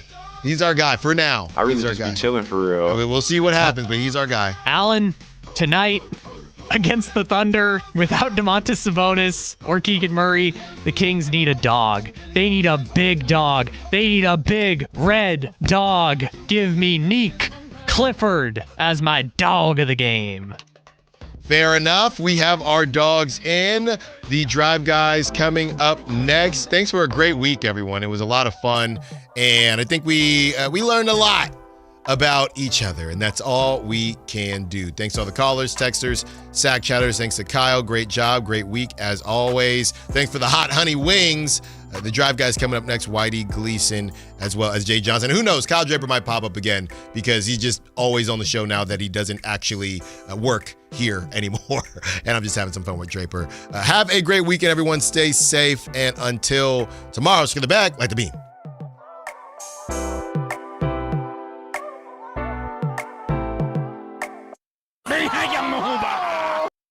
don't forget my podcast. Gotta go. Need cash fast? Tap into the value of your home with a home equity line of credit from Valley Strong Credit Union. Whether it's for home improvements, debt consolidation, or that dream vacation, you can get your cash offer in minutes. That's right, just minutes to unlock the power of your home's equity with no hard credit pull to see how much cash you can get. No stress, no waiting. Just smart local banking that puts you first. Grow your possibilities with Valley Strong Credit Union. Visit valleystrong.com to get started today. Just announced, Stockton Honda has been named #1 of California's best car dealers in 2025 by USA Today and Statista. This prestigious award is based on thousands of customer reviews and recommendations, ranking dealerships for service, value, and satisfaction. Out of hundreds evaluated, Stockton Honda is proud to be #1, recognized for all-around excellence and commitment to our customers. Visit Stockton Honda, where reputation meets the road. Anytime, anywhere, it's all here. StocktonHonda.com. Here's the tale of the daily med fill. Same old pharmacy, same old bill, but those prices kept rising higher still. Till the savings wrangler rode in, cool as can be. Tap GoodRx, saving massively. No plan? Don't matter none. Up to 80% off. The deals are done. Discounts hitting harder than Ma's chili. Dang. That one little app does all the rest. Save time and money on prescriptions. Check GoodRx. GoodRx is not insurance. I'm Navy vet Phil Briggs, here for Navy Federal Credit Union. I always love Veterans Day because it's when I see my buddies posting up pictures of us when we were younger and built for speed. Navy Federal Credit Union also celebrates veterans of all branches and their families every day of the year. As a veteran, you can become a member and access exclusive rates, discounts, and financial tools for the whole family. So become a member today at NavyFederal.org/veterans. Navy Federal Credit Union. Our members are the mission. Navy Federal is insured by NCUA. Around here, Maverick is more than a name. It's who we are. My dad climbed power poles for a living, and he taught me to keep homes running when it gets cold. This November, appointments, some restrictions may apply. Guys, tired all the time, gaining weight, low drive? These aren't just signs of aging. They could be low testosterone or other underlying issues. Right now, Revive Men's Health Sacramento is making it easier to get answers with a comprehensive wellness panel. It's not just a lab test, it's where better performance begins. Our providers will check your testosterone, blood sugar, cholesterol, kidney, liver, thyroid, and heart